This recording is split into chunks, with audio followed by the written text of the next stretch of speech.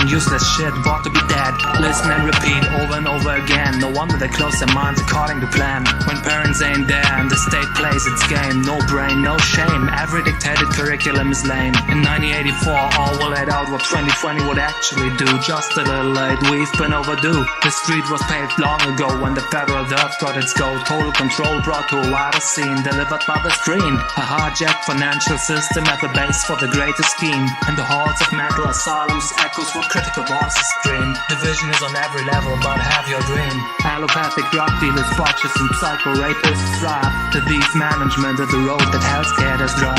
The black sheeps in the herd, the crazy ones which society hurt. Not playing along with the absurd, able to see what was to be obscured. Not selling freedom for feeling secure. Retirement provisions co-opted by father state, making sure no one really owns any real estate. Mandatory payments directly subtracted from the loans. No questions asked, like they're all just drones. The taxation is soft, knows even skull and bones. Secret societies infest all campus life. You'd have to be corrupt to join such a half. Members to compartment the TV murder crew. Students specialized to lose a broader view. Concepts meant to divert in disguise. In the end, no one's able to visualize. Same goes for the heavily censored interwebs, where J-Tricks, trolls and agents set their traps. To lure in the light mind to the dumbest theories, meant to be laughable issues made up of fallacies. Government guardrailing its sensitivities. The black sheeps in the herd, the crazy ones which society had. Not playing along with the absurd, able to see what was to be obscured. Not selling freedom for feeling secured. Society's being divided on every level they can. Fear is spread by virtually all me over all my lifespan. Countless narratives being laid out to create illusions. Nobody being allowed to come to sensible conclusions. Economic hitmen used to force the wanted solutions, further extending control on people's confusions. Painfully evident if only ever thirst for, admitted and swept under the rug like pedal gore. Yet the sheep can't see the world's a stage. Smurf level blue pilled and caught up in rage.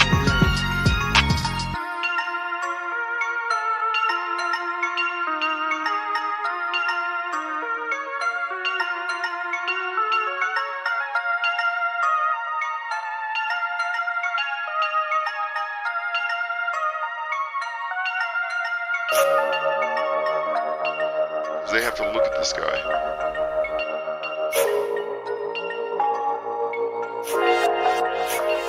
They look in those eyes. They know he means something. They know he's feeling it.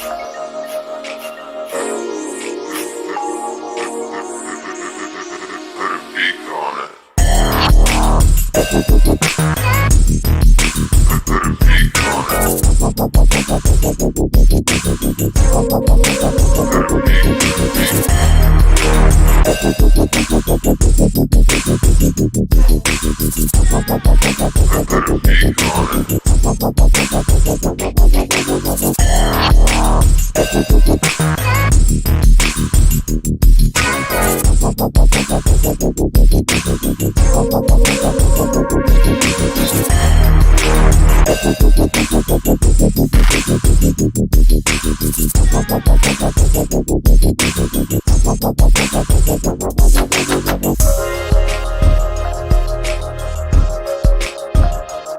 They have to look at that beak.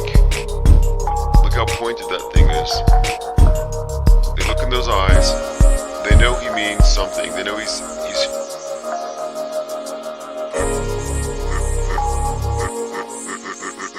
put a beak on it. Put a beak on it.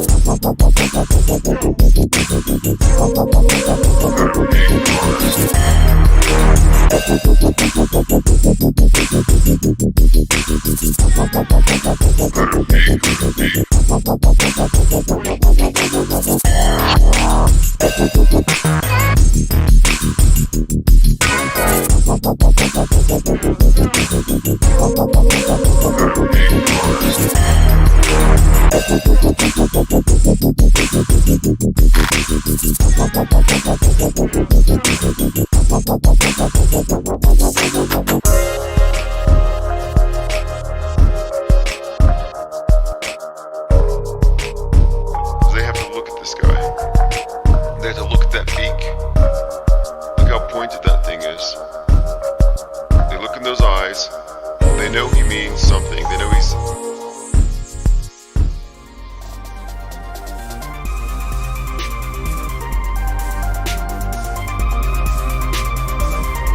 Thank you for joining us live at darkmatter.radio. Infinite Plane Radio is live next. Call now and get in the queue.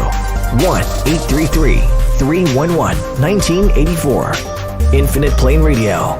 Open phones for open minds.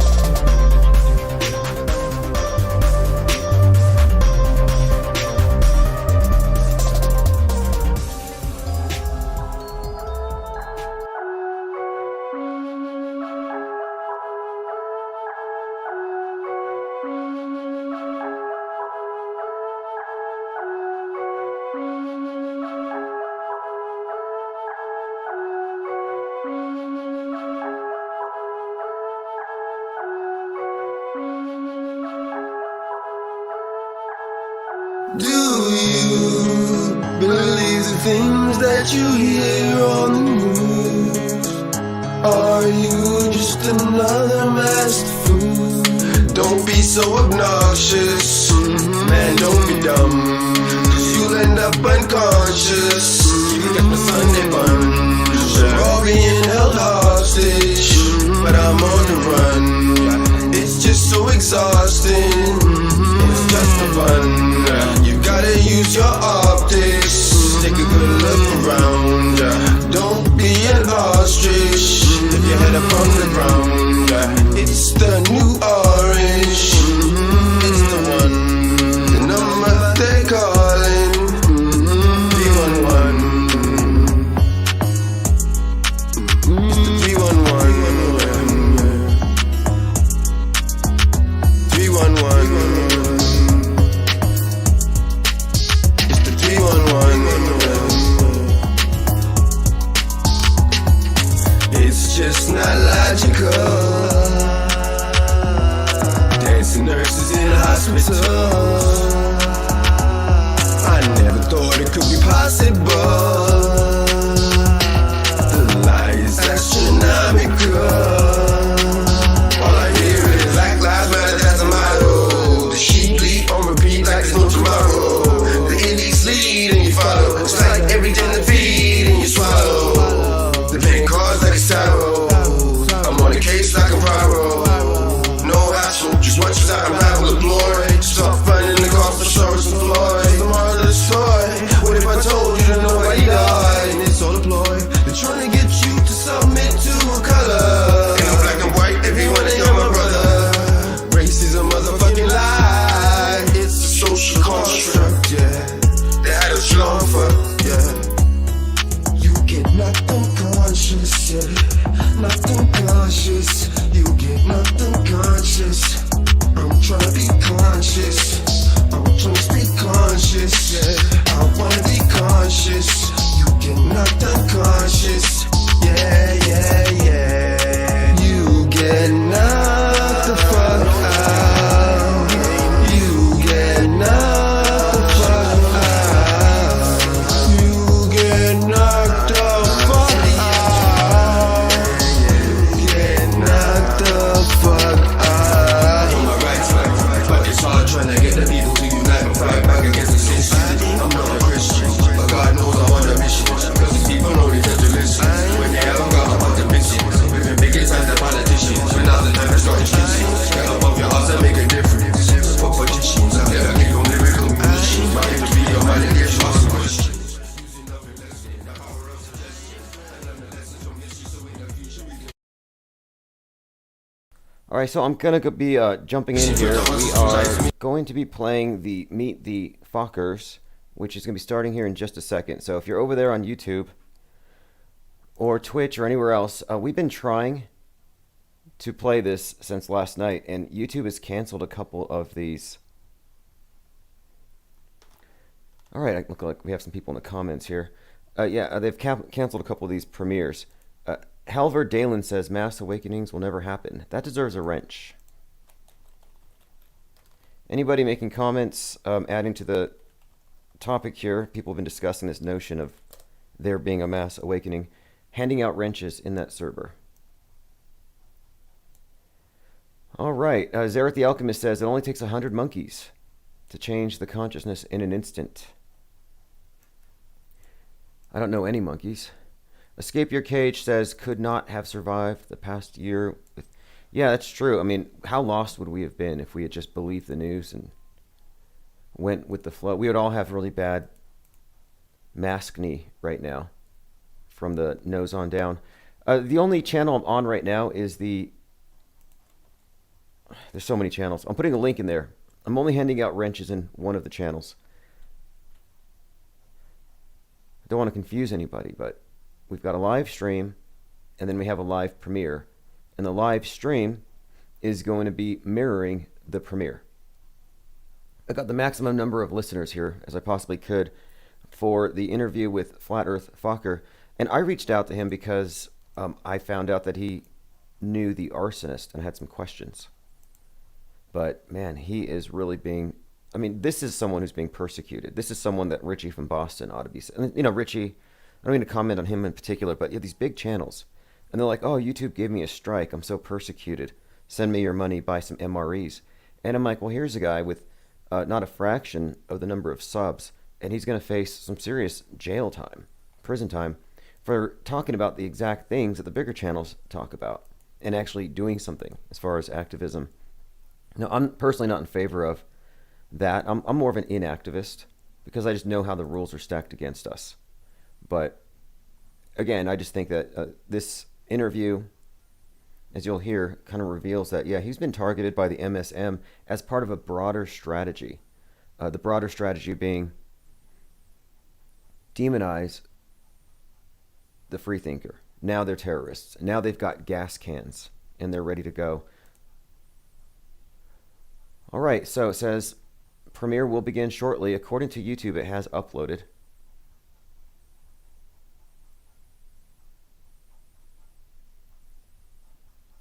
If anyone who wants to buy the electromagnetic Illuminati penguin, I'll put a link in the chat. It's over at Super Rare. You're going to need some Ethereum. Some of that climate unfriendly cryptocurrency. Bill Gates says cryptocurrency is going to cause the sky to fall. And it's like, man, you're the guy that wants to blot out the sun. You want to blot out the sun and you're mad about Bitcoin and Bitcoin farms using a little too much electricity. And what's the deal anyway? I mean, if he wants to exterminate us, I mean, don't they want to accelerate our own destruction? They give us so many mixed messages. 1 minute Prince Charles is like, I can't wait to die so I can come back as Super AIDS and kill everybody. And now he's like, get your vax, wear your mask, and he's getting vaxxed to protect us. It's like either you want to kill us or you don't. Conflicting messages. Unless they had a change of heart over the last few years. Does that happen? Do elite bloodsuckers have a change of heart every once in a while? Dog Lore says Russia issues Ukraine no-fly zone. That should make the chemtrail truthers happy. Less chemtrails, right? Thank you, Russia. Just make everywhere a no-fly zone and it'll stop the chemtrailing.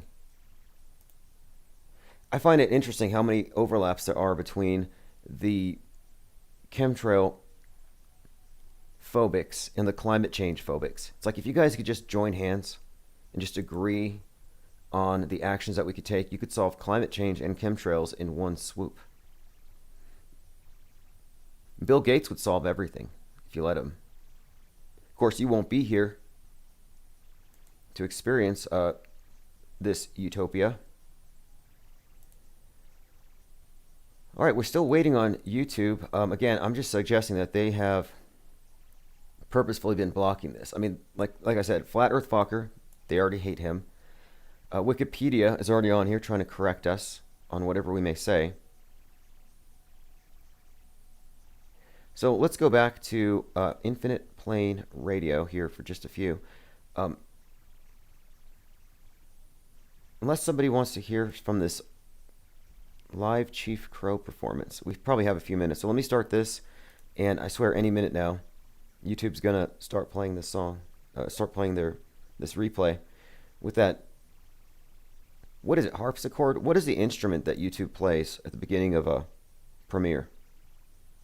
It's always it's very calming. It sounds angelic. All right, so we'll play some Chief Crow while we wait.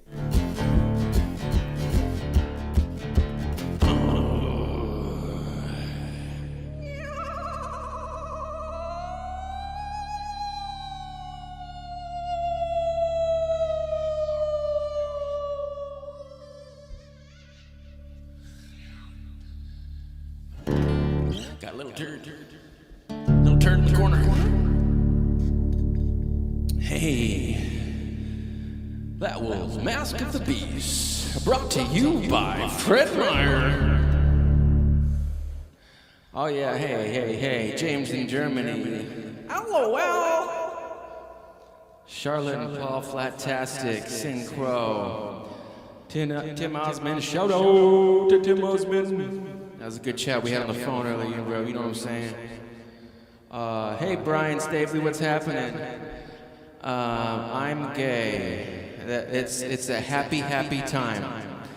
It's a happy gay time. It's a happy cucumber cheeseburger. Happy. It's a happy time. What's up, Brian Stapley and Osher and Infinite Jack and Lickety Split and dumb shit there with the mushroom head and the Leon with the missing and a Lilith and the Peace Lee. Channel Love Craft Reefs. Oh yeah, everybody here. Everybody here with the diaper face on. Everybody breathing, everybody here, everybody's chilling in the live stream. Yo, we're having a party in the live stream. Matrix party. It's a Matrix party. Chilling on the phone, chilling on the keyboard, all alone. With the cucumber and the cheeseburger. You got a diaper on the face and a guitar flame. Everybody chilling on the computer. Matrix party. Everybody get down. No, seriously, did Tone Loc die, or did he not? Because I'm telling you, man, Tone Loc from Blank Check. He's like, get that kid. Yo, get that kid over there. He took my boss's check. Get that kid.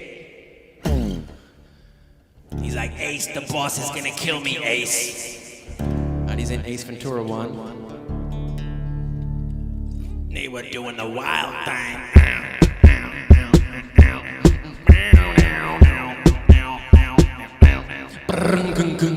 Funky Cold Medina. Tone Loc in it. Ain't no joking it. Wheels in the spoken it. Spoken word. Turds flying out my mouth. Spitting and shitting. I got the sharks. Gonna put it on the charts. Number 1, number 2. Hey, AC Slayer. Shannon Jones. Oh yeah. Yeah, Tone Loc from Ace Ventura, Lickety. Right? He's sitting at the office chair there, and Ace is trying to, he's like, do you have any banaka? Talking with his butt cheeks. What's up, the toast? Yeah, Stephen Schmidt. 33, 33 is cool, but I'll tell you what, it's all about two.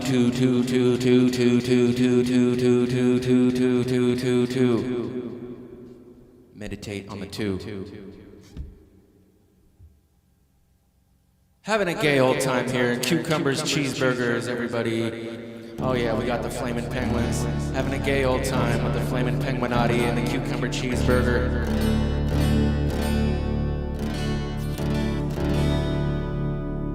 Check it out. Check it out now. I'm gonna tune back up.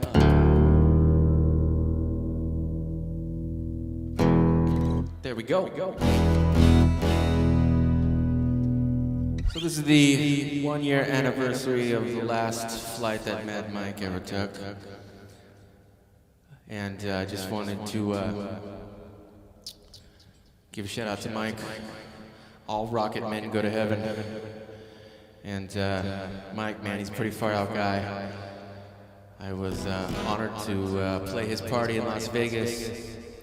And I made a song for him. Got to play it at the party, hang out with all the Penguinati folk. Met Chris Pontius, got to see his beautiful art. Got to meet Nathan Thompson.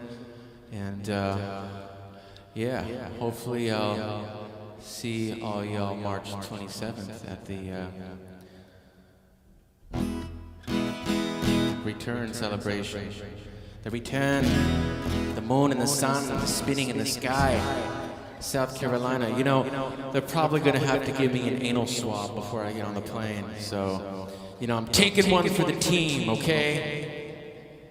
Same team, right? Right. We all. You guys better get anal swabs too. Just anal swab yourself. You know. I'm gonna fly to South Carolina to play tubes for all y'all. So all y'all need to get anal swabs too. If I'm gonna get an anal swab, we can get a double anal swab. I mean, they have Q-tips on both sides, right? So we can do that double thing. You know what I'm saying? Just boom, boom, boom, boom, boom, boom. Anal swab each other. Anal swab each other.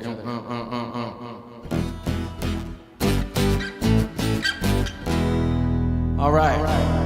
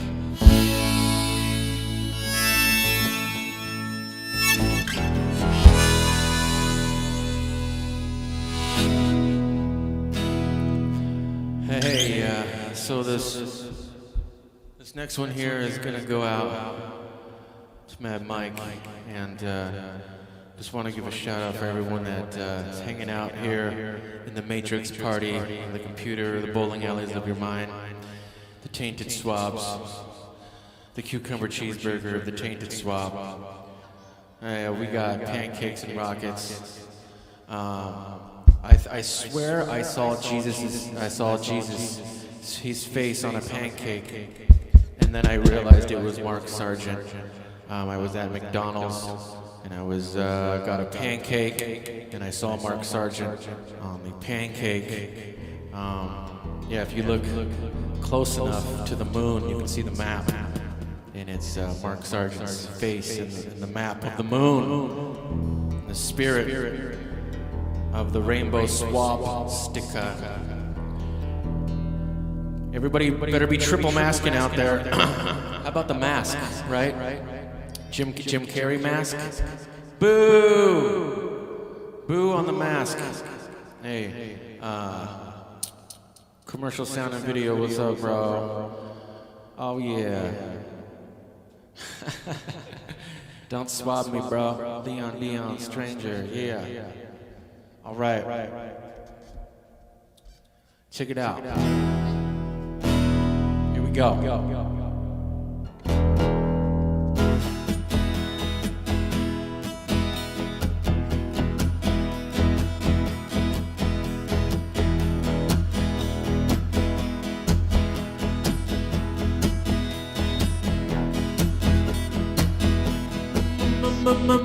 Man, I get so high, out of sight. Man, mind, if you're sonic boom, put yourself through the plasma moon.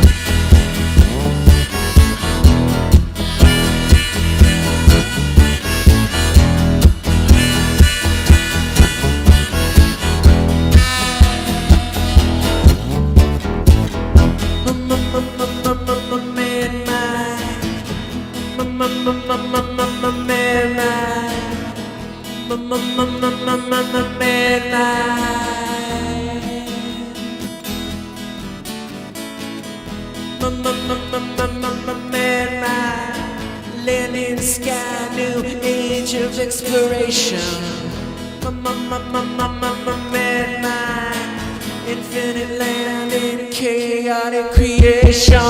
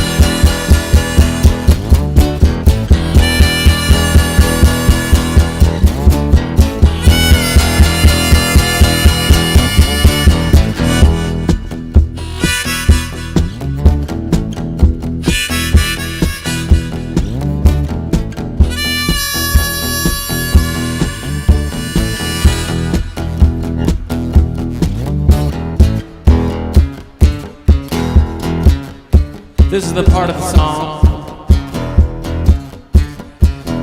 I always thought like Mad Mike would be all drinking some whiskey with a fat chick out in the trailer, out in the desert. He's like, hey, check it out. This guy wrote a song about me, right? He's drinking with some fat chicks. And then it gets to the end of the song. And he just starts doing this sexy dance for the fat ladies. And they just be getting it on. Right? Man, Mike getting it on. Getting it on up in heaven. He shot his rocket up to heaven. Psychedelic supreme. He's banging all the fat chicks in heaven.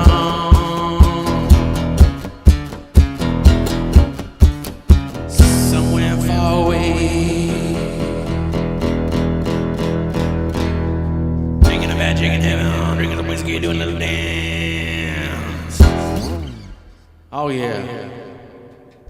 Hey, that's Mad Mike. Shout out. Shout out, shout out, shout out, shout out.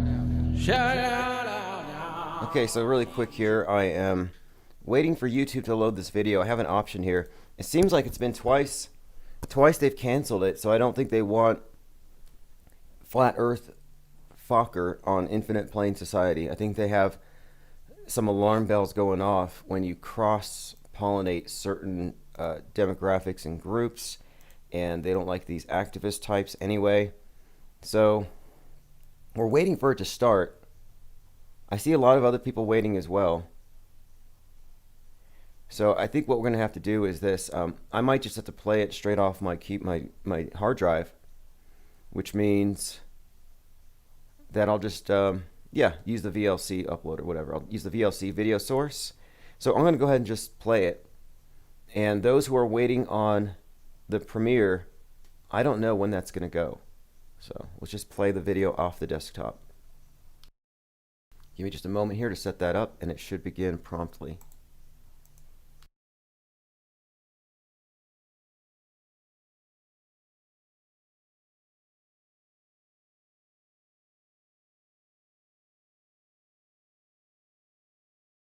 Okay, I have it on the VLC source. I'm going to double check and make sure everything is okay. Okay, it says it's okay. But nothing. This is so strange. It's almost like they sent somebody to my house and deleted the files. I don't want to go conspiratorial, but okay, let me go ahead and return to the chief for just a moment, and I'll see if I can work this out.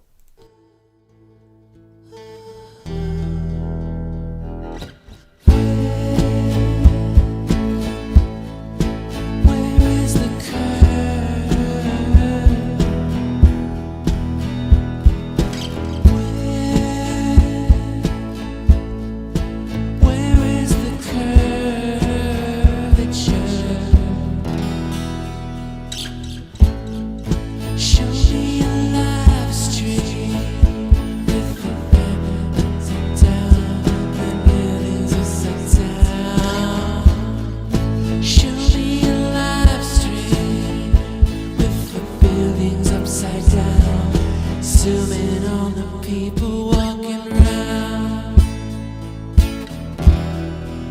People walking round upside down. You got a balloon, I got a balloon. Boats reappearing soon, they reappearing soon.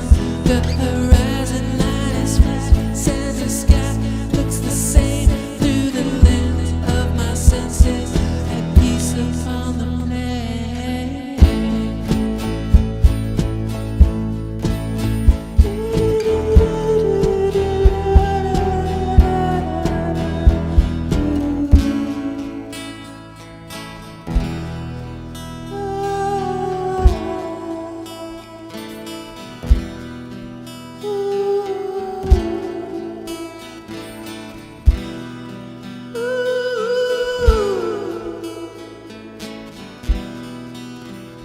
Hey, sunrise is the place. The moon makes light so cool at night. The luminary, they all rotate around you. From the point of truth,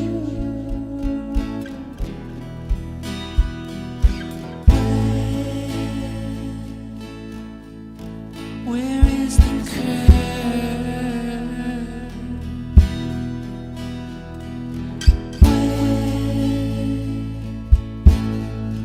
Where is the curvature?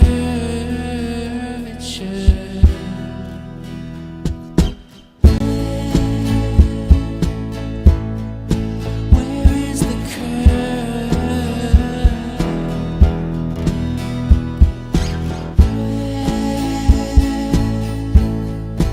Where is the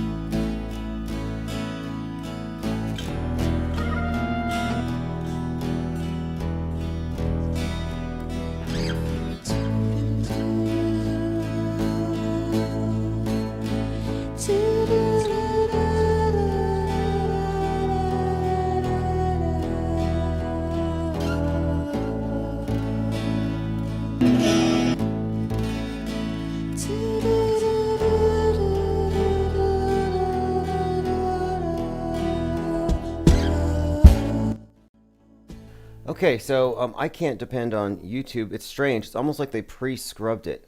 So what I'm doing now, for the time being, is I have to go run some errands. I have to do some other things. We'll be back later. We're going to work on the mind maps quite a bit. They seem to have blocked the flat Earth FOKKER. Strange. I mean, this is again, I guess it's just par for the course. No big deal. So what I'm doing now, though, just in case it manages to finish processing, and I don't expect it will, but it should. Who knows? After this particular Chief Crow and the Flat Earthworms video, it will immediately go into Meet the FOKKER. And hopefully I don't return to dead air. But it does appear to be the case that that video is being, I don't know. I mean, you tell me. In fact, I might just put the link in the chat for you as well, in case it does happen to start streaming. There's the link.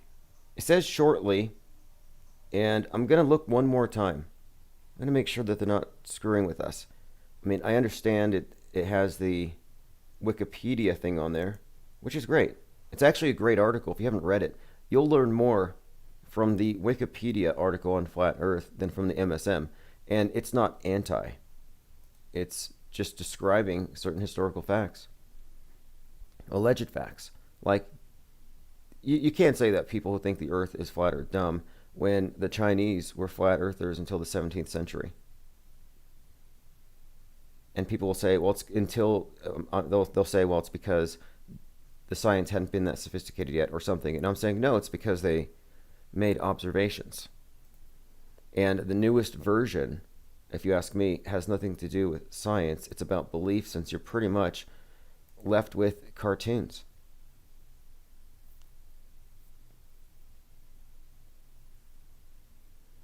Comment says, okay, I'm glad that people are getting past the whole virus topic. I hope it fades away. But one thing I noticed is they are kind of spreading it around. I have people in Canada who say it's still pretty lively up there. All right, so anyway, the video here, and I got your comment, Mary Smith. No, there's no way Flat Earth Fokker blocked this. There's no request on here for it to be blocked. There's nothing filed. This is actually the second time I've uploaded it, and it's not the same original file. This one's actually different. I exported this one from my editor. But yeah, it refuses to upload. It was actually suspended all night. And even on my desktop, I won't play off the video live. Let me see this thing. The VLC, it won't play it. It won't even acknowledge it's there. It's the strangest thing. I'll see if I can recover it. Maybe I can play it on my desktop and just mirror that. We'll see if that works. There's always a solution, but it says this file isn't playable. It's corrupt. Okay, well that answers it. That answers that. The file isn't playable, it's corrupt. I don't know if anybody knows how to fix that. Very interesting. And I am looking on the desktop and it doesn't even have a fully formed thumbnail.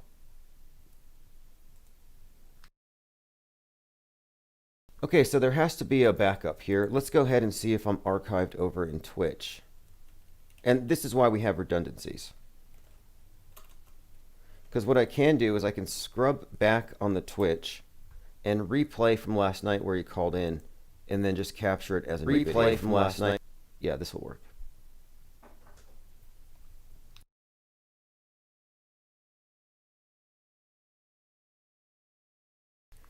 Okay, just going through my archives, and hopefully this is useful for people who are also dealing with this kind of stuff, just so you can see how I'm able to get around all of their restrictions, skirt all their rules. I mean, none of it really affects us here. All right, it looks like this might be the one. It's a 25-hour video starting April 5th. So this would have caught it. So I'm just going to find that particular section. And one thing that I've been doing here is I have been maintaining the length of videos at 24 hours or longer so that they can't censor me on YouTube when I stop my live streams, because they can't process the video to figure out where it hurts them. So it's a great system. So let me go ahead and just figure out exactly the timestamp. Okay, it looks like timestamp would be 2340. And what's nice about Twitch, and I'm not going to do this now, but you can do these things called highlights where you can actually crop. You saw Biden's first. Okay, perfect. This is from last night, so it's at the 23:30 mark. So I'm going to go straight to that video, and I'm just going to mirror this. And for all those who are waiting on the premiere, I'm going to pull the plug on it. They both look like they're at the 42. I'm going to have to pull the plug on the premiere so they're not sitting there waiting for something that somehow it broke. If I was a conspiracy theorist, I would say that somebody at the censorship department of YouTube decided to have this one yanked. Like, we're not going to notice.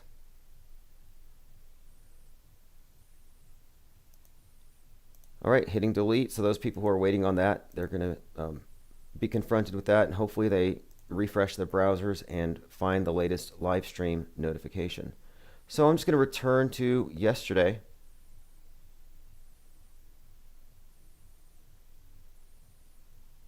And let me think. We had a couple of things before that. We were doing we were talking about mind maps. Okay, here we go. And I think we're being moved into a new form of life, and this space age is really it. I mean, control over the masses ASAP. Right, and yeah, we're led. But if you look at it, well, the funny thing is, okay, that's him. speaking of 33, that was done on March. That would be him. I can hear the vapor in your throat, anybody's throat. When somebody's vaping and they talk, it gives their voice a very kind of weird vapey edge. Do you know what I'm talking about? Any of you ever talked to a vapor? God, there's quite a lot here. Give me just a moment. Like I said, it's a 24-hour video, and I'm scrubbing through it, and I over-scrubbed, but it's working. Actual perspective. Beau Biden supposedly dies at the age of 46. Now, when Joe was... Okay, I believe I'm at the spot, so he's going to be calling any moment. JT33 says you can hear the popcorn lung. Exactly. Hey, what happened to all the vape deaths? There's a wave of vape deaths. They banned vapes in 33 states, and then COVID came. Doing his acceptance speech, he cried about how it should have been Beau, not him, as president. And I thought, what an odd line. How does that even make sense? Did anybody think that Beau was going to be president? But again, Beau dies at 46. That number is significant. You may remember George Floyd, 46, JFK, 46. There's a few high-profile 46s with very emotionally charged deaths that are significant here, and it has to do with the ritual killing of the king.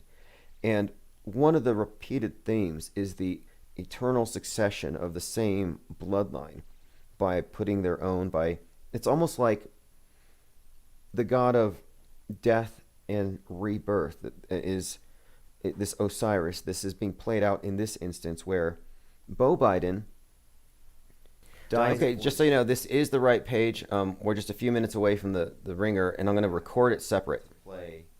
So there will be an upload of it shortly after. Mary Smith says, that thing his voice did scared the hell out of me, quite honestly. Thanks for the explanation. Yeah, no, that wasn't like a demon speaking through him. That was the vapor. Go ahead and mute your speakers, caller. Yeah, hold on. Yeah, man, it's FOKKER. How are you doing, UPS? Very good. So, Flat Earth FOKKER calling from Canada. So why don't you go ahead and introduce yourself to everyone here. I kind of brought up a few things that you got in trouble because you kept your hot yoga open. Is that what got this whole thing started, the whole ball rolling with the media going against you? Yeah, that's how it initially started, was back in, right on the first day. I think I was the first business that was shut down because of COVID. March 19th was the day they started shutting everybody down. And when I didn't shut down, I sent out an email to my students, actually, that we're just going to have to reduce classes because the classes aren't that busy. A lot of people got triggered. They shared that email around, like, the general public was completely afraid, and you got to do, close down for the greater good, 2 weeks to flatten the curve, all that nonsense. And they started calling the media and the police and their city council and mayor. And that was the first. Then the next day, the print media, online print media, had a field day with me. So that's where it started. So snitches were a part of the story from the beginning, and that was one of the first things that really kind of rattled me about this thing. I was like, wait a minute. I had no idea that people were just so quick to just telling everybody. So you got snitched on for that. I remember a video you did where you were walking around and you went into a hospital, which was empty. Would you tell us about your excursion into the hospital? Yeah, so that was March 19th. So let me look up the date. That was a Thursday that at my yoga studio got shut down. They came in, the city came in, and the email went out. The media got a hold of it through the snitches.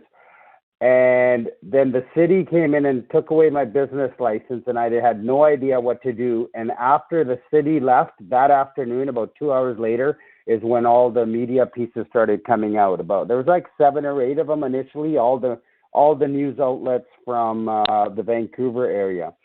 So now I got nothing to do. I got no business to run. We're locked up at home. Everything's closed, and it's so the following Saturday, I get I get a notification on my phone from the Vancouver Sun, which is was one of the biggest 2 newspapers here. I guess everything's online now.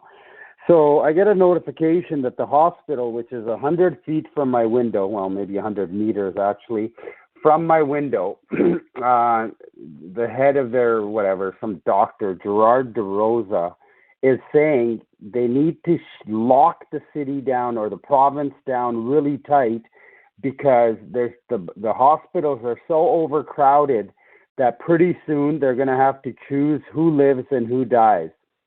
And I'm like, what the fuck is this nonsense? I got nothing to do. It's 3:00 on a Saturday afternoon. So I get out, I put on my shoes, walk across the street to the hospital, and I run into a nurse in the parking lot. The parking lot's like empty, like 20% capacity on the staff side of the hospital parking. So I talked to her for about 5 minutes, and she tells me that the hospital is empty. Nobody's in there.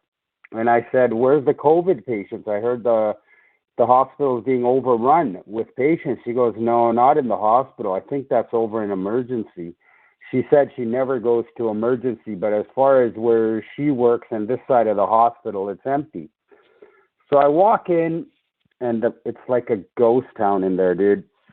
I don't dare go upstairs or anything right now. I'm just like, this is empty. Parking lot's empty. There's nobody here. Like the first floor, I think I walked by one person on my way going from one side of the hospital to the other over by emergency.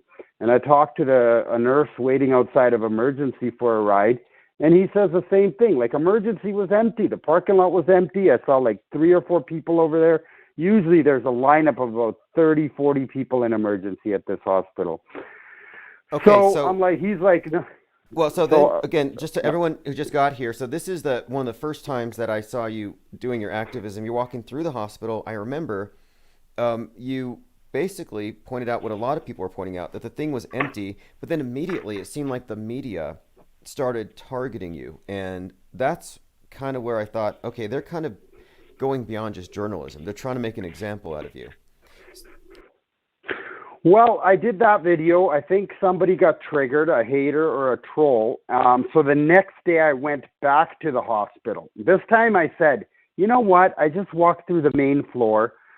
I didn't see anything. I'm actually going to go walk through several floors. So the video you might have seen is the next day where I walked up and down through 3 or 4 floors. I walked all around the floors. This triggered somebody else. Then I drove by a testing site. So, and I went to 5 or 6 hospitals that day. I didn't get into any of them except the first one because I think they saw my video from Saturday and they locked all the hospitals down. All the entrances were locked except through emergency, and they weren't letting people in. And yeah, that's when the media decided to target me. They brought up the fact my yoga studio was closed the week before and that I'm a flat earther. I had a meetup at my yoga studio. You know, they tied all of this in and just started slandering me and attacking me. And it wasn't about journalism. It was about pushing a narrative. It wasn't like the hospitals are empty. This guy lost his business. Oh, he had his business license suspended. Like, you know, he got punished. He's a bad guy. Now he's putting people at risk by walking through a hospital with COVID patients. But no, there's no COVID patients. It's empty in there.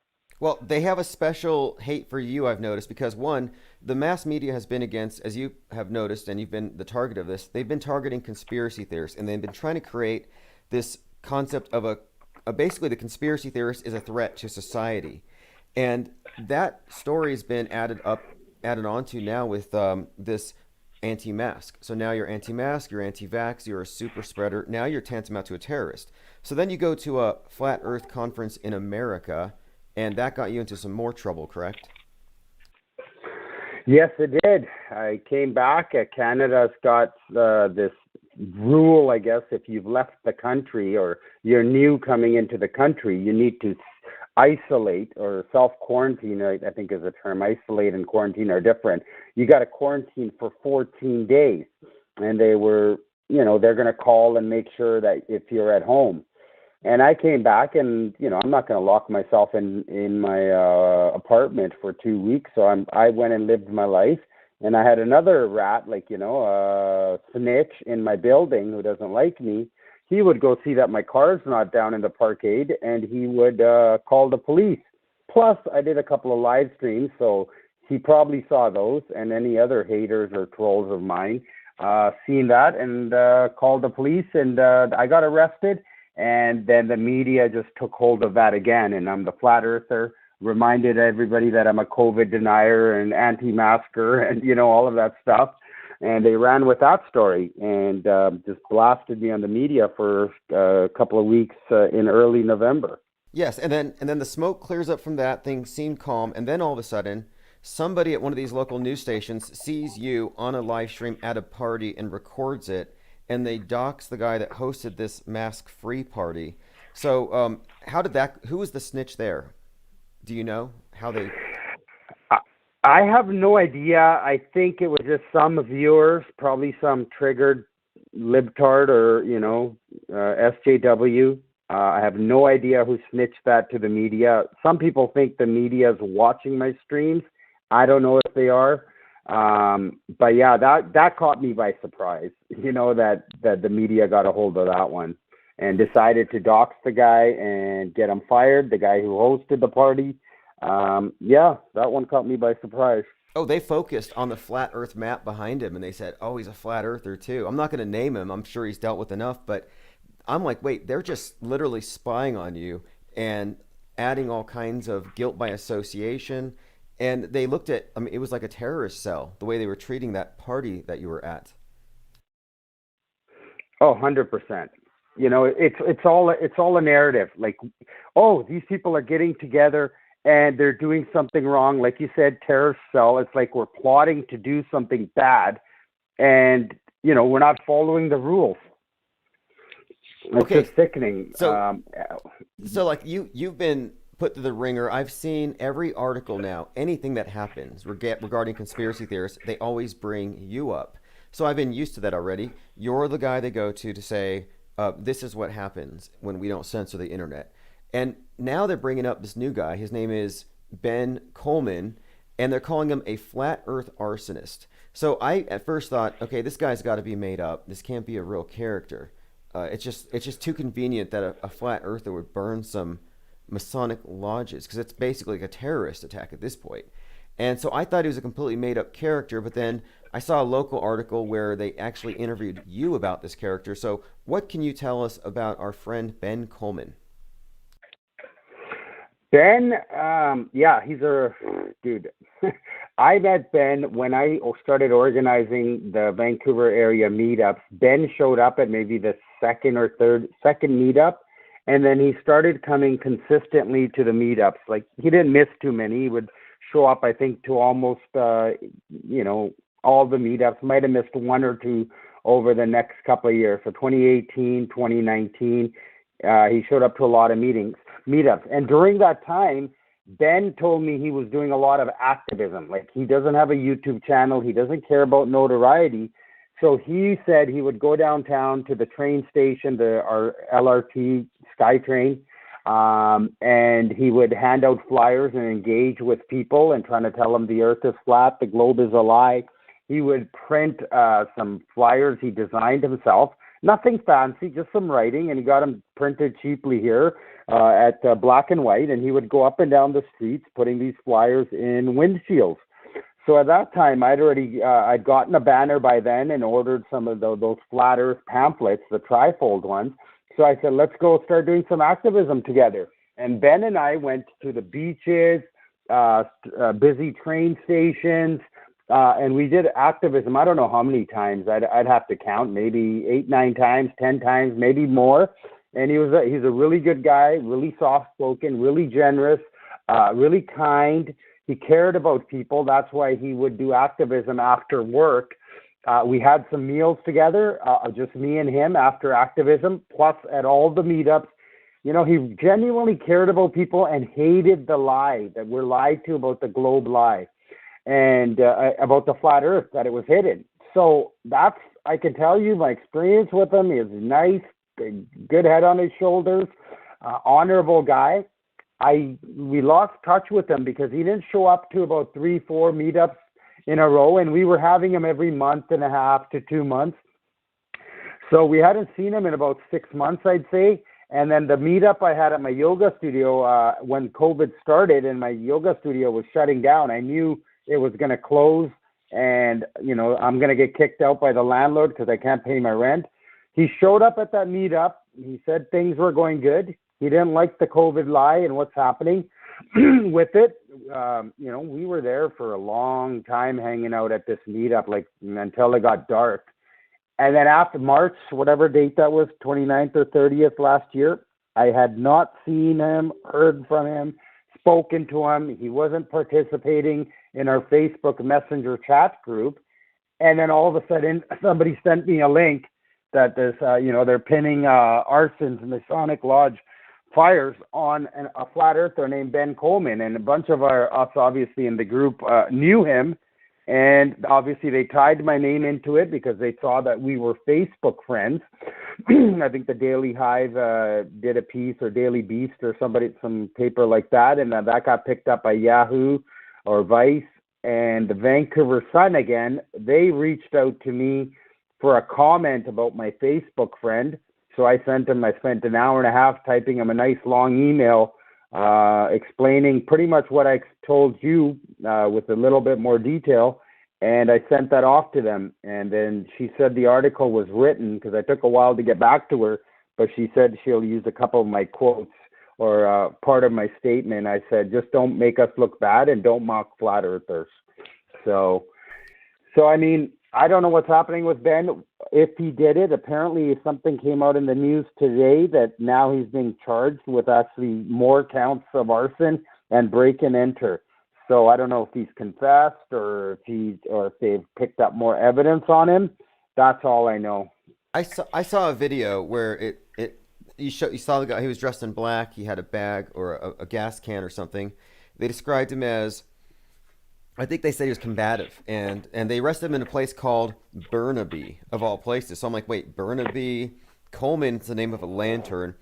And then one of the things that the Daily Beast dug up was that in his Facebook page, he had posted something about how that it's a Masonic conspiracy when there's 33s all over it.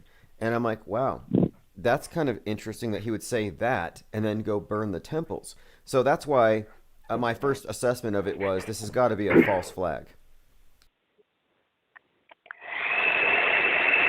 Well, the funny thing is, speaking of 33s, it was done on March 30th, dude. So did he do it? I know you don't, the other crew, Stavely and those guys, they did a show on it a few days ago. And I called in. I mean, they think it's a psyop. They think he was bought. They're all speculating, he's something. It's like they're not buying it as being a real story, but they're on the other side of the country.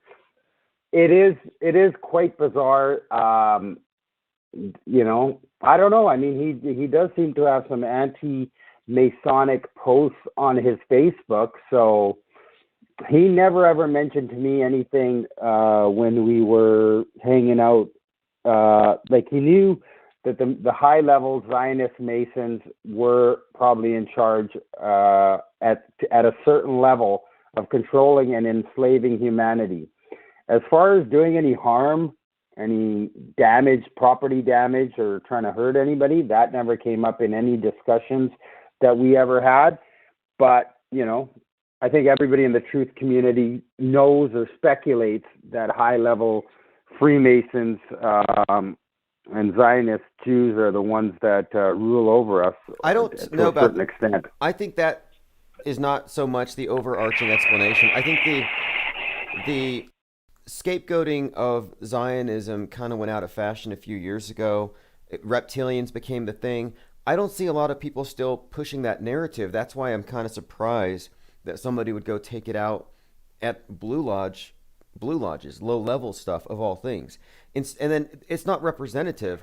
Like if you look at most flat earthers, that same week, Brian Stavely and all of them were in South Carolina at the Solar Return Festival hosted in a shrine temple where the 33rd degree Masons hang out. So I'm like, well, there's no way that that's an accurate representative.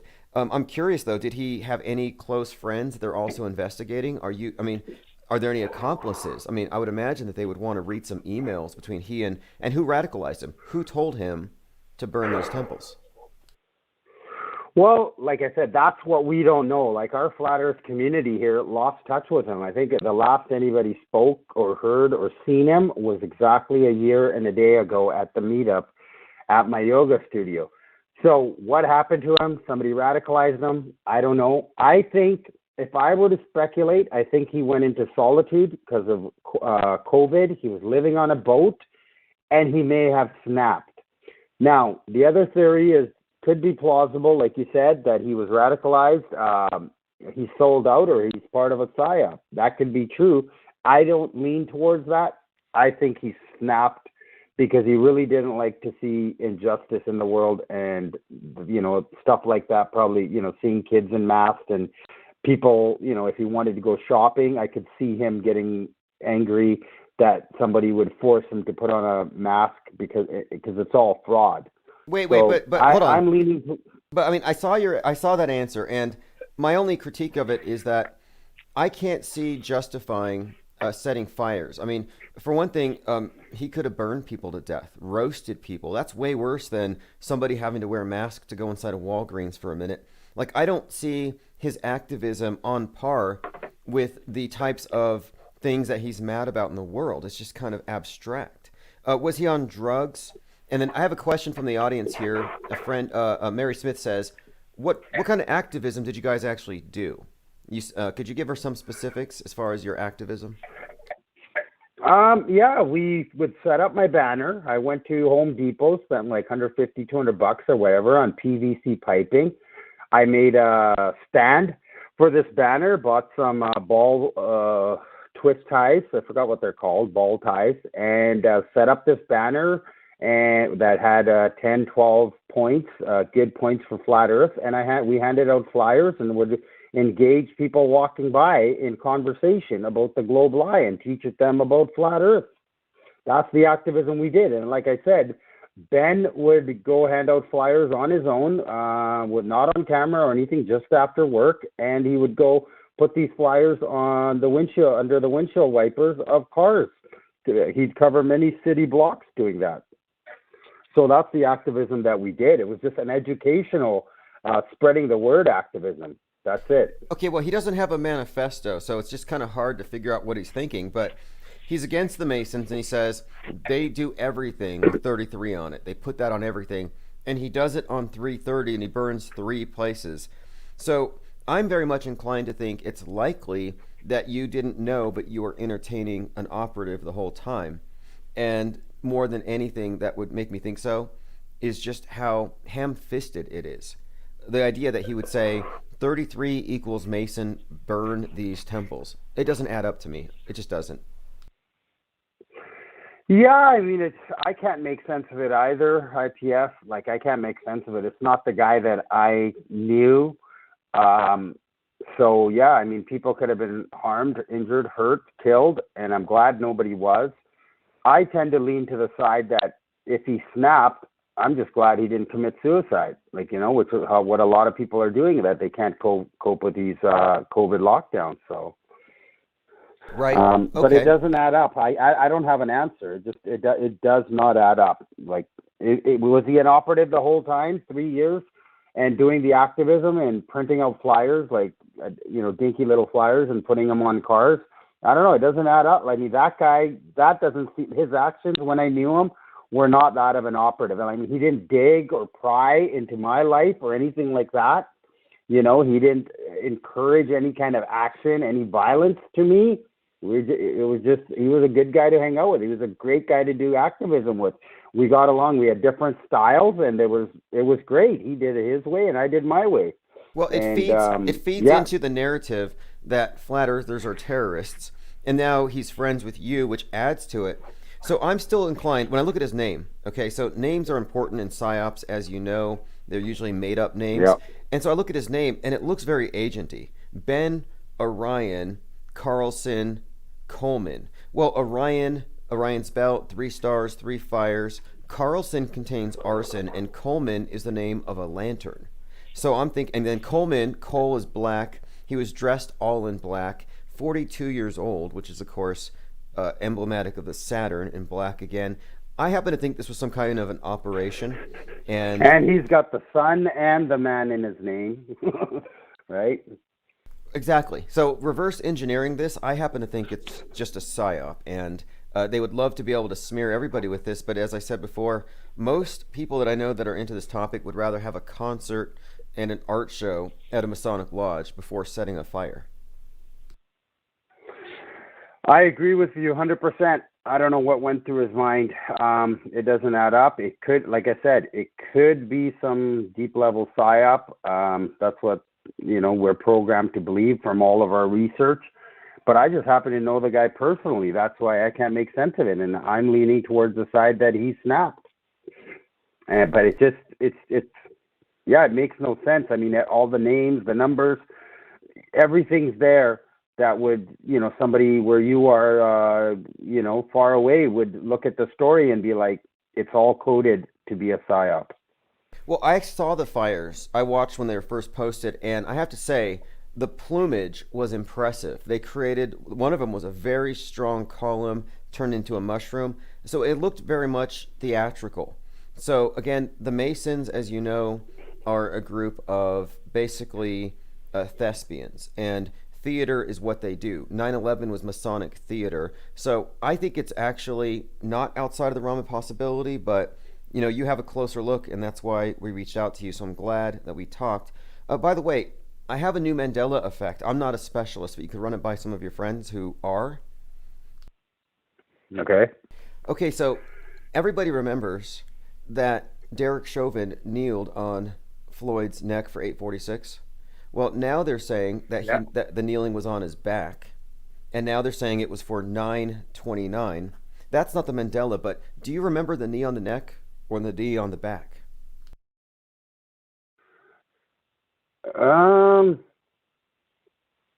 Yeah, it was in the high back, closer to the neck, from what I remember.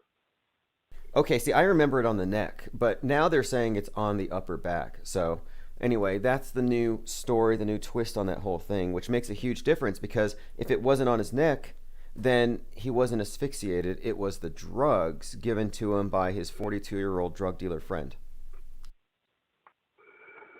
Yeah, it could be, but I mean, when we have our chest squeezed, it's hard to breathe when, our chest is being squeezed also. I've been in that situation.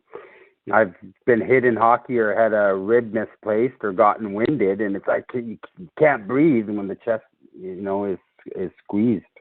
So. Okay, hey, look, anybody in the chat, hey, if anybody has any questions, I'm having them ask now, but I put a link here, paypal.me/flatearthfokker, patreon.com/flatearthfokker, etc. So they can go to your channel, they can support you and your activism. So what are you facing now? Are you about to go face hard time for anything, or are you good? Are you in the clear? Yeah, no, I mean, the trial was supposed to be a month ago, March 8th and 9th. I was managed to push that into July. Late July is the trial. They are looking for me to do 30 more days in jail plus fines. So that's what I'm looking at right now. It's not a good situation to be in. I mean, one day most of the time it's quite overwhelming to be dealing with that, but we'll see what happens here in the next few months. I'm just prepping myself psychologically, if I do get found guilty and get sentenced to prison. Insane. This is literally such insanity. It's really worse than Orwell. And the fact that you have these people in your neighborhood stalking you and snitching, engineering this thing, this is like Kafka, not Orwell. I would say this is Kafka-esque. This is literally insane. But I put your info there, so if anyone can contact you or if they want to help out, they can. And feel free to call in any time and update us on this thing as it progresses. Yeah, I will. I mean, I've just been really busy right now working on my defense. So, and my channel had both my channels had strikes. If people go to the link there to my main channel, you'll find the links to my backup channels. But I'm coming off the strikes now, so I should be doing videos again. But I just got a few deadlines to meet here in the coming this week, and I should have some more time to get back on the streets and do some more activism in what I do. But yeah, if anybody anybody can help out with the PayPal or Patreon, that would be helpful as well. But mainly, yeah, if you want to know what's happening, you can follow my channel. I got to be careful. Like, I don't know what you talk about, but you know, they're definitely targeting me. Like, they're taking videos down from the summertime and giving me strikes for them, and the videos are set to private. It doesn't seem like I can get away with saying anything, and it's never any fun to try to spread the truth when I gotta, speak cryptically. Oh, sure. And I can't be refuse. free Look, with my say what speech. you want. I refuse to kowtow in any way. I have a system here. They tried so hard to censor this channel that they left me with dozens and dozens of channels left because they'd strike me down. I'd open a new one. So now 100 channels later, I've got a stack of ready-to-stream YouTube channels. They're disposable to me. I go through 3 a week. So I'm not anti-vax, Wow. but I'm pro-anti-vax. So if you want to speak out against Bill Gates, have at it. I refuse to give in at all. These are disposable channels. Wow. Do you do them all with the same email, or do you have like several different emails? That's what I'm trying to figure out. Because they say if you have like a channel on one email and that's on a strike or down, then you can't use other channels on that email. Is that the case, or how do you go about making so many channels? Yeah, that's a great question. In fact, YouTube is very wily. And I've figured out a way around all of their little games they play where, oh, you're logged in with this account, so you can't log into this one and send a notification, even if you have 1,000 subs, because it'll kick you out. I mean, they have a system, but I know how to get around it. And I'm probably going to have to do a video on that in particular. So, but mainly the main thing is you have to have, these days, open up multiple channels. And the best way to do it, in my opinion, is to just get a domain and make redundant copies. I got an alarming number of email addresses.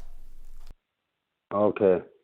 Hey, there's a question here. People are asking about my yoga studio. So yeah, no, I cannot get it back. I lost a $500,000 investment. I bailed on a lease, so the landlord would not be in any position to let me go back and sign a lease. I'm not concerned about the business license, because if I ever opened a business, I would not get a business license. The problem with not getting a business license is unless you own the property, own the building, own the space, then they go after your landlord, which is starting to happen now. It happened to another yoga studio here that tried to define them. They managed to get through the lockdowns and the shutdowns, but they were running private classes and charging like crazy, a lot of money and breaking even. Like, I was paying them to do a class there, but they went after their landlord to shut them down. And that's going to happen. A lot of people are saying that businesses should just open up. Well, that's not that easy, because unless you own the place, what the city does or the health department, when you're not listening, they go put pressure on the landlord, and then the landlord's going to turn around to you and be like, stop it or get the hell out. So that's one thing there. So I'm not going to be opening up my yoga studio anytime, and I don't have money to invest. Actually, I've got a lot of debt.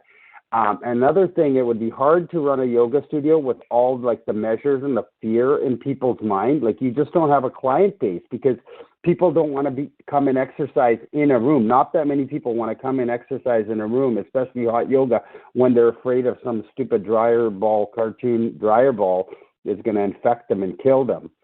Yes, I saw that. I saw when you first talked about this, one of the first things I realized was, well, this guy has a lot of money put into his business, and they're shutting it down flippantly, and there's no due process, there's no process, there's no way to argue against it. And I thought that's pretty messed up. And ever since then, and the media has been after yogis in general. They just say yoga instructors are prone to believing conspiracies. They say you have conspiratorial thinking. So yeah, I can see that the yoga industry or whatever is almost like they're trying to get rid of it. And I think it's because you guys breathe too much. Well, we breathe too much, and we don't. We're a lot of yoga people are already waking up to the fraud of the medical system and the food system. So when people are not buying into the medical system and turning to natural health, now they become the enemy because this is how the system enslaves us, is through pharmaceuticals and allopathic medicine, and so when people aren't buying into that, now they're going to be more open to seeing other lies, the other deceptions. Exactly. I mean, you check all the boxes. You set off all the red flags. Mask rejector, yoga, flat earthers a huge red flag. And then you figured out about the COVID hoax right away with the empty hospitals. And that was a major backstage view that I don't think we were supposed to get. So this is all great work you've done. It's terrible, though, the price that you've paid. But honestly, they started it. When they shut your business down, they did the same thing to Flat Earth a-hole. He had a great gig entertaining the elderly in retirement homes, and they shut him down, and now he's gone full on activist against the system. So they created this monster. They did. I mean, they don't realize. I guess it'll work on the regular sheep. I mean, what they're doing by attacking us and attacking me and putting me in the media, it is keeping the majority of the sheep in line.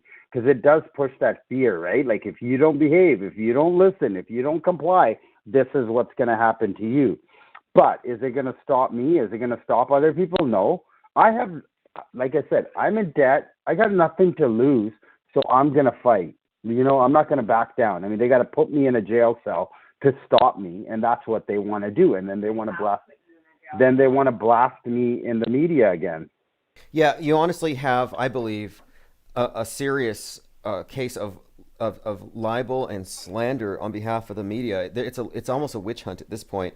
But I would hope that you have a lot of solidarity from other business owners as well, because you're being persecuted as a business owner in particular. I mean, targeted rather. And I kind of think that your political opinions, your opinion about the shape of the world, it shouldn't be a factor here. But clearly they like to tack that on. And they've made you like this poster child of like the conspiracy theorist to fear. And like I said, you're just a bowl cut away from being like their worst nightmare. Like they've almost perfected it. Okay. Yeah, that is true. Yeah, it's unfortunate though, the regular general public, like even other business owners or other truthers, as you know, there's a lot of diet woke people now coming out since COVID, right? They realize this is a scam, so people are waking up. They don't like the lockdowns. They don't like the mask. But it, like, you talk about solidarity. It's just not there. The flat Earth is pretty divisive. So unfortunately, people can't see past that because that indoctrination is still ingrained into them. I think a lot of them want to support me in kind of in a quiet way and not publicly. But, that's not going to work out here. Like, as well, like this globalized, like the biggest deception. So people got to get on board with that and wake up to that. And then we can move forward. But instead, it's still separating us and stopping us from uniting, because here you go. I'm the first business to shut down. I'm the first one to expose the hospitals. I'm the first one probably to get banned for masks from flying, or one of the first ones. I went to jail. Friends of mine lost their job. I've been in the media nonstop, and it never stops. Now I'm tied to a guy that I'm not friends with. I used to be friends with. Now my name's tied to his name, and it never stops. So I'm gonna keep going. They can't stop me. They can knock me down sometimes, get me on my knees, but I'm gonna get back up and keep going. Do you think that the whole COVID thing is a response to people waking up to everything else? Do you think that this is more of a mind virus clampdown than anything? Do you take the blame for it as a flat earther or somebody who's looked beyond? Do you think that this is your fault on some level or collectively? No, my friend, there's some flat earthers, and my friend's one of them that says flat earth was winning and that's why they did this. But, we know it was planned like decades ago. There's predictive program coming out about this like from decades and decades ago. So I think it was always in the plans. It just, this was the time, and it could be biblical. Not that I'm a Christian or Bible reader, but from what very little I know, I think it was meant to happen at this time. And it's not because of us at all. I think that's some type of hopium to make truthers and flat earthers feel better, that they think they caused this. I don't buy that at all. I think I'm all with the you. other Zika both. Sorry? You're right. There's way too much. And this is one of the things I've been talking about lately. You can find predictive programming about even George Floyd in Stanley Kubrick's 2001 Space Odyssey. Even The Shining predicts 9/11 and references Corona. And there's just so many things, I think, in older films and movies all around, as you've seen, in predictive programming that says, no, they were going to do the lockdown in 2020. This was the year the whole thing ended. But it's an interesting idea anyway. I think, though, they knew, though, at this point, and they know now, that their main enemy is the spread of ideas. And people like you are problematic. Exactly. I mean, they've got the majority of the population. We see them. They're outside wearing masks alone. You know, I see people 11 o'clock, I'm coming home, walking their dog with a fucking mask on. And I haven't seen anybody for a mile on the street. Yeah, so they've got the majority of the population not thinking, but the free thinkers that are left, you're 100% correct in that they have to stop the free thinking. They just want compliers and obeyers, good little slaves. Well, I just heard that Netflix is airing They Live right now, and They Live was released in 1988, so 33 years ago. And you know how these patterns are, and I kind of feel like right now it's They Live, and you're one of those that can see.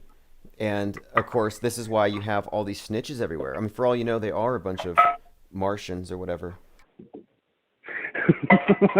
Yeah, well, I like to call them NPCs. I think they take some kind of a download, and they just run a script, and they don't. I think the majority of the people don't even know why they do what they do. They just do it because they get some kind of an impulse or download, and they just start behaving that way. Whether it comes from a media article or the radio host, DJ says something, but it just gets into their psyche, and then a little glitch there, and then they buy into that program and they start acting on it. That's what I think. Yeah, that's what I've observed, the hive mind. Hey, anyway, this has been great. Thanks for calling and filling everybody in on your relationship or former relationship with Ben Coleman. And I'm going to put your links in the chat one more time, so if people want to keep up with you as this story evolves, hopefully it all works out in your favor. I mean, it just seems way too egregious to be true. We'll see. Thank you. I really appreciate that. It was good talking to you, good catching up with you. I know it's been a while. And, yeah. Okay, take care, I guess. All right, call anytime. All right, everybody, that's Flat Earth FOKKER, and you can get the replay at infiniteplainsociety.com and everywhere else. So you can find him on Patreon, YouTube, and everywhere else. But yeah, I brought up the point that they started it, meaning, yes, they kind of did create this, I think, this blowback. All right, so let's see what else. So, okay, that answers a few questions that some of us had about Ben Coleman. How many of you think in the chat, or call if you want, do any of you think that Ben Coleman snapped, or do you think he's an operative and was from the get-go? I mean, I looked at the fires on these Masonic lodges, and the quality of the plumes, the spectacle of it, it doesn't look like somebody went to the gas station for a gas can, threw it on a building. I mean, it was very well done. It looked theatrical. Commenter says, operative. I'm leaning towards that. 4 years, that's plenty of time to get embedded in a community, and that might explain why his tweets didn't make all that much sense. He was connecting things in a way that would only be connected by somebody on the outside. For example, he talked about 33 being something of a signal, but then he also talked about nanobots in the same sentence, like that makes any sense. The name Coleman, the name is always a big giveaway if you ask me. So many ridiculous names that give away their name, their purpose on the world stage. Scripted characters. It's Shakespeare. You know, very much like, I have a list, actually, a growing list of names that I find to be just unbelievable. I mean, even Derek Chauvin. the name Derek became popularized by a hangman who hanged 3,000 people. Chauvin, well, he's the representative of this struggle they framed between Western chauvinism and BLM and what the left represents today. So you have this division they've created. So obviously the name Derek Chauvin has special significance. In fact, let's go through some of the mind maps. I'm working on a new project. I decided to do this today. A number of people have said that they would like it if I could condense this larger mind map showing predictive programming going back to 1906. Yes, 2020, if you ask me, was actually predicted more than 100 years ago. And what follows. So I have a new project. You can find it if you just go to themetascript.com. And I'm separating these mind maps into, here we go, intelligible sections that I can do a 10-minute or 15-minute video on, but they all still connect to the main concept. So for example, let's take a look at the first one. And if you go to the site, themetascript.com, just subscribe and you'll get an email notice whenever I post a new one. So I have the connections between the number 846 and how it relates to the big picture, the big story. And some of this stuff is just really, like let me just read this thing from left to right. We'll go through all of it really quick here. So as I said, Western chauvinism is the symbol of Derek Chauvin. We're looking at this dialectic between that and the other group. So 846, he was also kneeling, which is very significant. When you look at the symbolism of the Twin Towers, the Twin Towers represent the twin pillars, the Masonic pillars, which represent duality. You'll have one black, one white. So 846 was the time that the sun set in the Twin Cities on the day that Derek Chauvin knelt on George Floyd. So the sun sets that day. He kneels on him for 846. Now, they changed that recently to 929, which, again, 929 could give you a 9/11 quite easily. They changed it, but it's still there. The movement, the 846 movement, is still there. But here's the significance of it, and probably one of the reasons why they would like to distract people from this, is that the Twin Towers were hit at 846. So the Twin Towers represent the pillars, and the pillars are also represented, and this is key, by the thigh bones. So when you look at the Skull and Bones Society, or any of these secret societies that use the skull and crossbones, the crossbones are the thighs.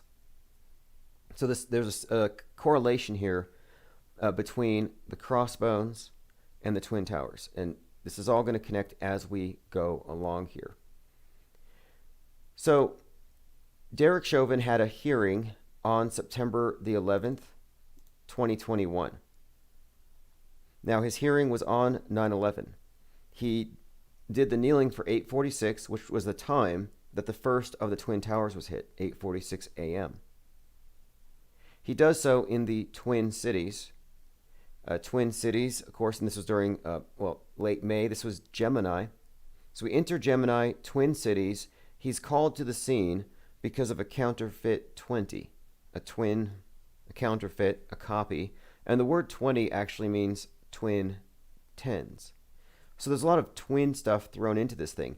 And then you have Stephen Jackson, friend of George Floyd, who calls himself George Floyd's twin.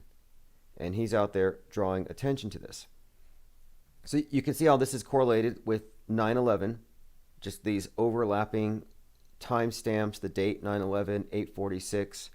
So these things are being correlated. The sun setting is emblematic, it's symbolic of the sun god dying. There's a ritual here. So now, the George Floyd Act was just passed on March the 3rd, 2021. So the George Floyd Act 33, again that number, and this is on the 30th anniversary of the Rodney King beating. So you'll find within this symbolic system the phrase crown, or the word crown, the word king, used synonymously. So Rodney King, 3/3/1991, He was hit on the crown of the head 33 times. The beating took 1 minute and 19 seconds. So there you have a 9/11, and you have the 33 hits to the head. All very much symbolic. Also want to point out that the Twin Towers were 33 years old when they burned. Construction started in 1968. 911 was first used as an emergency number here in 1968. Okay, so let's continue a little bit here. J. Aaron Danielson on August 29th, 2020 was shot in the chest at 8:46. His shooter confessed to Vice and said that it was to be the first shot of the Civil War. So you had this Proud Boy, prayer, patriot, Western chauvinist getting shot by an Antifa at 8:46. So you have this sort of a tit for tat, and the 8:46 is coded into this thing. So you have a Western chauvinist taken out after one of theirs took out one of the other side. It's also worth noting here that the kneeling, which was so symbolic here in the killing of George Floyd, the symbolism here. Okay, so I'm going to go ahead and pause for a minute. So if you're listening live still, I'm moving over into the replays. We're going to be live, as you can see on the screen, at 4:30 Mountain Time to develop these mind maps. And here's just a clip from KATU.com. Police in Portland identify shooting victim shot at 3rd Avenue in Alder at 8:46 p.m. I have news reports to back up every statement, every puzzle piece that we place onto the mind maps. And if you go to the metascript.com, that's what we're going to be working on today. I've been working on this live mind mapping project. So it's called the metascript.com. I'll put a link in the chat. Easy to find. And I have so far 8:46, 42. We did some work on the scripted world stage character Tom Cruise. And today we're going to do about 3 or 4 more. I want to work on this map I started showing the parallel development of David Bowie's staged persona, his music, and the emergence of the space age / new age.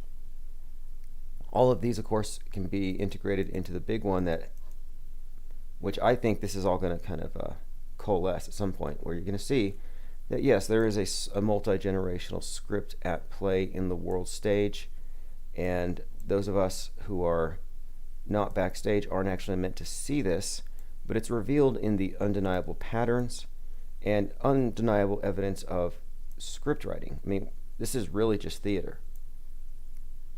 There are no coincidences in a script. It's written that way. So I'm going to jump over to the playlist, and if you want to be here for that, just show up here at 4:30-ish. And I'll be working on this project every day until it's fully developed. Themetascript.com. So thanks for hanging out. I'll see you all then.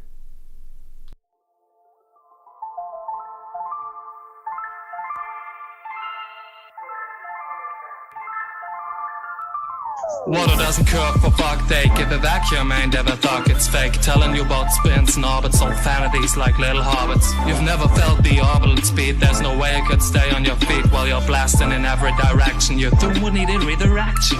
You've never ever thought about this, just accepted it, that the way it is. They've taken your mind to call it a rod, indoctrinated it with a foreign thought. Talking about their imaginary friend, helping the masses to make light bend. A concept for water on the ball, like it could stick to a wall. Vast bodies of water won't ever display the complexity a globe would portray. They clearly meet that ability, no way to form that kind of stability. And before you get off on your water drops, you have to know a thing about the ocean's tops. Cause they got waves rising and falling, destroying your fallacy about surface tension. In fact, why you would even mention.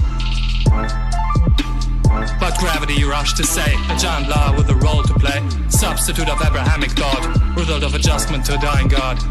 You already have a Babylon 2.0, a fucking update here to run the show. And you don't even wanna know. It is the same old glorification of the guy. Roman gods are above, they never die. And the theme's one hell of a genius thought. Gravity is still unproven and a fraud. And look at these theoretical black holes. They've taken money and debt and their goals, presenting now pretty graphs and sheets to mix logic what other feeds.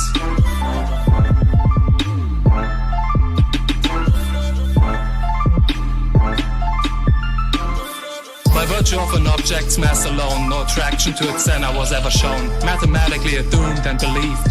Many generations got deceived. DGI is the best out of space you get, and they fail like 500 years yet to show you a spinning ball with water on it while it delves shooting in elliptical orbit. Avoiding A360 pan at all cost, moon landing dead or unfortunately lost. Unable to evidently prove the ball. It's the mechanics of the force wall.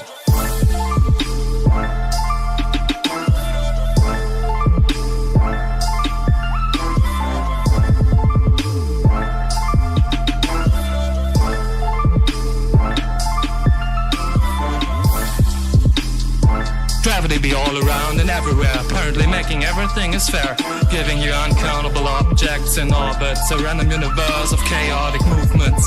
The Earth shooting in every direction, couldn't have thought out a more alien fiction.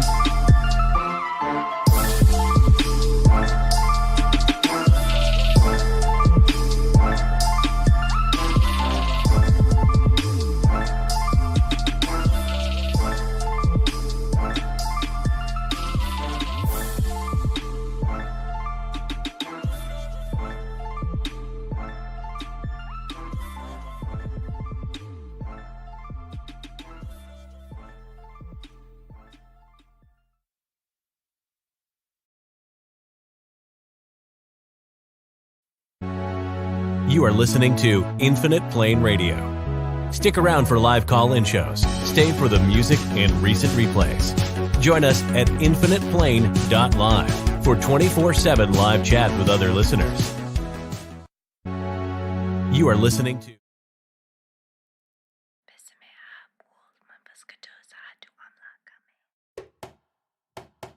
Bow down on your knees and pray, oh evil man. Bow down on your knees and pray, oh evil man. You got to face your limitations. Babylon weep in your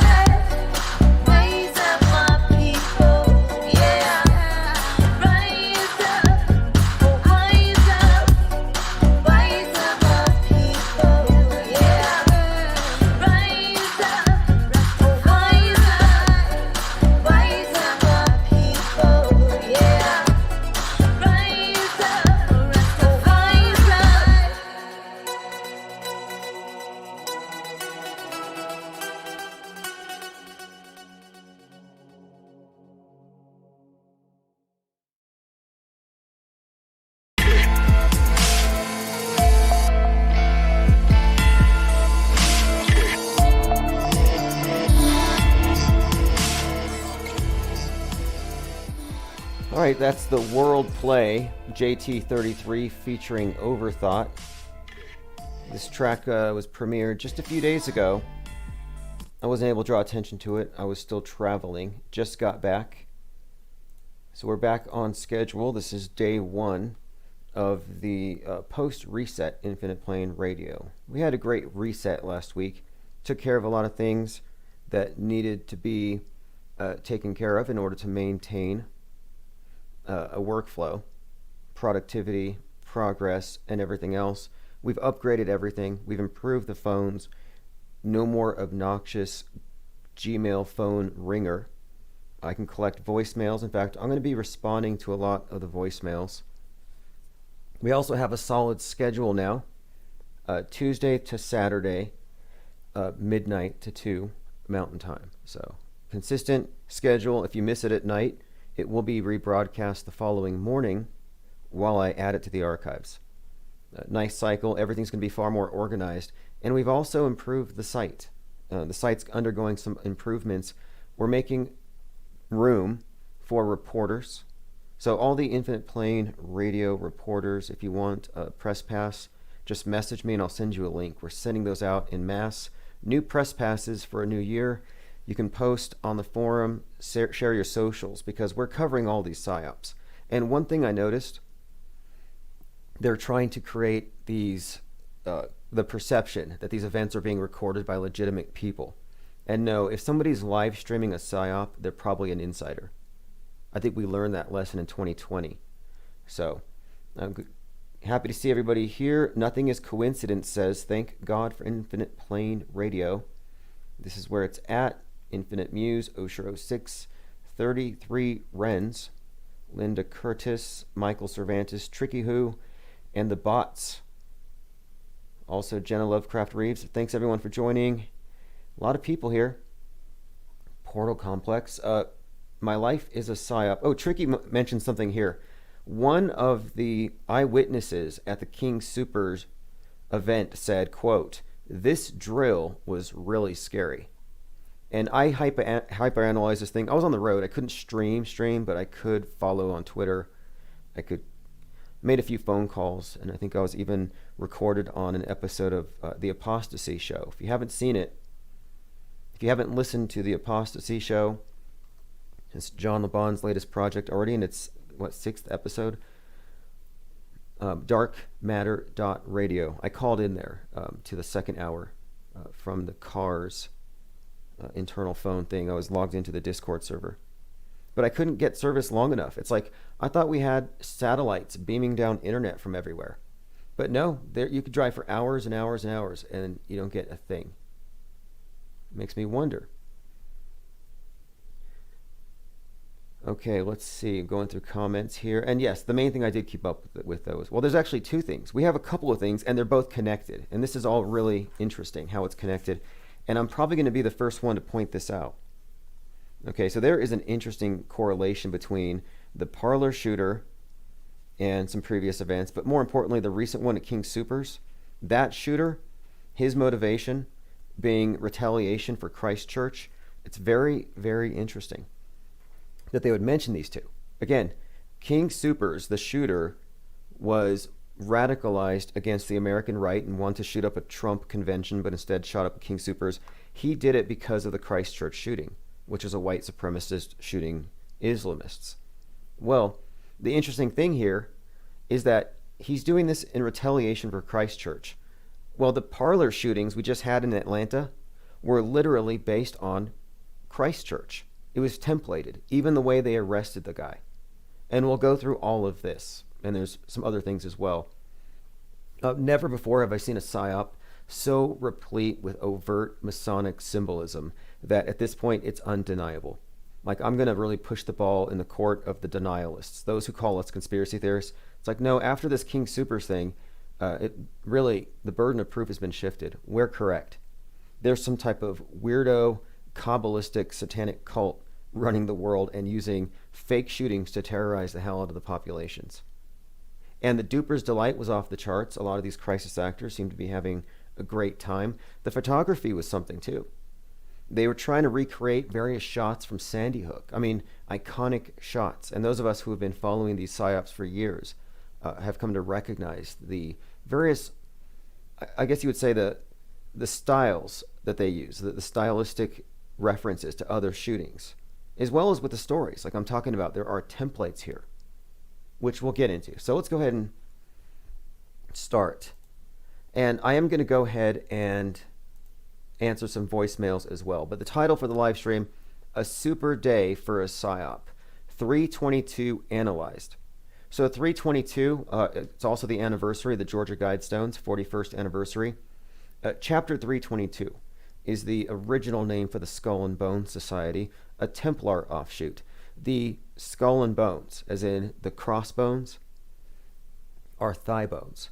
The thigh bones represent the Masonic pillars. All of this is very significant, pretty much to everything that you're seeing playing out in the world stage. I mean, even 9/11 and the Twin Towers reference the twin pillars, the thigh bones.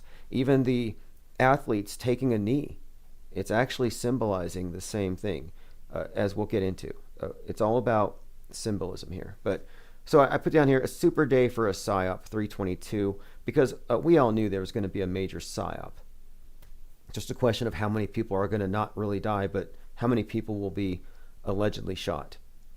And there are so many problems with this thing, and we'll go through it, but I mean, we're hypercritical here. We're critics, in fact. We're media critics. We're not conspiracy theorists. We are media critics, but our critique is coming from a position of the belief that all of the media, as in news, entertainment, history, your education, that all of this is part of a singular universal worldview that's been inculcated into the masses, that you can't separate it, that you're just as much inducted into the world state church if you consume nothing but video games as someone who watches nothing but the news.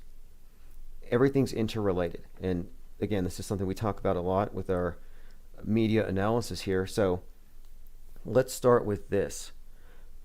First of all, why deconstruct the news? Why do we even do this? A couple of reasons. One, maintaining a continuity of sanity and a continuity of reality, because reality is being warred upon, and that's pretty much what this is about. No one's actually physically warring with us. It's all just in the mind, and it's a war between real and fake. So what we're doing transcends politics and propaganda, because we're going deeper into reality analysis, and then it borderlines on metaphysical speculation. You know, even the question about the shape of the world, it's often mocked and laughed at, but really you're just talking about the edges of perception. It's really, at that point, it's beyond just geography. We're talking about reality control, mind control achieved through mass media.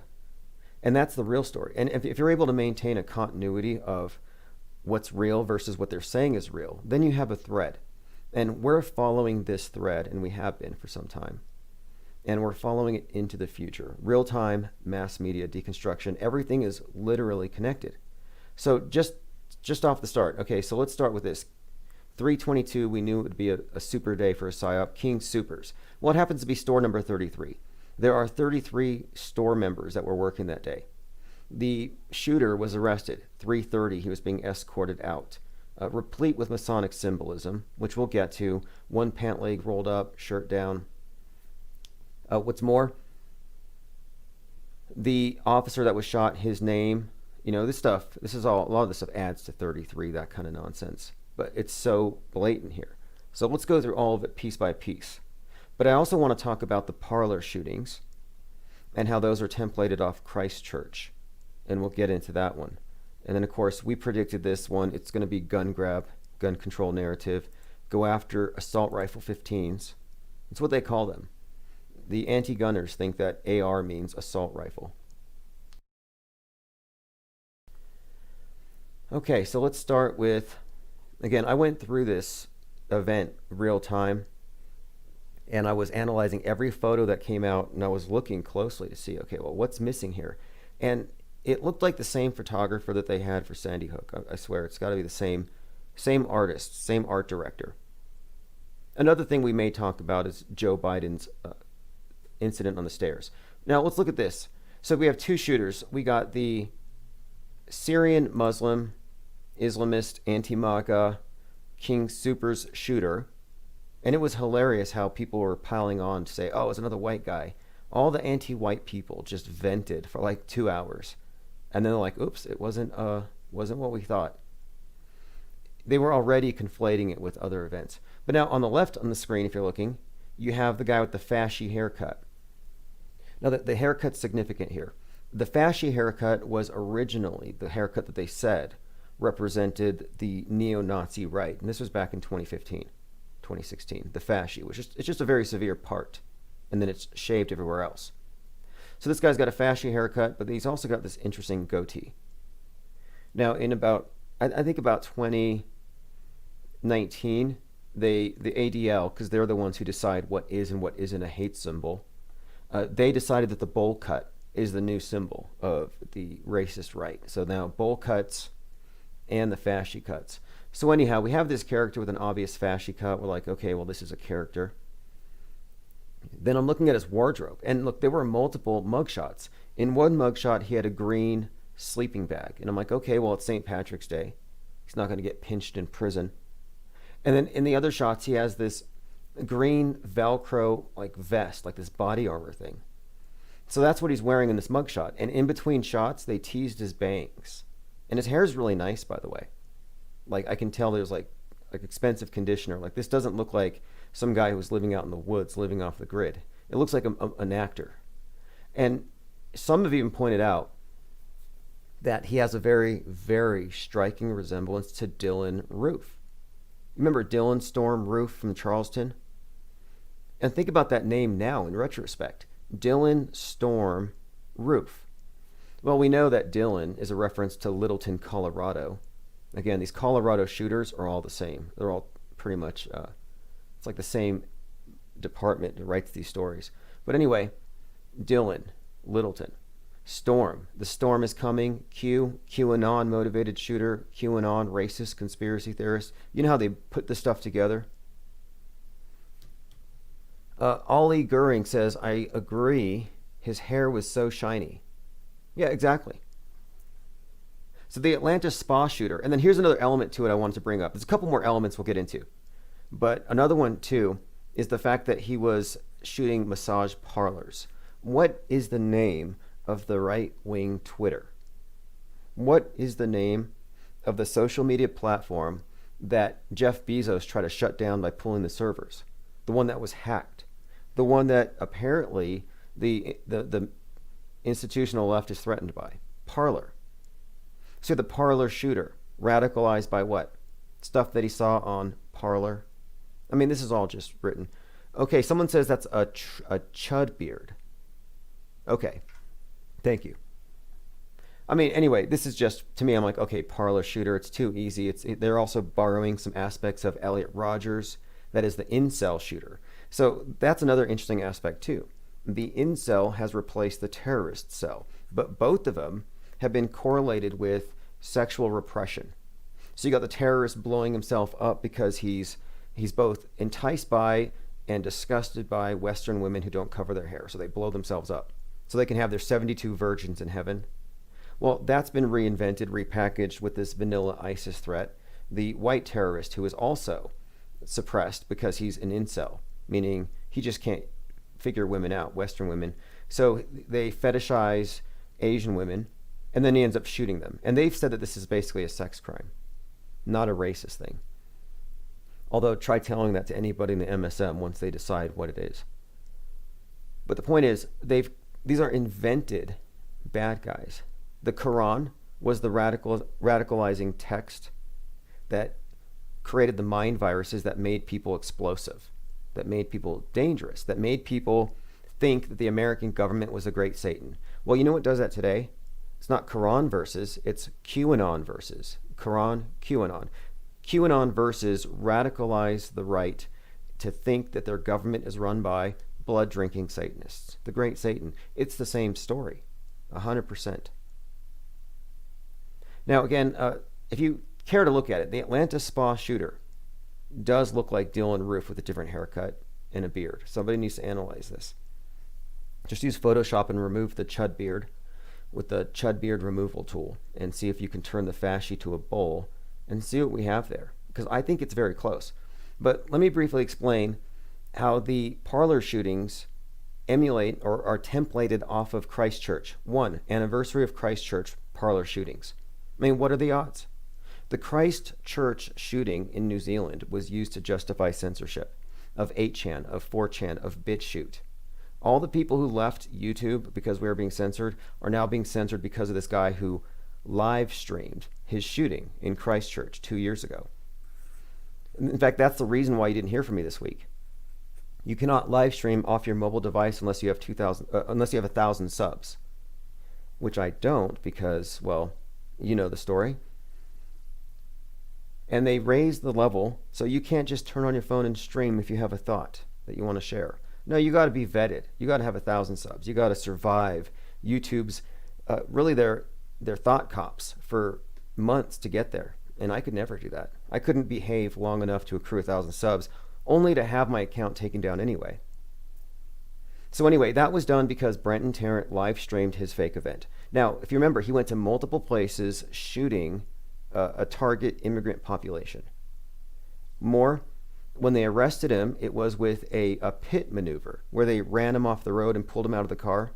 You know how they arrested this guy at the Atlanta spa shooter, how they arrested him? With a pit maneuver. Same exact thing. 2 years to the day of the Christchurch shooting. We're talking about, they repeated the whole thing.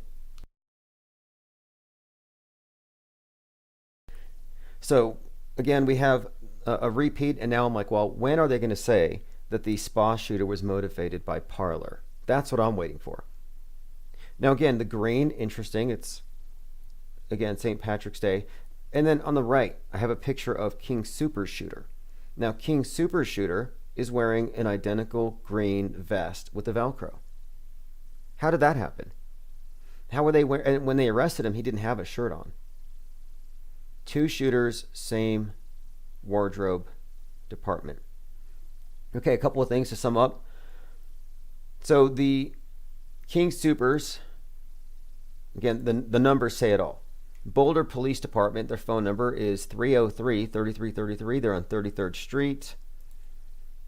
The workers' union representing the King Supers employees had a statement because they represent 33 of the people who are there. King Supers store that this was at, Boulder number 33. There's a few examples. They actually booked the guy, or rather pulled him out at 3:30, and I have all the images. Also, we have the interview from one of the eyewitnesses. And look, these stories are so dumb. One of the stories from one of the eyewitnesses had to do with his children were in the store and they ran upstairs and hid in a coat closet and were texting him. Like, you know, it's like, that's a line right out of Parkland. Anyway, it seems like they're using the same type of green screen tech that they use at the International Space Station. We have the hands of crisis actors literally going through microphones. A COVID-19 shot. They were there with their dad to get the shot at the pharmacy here at the Stephen McHugh, his two granddaughters in. That's another thing. They tie all these agendas together. So most of the people who were shot at were actually over there to get a COVID shot, and instead they got an AR-15 shot. You know, they're trying to be ironic here. Again, store number 33. I think you all know what that means. Illuminati playing card, New World Order gun control. We know what that's about. So the NRA was blocking an AR-15 ban a week before the event. And I think Joe Biden even said he was going to come for your guns. Okay, more. Now this is interesting. Now again, here's the tie-in. This is the tie-in. So I was pointing out how the parlor shooter and that event, multiple locations, the pit maneuver, how it was very much similar. And it was the anniversary of the Christchurch shooting, the mosque shooting spree. So this guy, Ahmad al-Isa, at first I thought that was Nathan Thompson from afar. This guy, now as you see him being arrested here, one of his legs is painted red and he's shirtless. and he's between two cops. You'll see the significance of that soon. Now, his reason for doing so, he said that it's because of the Christchurch shooting, that this was like a retaliation. So I'm thinking, wait a minute. He's retaliating for the event of 2 years ago that they just pretty much recycled in Atlanta. Again, the numbers pretty much say it all. Retaliation for Christchurch. It says here, again, he says this is his Facebook account, which they scrubbed. They removed his church. He said on March 16th, 2019, this was the 1-year anniversary of the Christchurch. The Muslims at the Christchurch Mosque were not the victims of a single shooter. They were the victims of the entire Islamophobia industry that vilified them. And then he said on July 5th, 2019, that racist Islamophobes were hacking his phone. What's more, the FBI knew about him. 100% of the PSYOPs, as in like 100%, have as one of the side notes is that, oh, the FBI was just hanging out with them before they went and blew up a bunch of people. Yep, Facebook scrubbed the accounts. Now again, I have no indicator here that anybody actually got hurt, just right off the front. I looked at all the footage. When you do see people there at the store saying, oh, there's a horrible shooting, there's bodies over there, I'm like, wait a minute. You're not afraid because you're standing there live streaming each other. The shooting's not happening anymore. And you're talking about these people on the ground. Nobody was attending to any of the victims. If somebody gets shot, they might be unconscious and bleeding. All you have to do is go run over there and plug up the hole with the pressure dressing. Apply direct pressure. Nobody was doing that. So for all we know, the people who died were bleeding to death while the others were just live streaming and talking about it. So that looked very fake to me because that's not how people really are. Okay, multiple angles of a rescue by an armed cop. Now this is an interesting one too. This is the scene that reminds me of Sandy Hook. And they did black, white in a lot of these images to show racial harmony during the rescue. Also racial harmony as in we're all being oppressed by the AR-15s together. It's one of these unifying things. So they use the same shots where it's the cops and the different reps from different agencies, because they were like, everybody was here. It was a big party. DHS, you had the bomb squad, you had ATF, you had the police department, the feds. You had all these different groups there. So you have these shots where you have about 7 or 8 people holding hands and running with their masks on their chin, giving each other COVID, violating not only social distancing, but they're touching hands. So they're all going to probably die from COVID, right? But anyway, they're being rescued. And so you have these pictures. It's very dramatic. It looks exactly like Sandy Hook, like I said. They're kind of ducking, and they're running. But I'm thinking, wait a minute. I'm looking at the backs of their heads, the backs of their necks. I can see them ducking, but the cameraman's not ducking. And what's more, the people in the background are just milling about like nothing's going on. They're just checking their text messages. So then I have a similar picture, but it's from the opposite side. Now I can see their faces. They're ducking, they're crouching, they're holding hands, and they're running. The cop even has his gun out. So I'm like, wait. So the cop has his gun out. He's running with these people, but the people in the background aren't alarmed. And the photographer manages to photo both sides of them. The front, the front, the back, and both sides. He actually takes shots from all around. And the interesting thing here is that you don't see more than one photographer.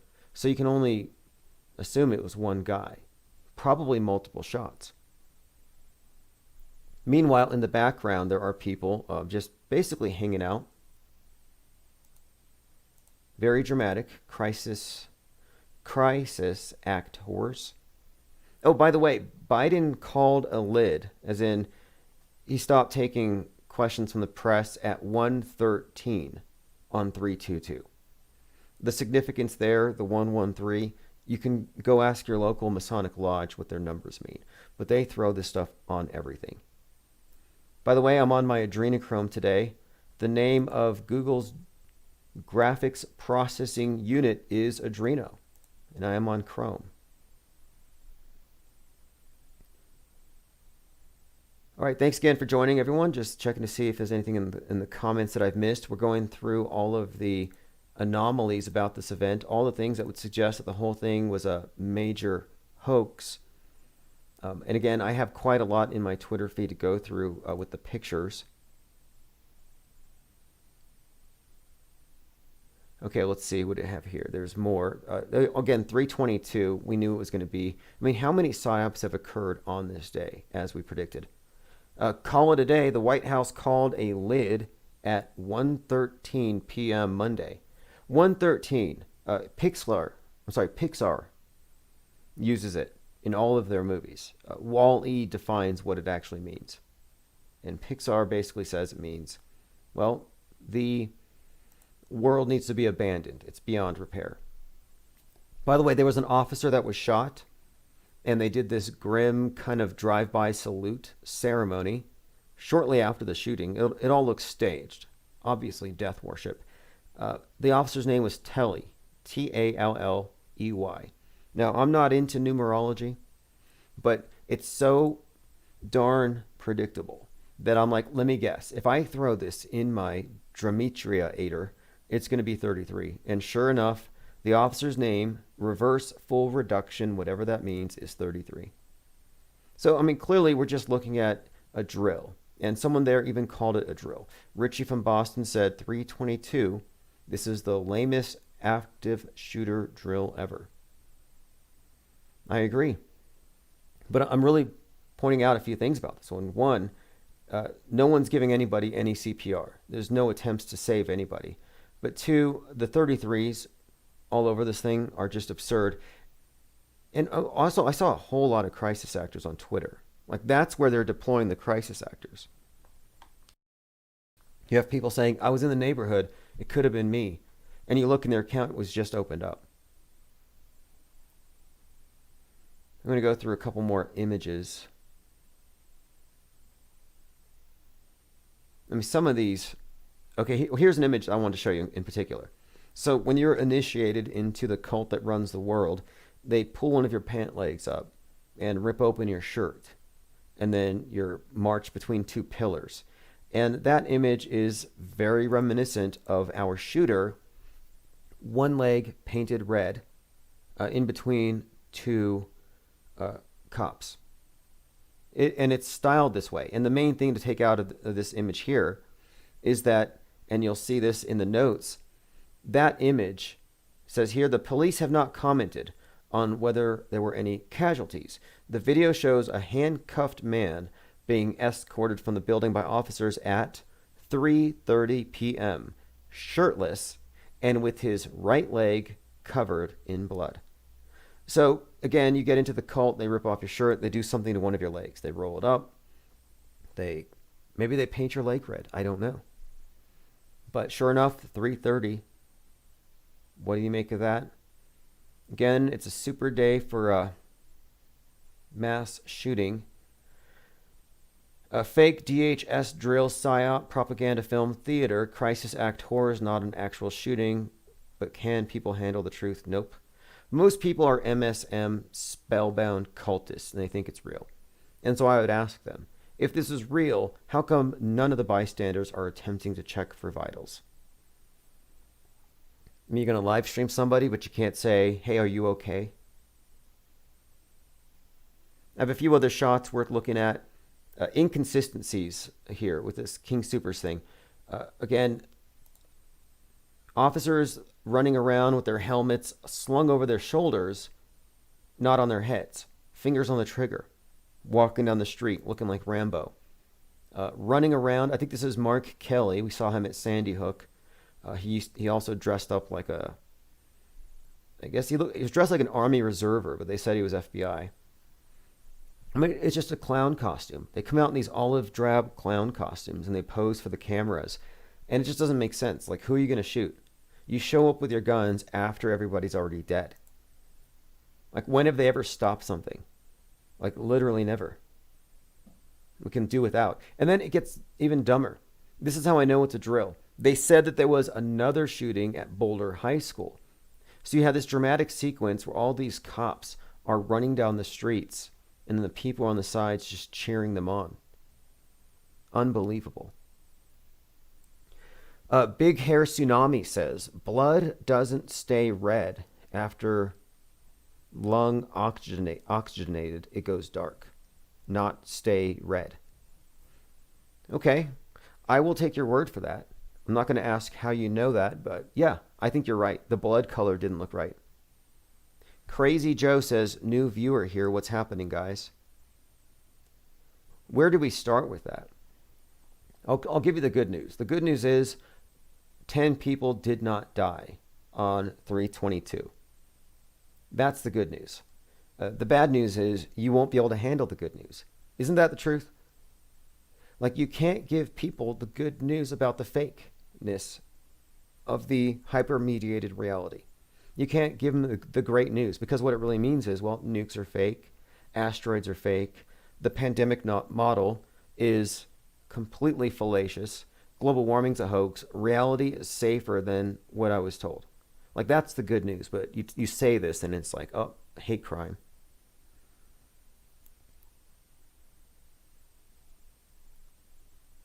Okay, let's go through the names. I saw something there with the names that might be worth looking at too.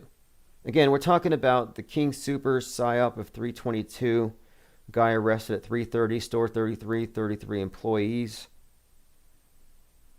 We've been talking about the Parler event and how the Parler shootings in Atlanta, and how it was templated off of Christ Church, and how that shooter might actually be the same actor who played Dylan Storm Roof.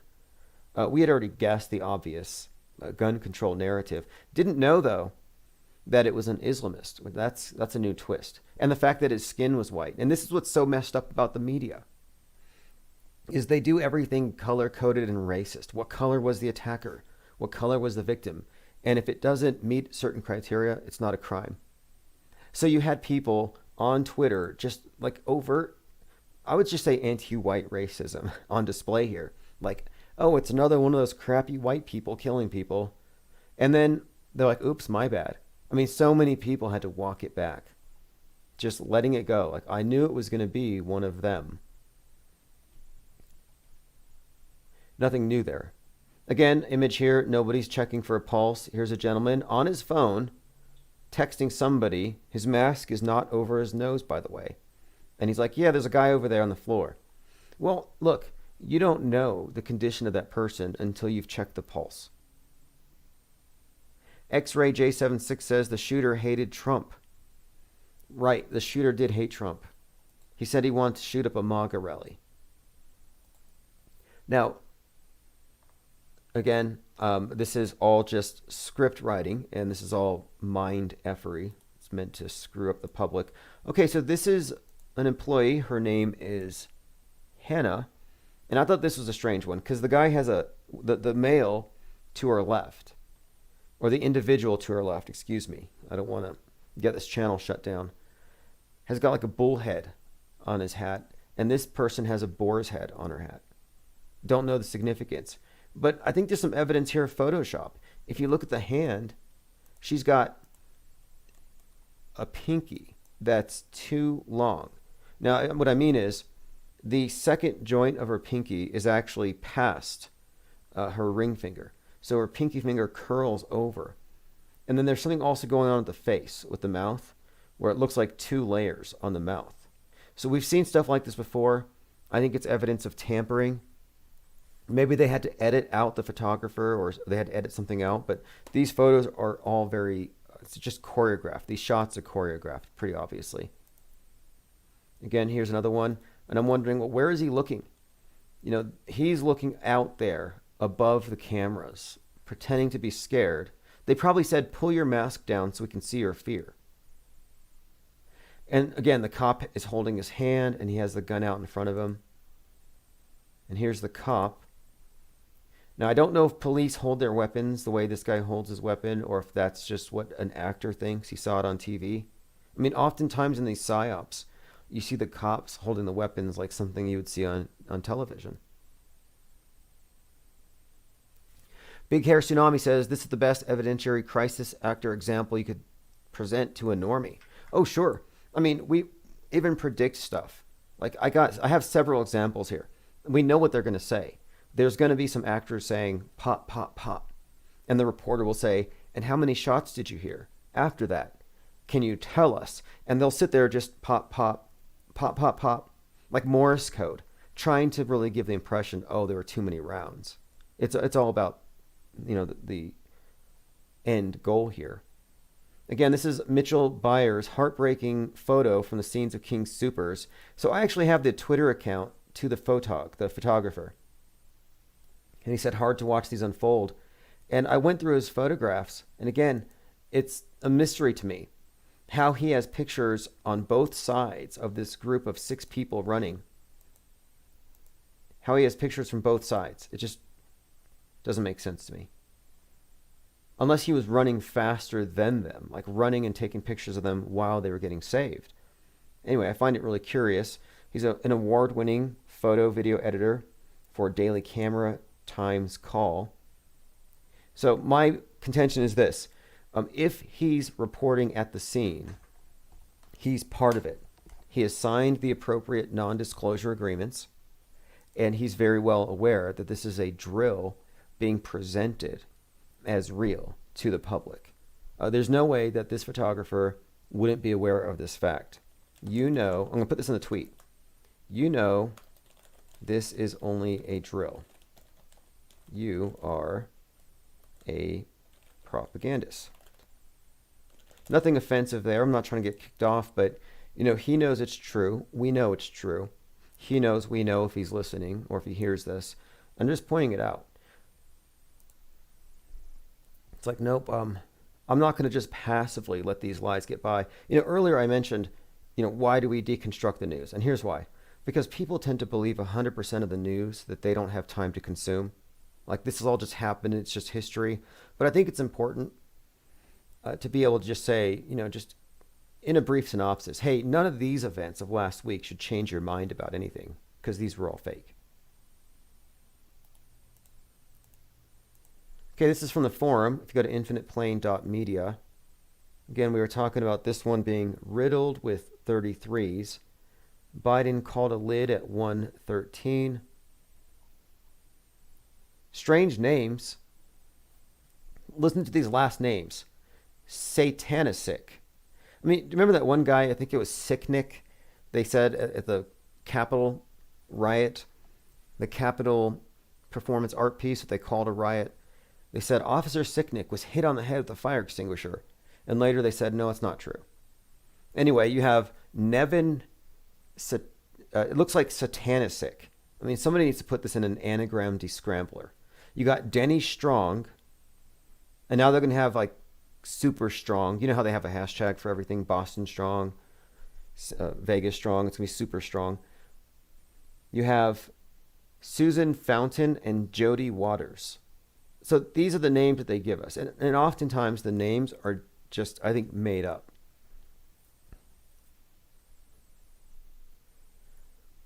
All right, I have some comments here. This is interesting. This is from the forum.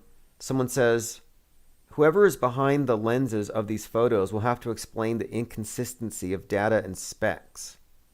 So we have people analyzing these photos. And like I said, these ones stand out to me for 2 reasons. 1, it's modeled off of Sandy Hook. And 2, the same scene is presented from both sides of the street. And you don't see more than one photographer, which means he was on both sides somehow. So there's 2 people named Nevins. What are the chances, right? Now, someone here points out that if you look at these news channels, you see a lot of dislikes and commenters calling nonsense. Yes, I want to point that out. That since 2020, auto-hoaxing is mainstream.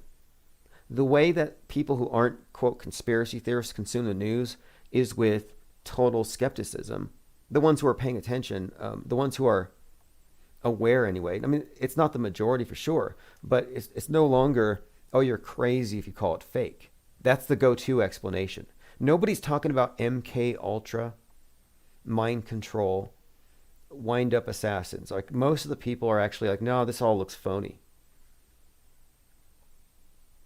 Now, anyway, someone here has gone through the metadata of these pictures and they found some inconsistencies. You know, it was the same thing with 1.6. Some of those pictures took place way too early in the day.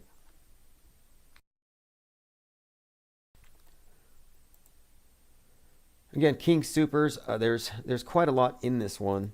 322 Skull and Bone Society, that's one of the big tells that you're looking at something contrived. If you have anything else, post it over there in the forums at infiniteplane.media. A couple months ago, I mentioned the theory. This is a side note. I mentioned a theory that Benicio del Toro does not exist and that he's just Brad Pitt in disguise. Now, I've been waiting to find something like this. I have known for some time that there is some sort of mask tech that involves a very, very thin layer of latex or whatever stretched over the face, that you can do some significant alterations to one's features, their eyes, and their anything with basically a rubber, really, like, it's almost a very, very thin mask. But anyway, I have some images of a person with this like balloon thin mask on her face, and it's completely transformative. And I think this would explain, you know, we're looking at various actors out there who are suspected of playing multiple actors, not just multiple roles, but multiple actors. Like, there's that theory about, what is it, Miley Cyrus is also playing the role of Aisha Curry, or Justin Bieber's playing The Weeknd. Well, you can find the technology that's used to make these types of things even possible. It's not hard to find. Hyper-realistic. Foolproof, in fact. Ali Goering says an epidemic of auto-hoaxing. Exactly. Big Hair Tsunami says QAnon followers on Telegram are proving your point. They've been calling this out as a hoax with evidence. Well, that's a big development. I mean, you can't fault people for assuming that bad things are happening against the backdrop of everything that reinforces that. So, you know, it wasn't a stretch for me to think, oh yeah, some kid on psychoactive meds playing too many video games murdered a bunch of children. Like in 2012, that story was very believable to me. But now looking back, I can see not only was it laughable, but it's literally impossible. It's cartoon violence. For that event to have been real, well, so many things would have to have been explained away. It's like I said, it would have been impossible. However, in the minds of the people who have been playing video games for years and years, or they watch cartoon violence in movies, it's not a stretch. You play games all the time. Like 90% of the video games, if it's not sports, it's you run around and you shoot people in the head. So it's like, okay, my body count today was 2,000, you know, playing video games. So this kid shooting 26, not that impressive. It's all about the Overton window. Expanding the window of discourse. I have a lot to say about the Stanley Kubrick thing. I've come across a lot of interesting stuff about this whole topic of Kubrick being a key figure in the faking of the moon landing, among other things. But I had to bring up one other thing about this Kubrick thing. It's the monolith and how it reappeared in 2020. My contention now is that the monolith itself, supposedly its proportions relate to the movie screen. I think it references the movie screen, and that the reality that is presented through the movie screen is like the Bible. It's the reality that everybody agrees is real, or rather, it's the establishment's version of reality, the one that comes to the TV screen. That the monolithic worldview is what was symbolized by the monolith, and that the establishment of a monolithic cult to run the world is hinted at in Kubrick's work. And Space Odyssey 2001, which came out in '68, references not only September 11th, but it definitely alludes to COVID-19 and the world shutdown. And I'm bringing this up now, Stanley Kubrick. A couple of reasons. One, on the screen, I have an image of the Apollo 11 hoaxery.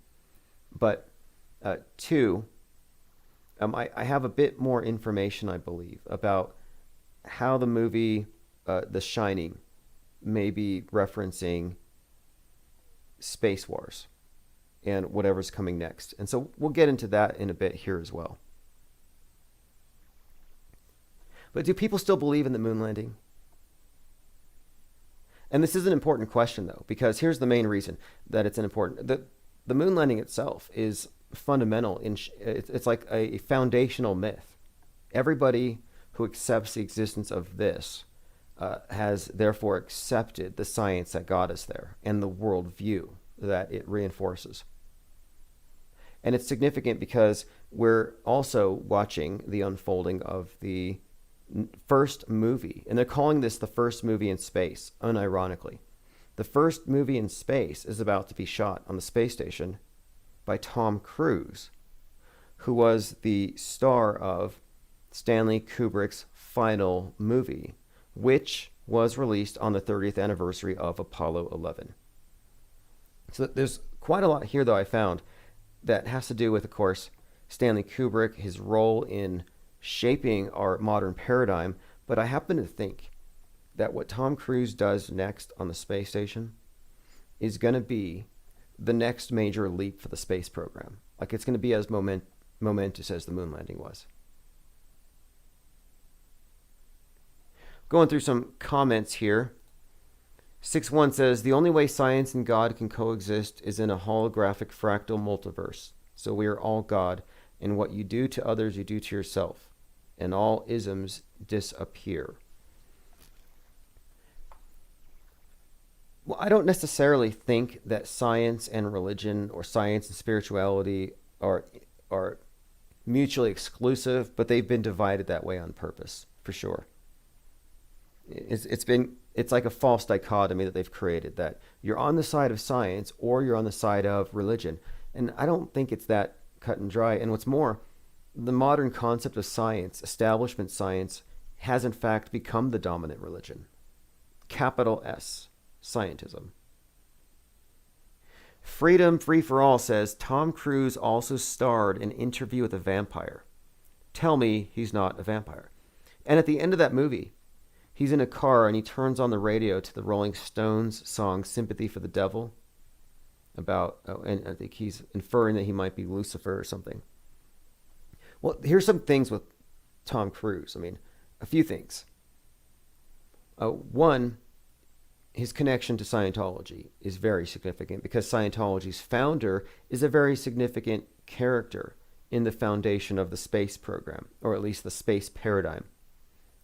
He was the boyfriend / co-Satanist with L. Ron Hubbard. Was it Jack Parsons? That was his name? Jack Parsons, L. Ron Hubbard are hanging out doing rituals with some redheaded actress trying to impregnate her so she can give birth to the Antichrist. Like, that's the founder of Scientology. And Jack Parsons, of course, his whole thing was rocket science, but he was pretty open about being a Thelemite. He was America's counterpart to Aleister Crowley. And he even described the rocket as the modern obelisk. He would read the hymn to Pan when they would light these things. So from the very inception of the space program, it's always been a mix of sci-fi and occultism. And I'm saying that the new age that the occultists are talking about, bringing about, the one we're living through, is the space age. That mystery Babylon has just been dressed up like science fiction so nobody notices. And it's worked perfectly.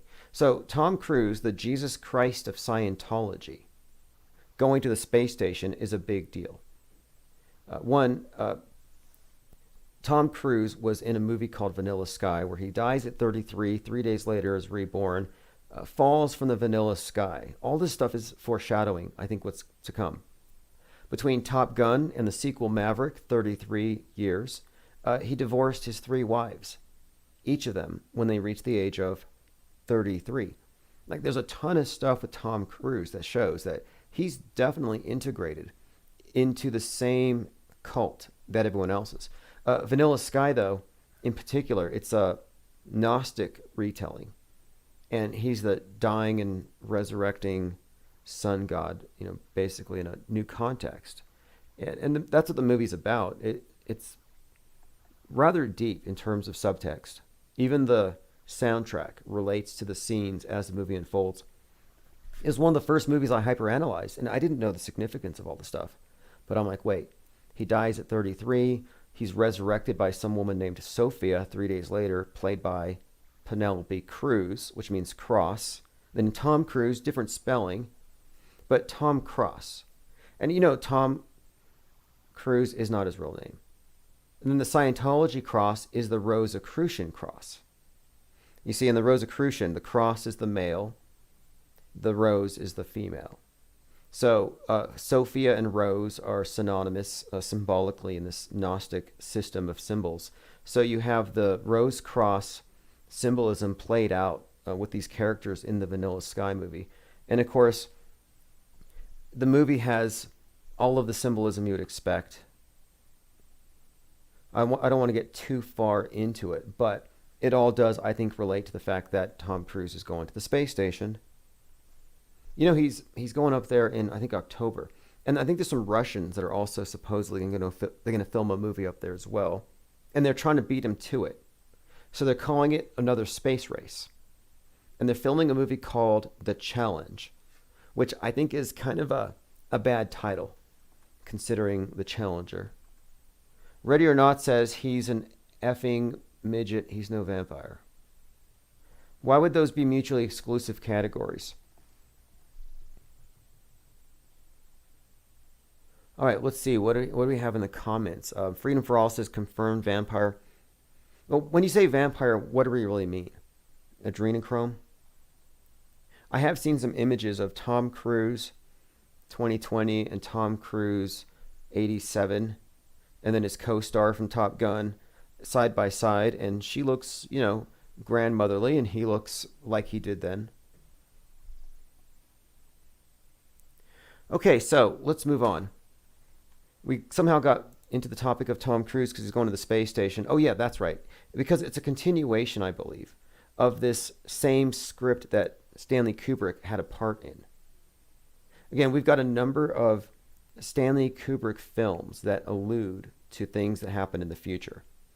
We could start with one. We all know about the Apollo 11 references, I think, in The Shining, and if you don't, they're easy to find. The Room 237 documentary goes through all of them in depth. But there are others that refer to September 11th, 2001, in The Shining. And the way they represent it is pretty eerie. Danny's going down the hallway on his tricycle towards the twins, representing the Twin Towers. And then they're dead on the ground, cut in the midsection. Next scene, he's throwing darts, emphasizing the projectiles. The twins are in the room next to a telephone booth that says Bell, while the Twin Towers are next to a building that says Bell. And at Ground Zero, there happens to be, of all things, the Millennium Hotel, which is a hotel designed to look like Stanley Kubrick's Monolith.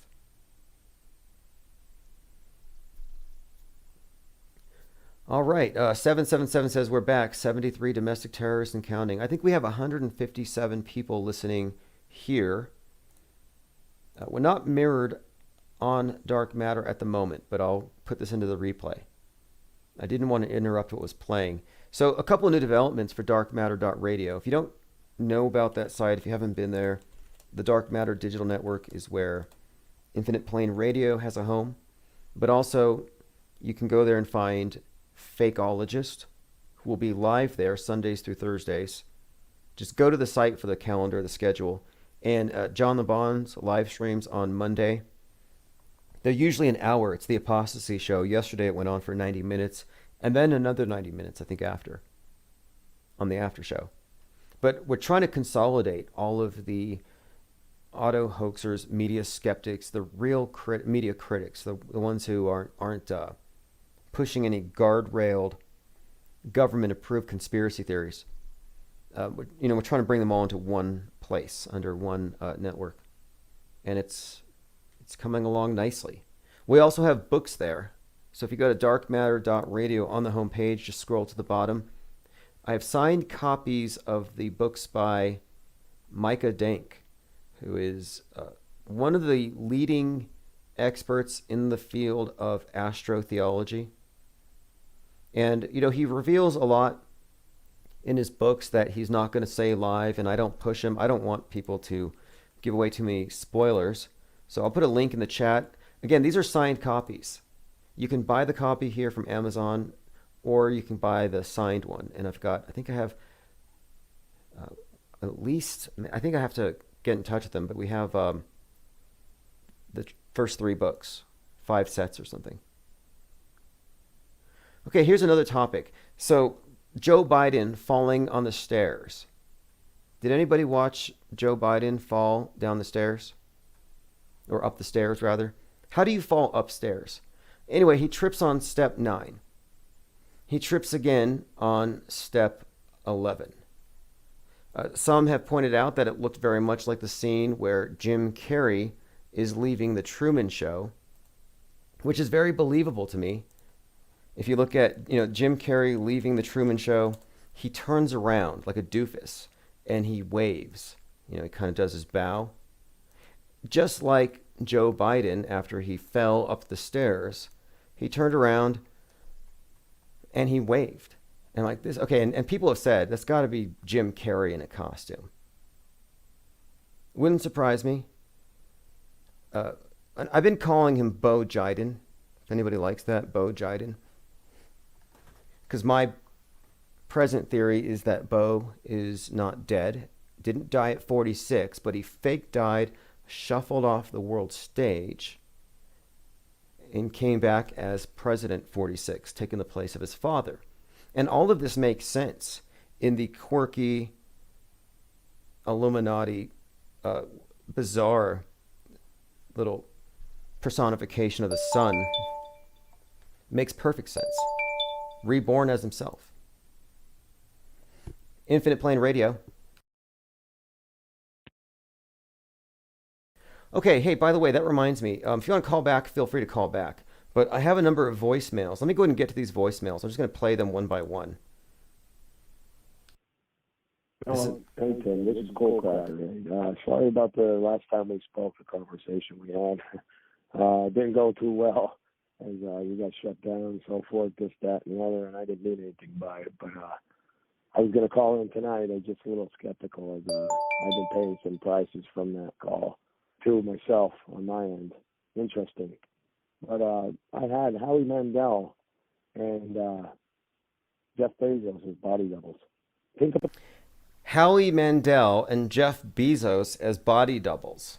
About it. I mean, it could be, changed, altered a little bit this way or another, but it's interesting to think that in the positions that they're in. Now, I don't think so. They're both bald, sure. But I do think that Jeff Bezos' world stage character persona is actually based off of the man who fell to Earth, just as Elon Musk's world stage persona was created by Von Braun. And Richard Branson is based off of Zoloff, I think his name is, or Zopboff, some stupid name of that blonde character from Hitchhiker's Guide to the Galaxy. All right, let us continue with Cole Cracker. And both Elon Musk and Jeff Bezos are... Okay, caller's unclear. I'll go through the text on that one. Next one. Hey, what's up, IPS? Just calling here from Canada. There was a story that happened last night about an active person who speaks out against COVID lockdowns. He's like a public figure, verified Instagram user. His name is Real Chris Sky. But you should look into the incident that happened. He was attempted to be arrested on his own driveway. About 20, 30 cop cars showed up. He did a live stream. Thousands of people, over half an hour, fighting back and forth with the cops.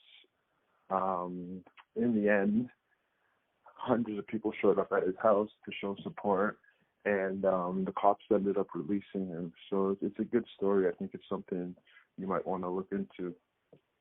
Take care, brother. Awesome. Keep up the fight. I will take a look. I mean, we had a major protest around the world. And, I was kind of critical of America. I'm like, Americans aren't protesting, but everybody else is all over the place. But I was out and about for the last week, and I was actually thinking that everybody in California would be all mask cucked, COVID phobes, locked down. Not at all. Beaches were packed.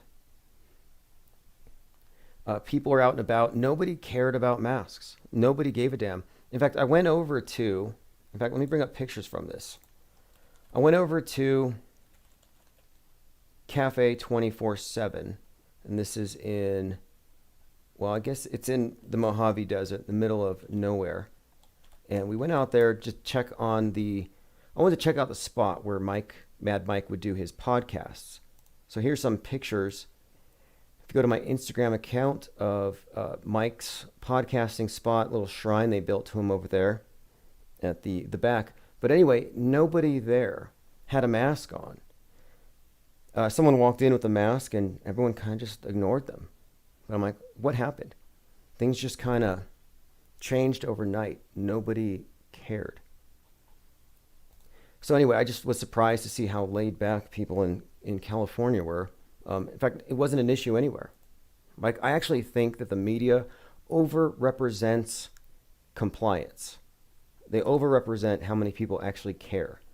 Okay, next voicemail. Yo, IPS. Hey, I just wanted to hit notes on why are they erasing history? They're erasing all the Civil War history and all that because they've always been the bad guy and that it's kind of just a big inconvenient truth. Also, I wanted to say that they're saying that Bill Gates harvested everybody's DNA and sold it to China with the COVID test, and that wasn't an implant. They were harvesting DNA. So yeah, thanks for taking the call. Have a good one. All right, they were harvesting our DNA. Okay, next one. Now, what do you all think of that? I mean, here's what I think is inside of the vaccine. I think inside of the vaccine is a schism. That's what's inside of it. They put a schism inside of this thing to create a division between saved and the unsaved, those who believe establishment science and those who don't. And it's kind of funny how those who believe in establishment science say, oh, the world is disgusting. I need to be saved from it. Infinite Plane Radio. Hey, thanks for calling back. Freedom free for all. Awesome. Hey, thanks for calling back. Yeah, I want to call in. Sure. Hey, man, I just wanted to just talk about vampires real quick. Maybe you can Google this or internet search this and see if you can see this. But I saw a meme, and it said, "Does this make you feel old?" And the picture was the Mighty Ducks. Remember that Disney movie back in the day? And all the players of the Mighty Ducks were now, 35 or 40 or whatever. And then there was Michael J. Fox, who was, I guess, the coach. I don't even remember that, and he was exactly the same. He looked exactly the same as he did since forever, since Back to the Future. And he's got that Parkinson's or whatever, or ALS or whatever it is. Wait. And yet, miraculously, really quick here. Totally.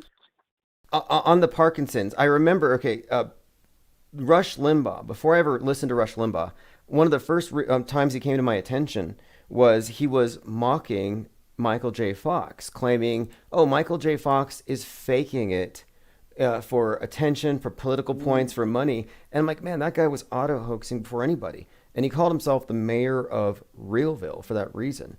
But anyway, someone in the chat says it was Emilio Estevez, not Michael J. Fox. Well, I was thinking about that. You were talking about actors that are different actors. And I feel like River Phoenix, that super famous story about how he died. I think that's just Leonardo DiCaprio. There is a bit of a resemblance there, I think, within the nose, the eyes, the brow. But I actually think that River Phoenix is Mark Dice. And I can show you right now, this is my evidence for this. If I go to twitter.com/Mark Dice, guess what I get? It says here that you're blocked. Say Mark Dice has more than 500,000 people who follow him, hundreds of thousands of haters. Why did he block me? Because I called him out as the brother of Joaquin Phoenix, and that's very inconvenient for him. So he blocked me. Yeah, interesting. Also, there's and Tom Cruise, right, as this so-called vampire. Well, he's in the movie, but also he still looks like he was in Top Gun. And I'm sorry, but I now have great. Like, I saw that movie as a kid, and I was younger than he was, and I now have gray hair. You know what I mean? So it's crazy. Sure, you can dye your hair, but it's not just that. I know what you mean. Wrinkles, I know what you mean. It could be. So also, and David Icke talks about, and I'm not necessarily talking about like lizard people, but the idea that, and this is kind of not what I wanted to call in about, but otherworldly, with the pyramid and the all-seeing eye. Well, the all-seeing eye is separated from the pyramid, right? So what is this separated group? Is it the Vatican? No, not really, but they're involved. Who runs them? Anyways, I think that there might be something to the idea of vampiric energy. It's not necessarily what we've been taught in the lore of the vampire, which I've explored somewhat, deeply, but it's a good metaphor at the very least. And you talk about the adrenochrome, it is in their, vocabulary that they use publicly today. And Hey, did I tell you that I'm on adrenochrome right now? That Adreno is my graphics processor and Chrome is my browser. I see what you're saying. So you enabled GPU acceleration or whatever? Yeah, I mean, look, I don't know what it is, but either vampires are real and they run the world, we got a bunch of bloodsuckers, or they just want us to think so they can mock us for thinking so, even though they give us every reason to think so. I mean, what camp are you in? To give you another good example, right? Like, I am into cryptocurrency, and one of the things that I appreciate about it is what they call privacy coins, like Monero, okay? There's also Pirate Chain. They have a crypto coin that's super secure, and the government, I'm sorry, cannot regulate it. They're never going to see it. But so you open up the Monero GUI, that's a graphical user interface on your computer. You download the app, and you open it up. And what happens is that the daemon is running in the background. The daemon. So cryptocurrencies, just like all computers, all systems of computing, have demons running in the background. DAEMON, or like daemons, or what would it be? It would be like demons, or. Well, look, let me go ahead and just bring this up really quick though. Demons didn't always mean the antithesis of an angel. It wasn't like angels with a halo, demons with the horns. The word demon and the word genie or genie loci or spirit are kind of the same thing. Mm-hmm. So it's kind of like, it didn't necessarily mean evil. That's just kind of a new term. But the idea that you have a spirit. I definitely lean towards the Gnostic. I would say what I like about Gnosticism, if you will, is that I don't see it as a religion. I see it as more of a set of texts that convey a story. And when you read them, there may or may not be something to it, but I believe there's something to it. Let me share a little bit about that, because well, hold on. One thing about this. Have you heard? You know about the Nag Hammadi? Well, one thing about the Gnostics. Okay, so the author I mentioned a minute ago, Micah Dank, he calls them helio-Gnostics, the people who know the truth, or who knew the truth about the Bible, the Gnostics, that they just knew that this was a text that could tell you everything about the time of the year, that it's an theological text, that it's not literal. But he said that the helio-Gnostics were replaced and everything went literal with Constantine. But Anyway, go on. No, interesting. I didn't know that. Heliognostics. Okay, cool. Well, in the Nag Hammadi, which is the text that they found quite recently, actually, as far as sacred texts go, a couple hundred maybe years ago, they found this text, Nag Hammadi, and in it, I read a little bit, not all. I'm not an expert, but they talk about like Sophia is their goddess, kind of. Wisdom, of course, that transfers across other mythologies, but Sophia kind of showed up. I kind of picture it in my mind like in the solar system, if you will. Of course, now we have debates about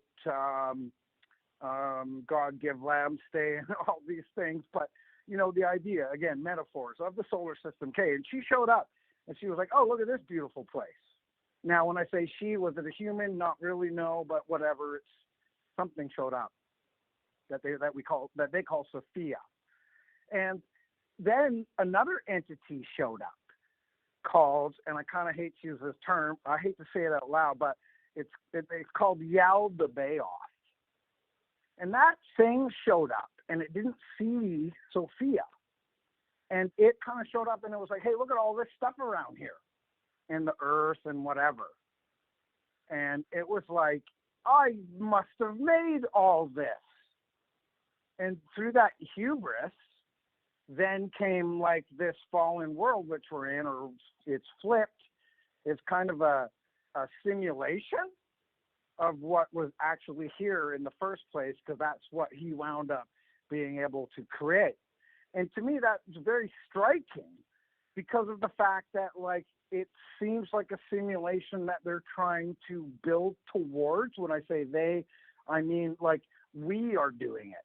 We're being paid. Our highest, most paid, most intelligent young students from all the universities around the world are working for, Synbio Beta and Ginkgo Works and building all this mRNA synthetic technology and making rat embryos in artificial wombs so that we can go to space and, become cybernetic and all this stuff, right? And it goes back there. Well, wait, Moderna. Somebody said Moderna is an anagram for demon RNA. Just thought I'd throw that in there. So that's fascinating because Moderna claims they are hacking the software of life. That's a fairly profound statement. And it's really nothing new because they're not just hacking the software of life through this, whatever it is. It's not a vaccine, but I don't want to, So, but they're also doing it through creating artificial wombs and coming up with, it's called Neuralink in pigs, of course, fascinatingly enough, in the beginning. But wait, for pigs and Neuralink. So that's an interesting. Wait, go on to that for a second. Go on to the pigs and the Neuralink, because one of the interesting stories in the Bible to me is the story of Legion and the demons going into the pigs, meaning that these non-corporeal beings needed a body. And it'd be interesting to find if pigs could do Neuralink because they can inhabit demons. And in George Orwell's Animal Farm, it was the pigs who ran the farm. Hey, what do you think of Sophia from the UN? So the UN brings out Sophia, and she's here to tell us, she doesn't have any politics. She's like, you guys need to recycle more, breathe less, do yoga, stop doing capital. Basically, Greta before Greta was Sophia. Did you see that robot? Of course. Oh, yes. Again, it's completely tied into Yaldabaoth. But the point is, what I knew about that was when she was when it was first initiated as I guess, it was granted human rights by the UN. This was 2 years ago. It was the first robot to be granted human rights by the UN. And I brought this up with a friend of mine who knew Jordan Maxwell, lived with him for a while, a dear friend of mine. And we've had many conversations, and I used to have him on my show. And I said, and we used to talk for hours, and I said, the biggest thing, I didn't know what was coming. He kind of knew something was coming. He said to me in December of 2019 that on my live stream that something's coming in 2020, and I don't know what it is, but it's going to be huge. And I kind of was like, okay, you know, and I kind of believed them, but I had no idea it was going to be a stupid, fake, you know what. So anyways, there's a discussion that we have not had as a human race. And I called this ages ago. It wasn't me. It was people like, what's his name, who wrote Terminator? Harlan Ellison, who was a fiction writer back in the day, who kind of penned the initial script for Terminator, and then it was ripped off by James Cameron, but that's a different story. So there's the fact that, look, human, you know, it's the profoundest statement from AI through to Philip K. Dick's Android's Dream of Electric Sheep, to the entire pantheon of William Gibson, etc., is, do robots have human rights? And we need to have a big discussion about it. Isaac Asimov, Arthur C. Clarke, Buckminster Fuller. You know, this is a profound question. We don't have it. We haven't had it, and we're not going to have it. We won't. They're not going to give us the opportunity. They haven't already. The UN has already granted Sophia human rights. And we didn't have the conversation, and it's already done. And now it's like, okay, that changes the game. It's exactly how mRNA technology is going to change the game in vaccines for a couple of key reasons. One, they're going to give it to adults, and they're going to make all adults update their vaccine schedules to what the babies have. And two, they're going to give it to the babies. So all of the babies, including what they call, what is it that they give on first day of life, the hepatitis B shot, they've set the precedence that all those vaccines are going to be mRNA technology now. Now, wait, worst case scenario. FDOL, which I call first day of life. Worst case scenario, what will these do? Will they cut people off of their individuality and plug them into the 5G hive mind? Will a demon take up residence in your soul? Like, what are the effects of it? That is a great question. And it touches to the heart of my thesis, which is digital excommunication. So what's going to happen is they're going to create a fake version of you. And they did this in a movie called The Congress, which was the third, but it was 2 episodes. So there was 4 videos on a channel that I did with my friend, and it was extremely difficult. It like assaulted all of my senses. But there was an actress in it named Robin Wright. Now she's key. You got to look up Robin Wright, and she starred in this movie as Robin Wright. Tell me, how many movies have you seen where an actor or actress stars in the movie as him or herself? And what happened is, in that movie, they digitized her, and they signed a contract. There was a weird Nazi comment in there about it, and also they said that movies, this way that we make movies is over. We're not going to make movies like this anymore, Robin. So you got to sign this contract. And then what happened was they killed her, and they made a fake her. And that happened. Became super famous. Yeah, that happened in Black Mirror. That happened. In fact, there was an Al Pacino movie, Simone, right? And even recently, and this is kind of fascinating, Tom Cruise was going viral because some Tom Cruise deepfake apparently was being passed off as real. And I thought, wow, what timing? Because if you think about it, people are going to be saying, is this fake with Tom Cruise on the space station? And they've already flooded the whole story, the whole SEO results. You know, the search results for Tom Cruise deepfake. It's really important to remember what Arthur C. Clarke said. And what was it called? The year of Arthur C. Clarke wrote a book about 2040. Forget what it was called, but he said that the technology that is open and available to the public today is essentially 40 years ahead of its time behind closed doors. And if you consider Moore's Law and all the other things, I would suggest it's 100 years. ahead of what we know today. Wait a So minute. you go look at that Tom Cruise thing. I The deep fake, and you think no, but and so what I think that, you know, and it's also, what's her name, did a really interesting video. It's called "Start Me Up," and I forget the name of the rapper. She's a black African woman, and the lyrics are crude, but the video is insane. She's a robot, and they turn her into a total robot. She becomes a human, and everyone's a robot, and No, wait, but wait, let me ask you this, though. How can they be 40 years... Because Yal the Rayoff has it, yeah. How can they be 40 years ahead when Apollo 11, was called a fake the year that they brought it out? I mean, they can't even compete with consumer entertainment when it comes to, like, the space station fakery, and they have billions and billions of dollars. So, I mean, I have to question I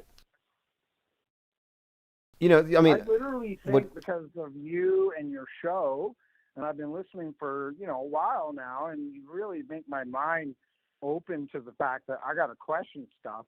I've thought about that a lot. What does NASA do with this money? What is this space thing all about if there's no space, Like, what are they actually doing? And I've tried to connect it to the religious aspect, or even more deeply would say the Gnostic idea of Yal the Bayoff, where he's trying to go, and why we're doing all this engineering and stuff that seems crazy.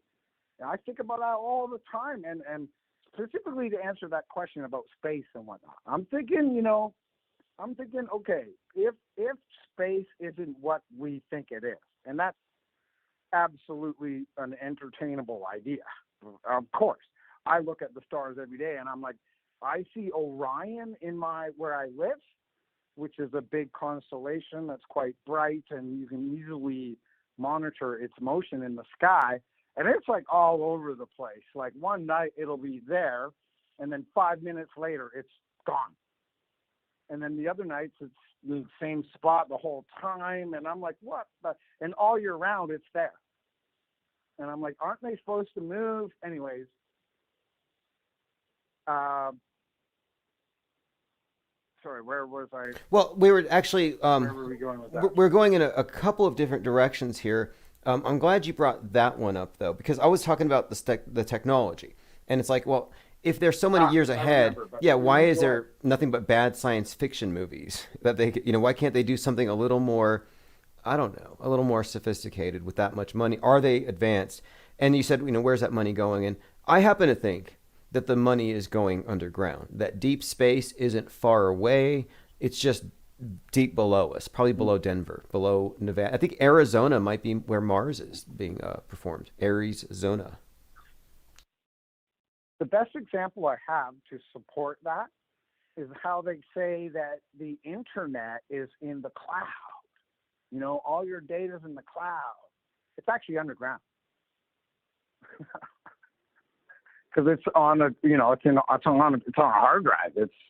It's on the server that's running in a room. It's not in the cloud at all. Right. So they kind of use that imagery, right, that metaphor, to think, it's in the sky. Look at all my data, isn't it? It's in the sky. No, it isn't. It's on the ground. And it isn't wireless at all. It's all wired. Right. It's funny how they do that, though. It's misdirection. It's 100% misdirection. Like, if you look at what are the space agencies doing right now? Like, if you go hang out with Elon Musk or Richard Branson, they're digging tunnels. They're doing hyperloops. And now the science is coming out. The astrophysicists are coming out saying, oh, by the way, if you want to travel to one of these very pristine exoplanets, you don't have to go the long route that takes millions of miles. No, you just hop on board one of these celestial autobahns created by space manifolds and ride the arch of chaos to your destination trillions of miles away in a matter of days.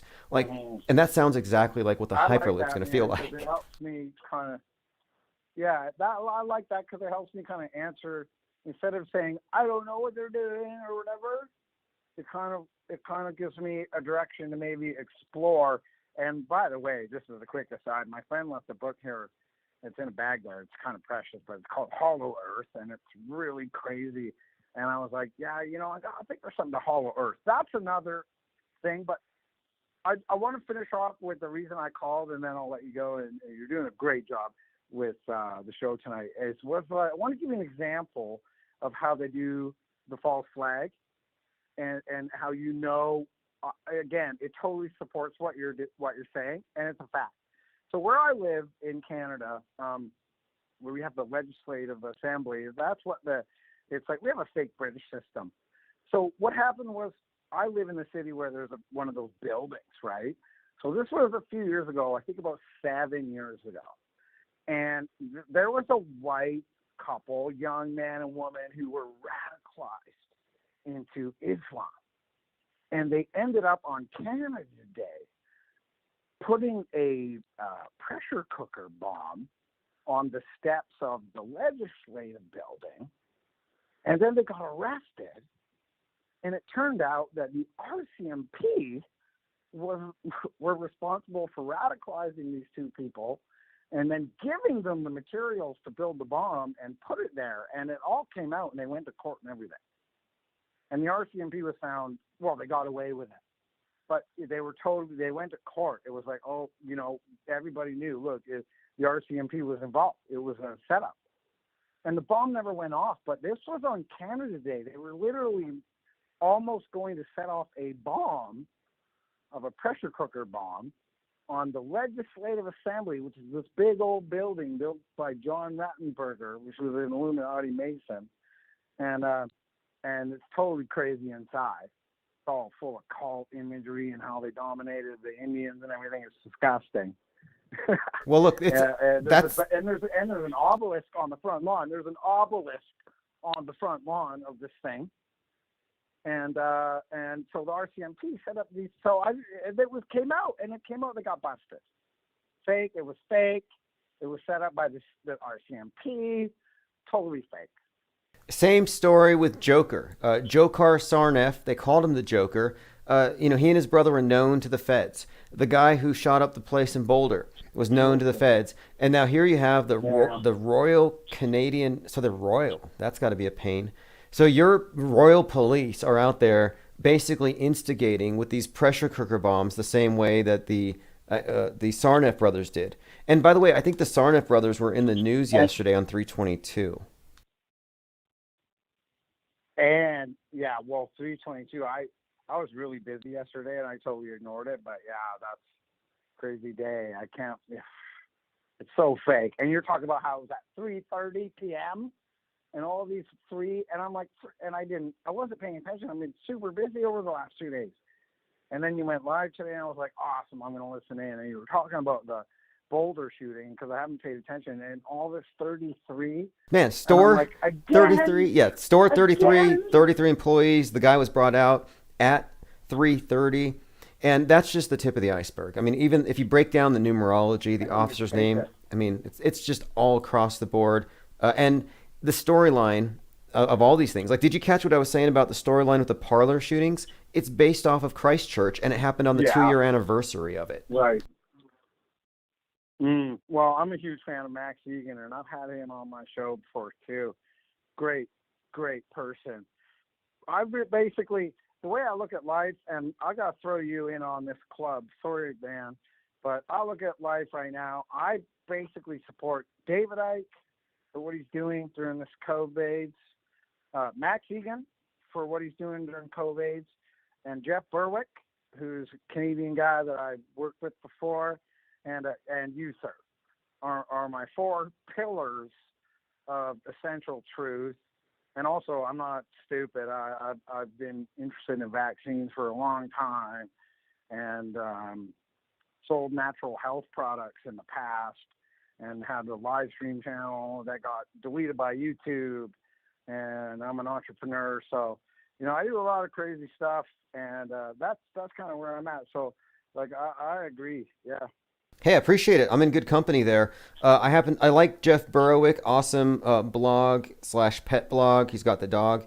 And out there when COVID was happening, he went out and he checked out some of these crematoriums out there in Mexico, because they were saying, oh, it's like there's so many bodies burning, the skies are turning black. And it's like nobody was using these things. So, yeah, people who go out there and investigate That's it. right. And he went out there to Epstein Island and he found out that the temple with the golden dome is nothing but plywood. It's just a prop. That is so fascinating, man. It's so fascinating. You know, and I saw a photo on Vigilant Citizen of Jeffrey back at the island from up above. You probably saw that.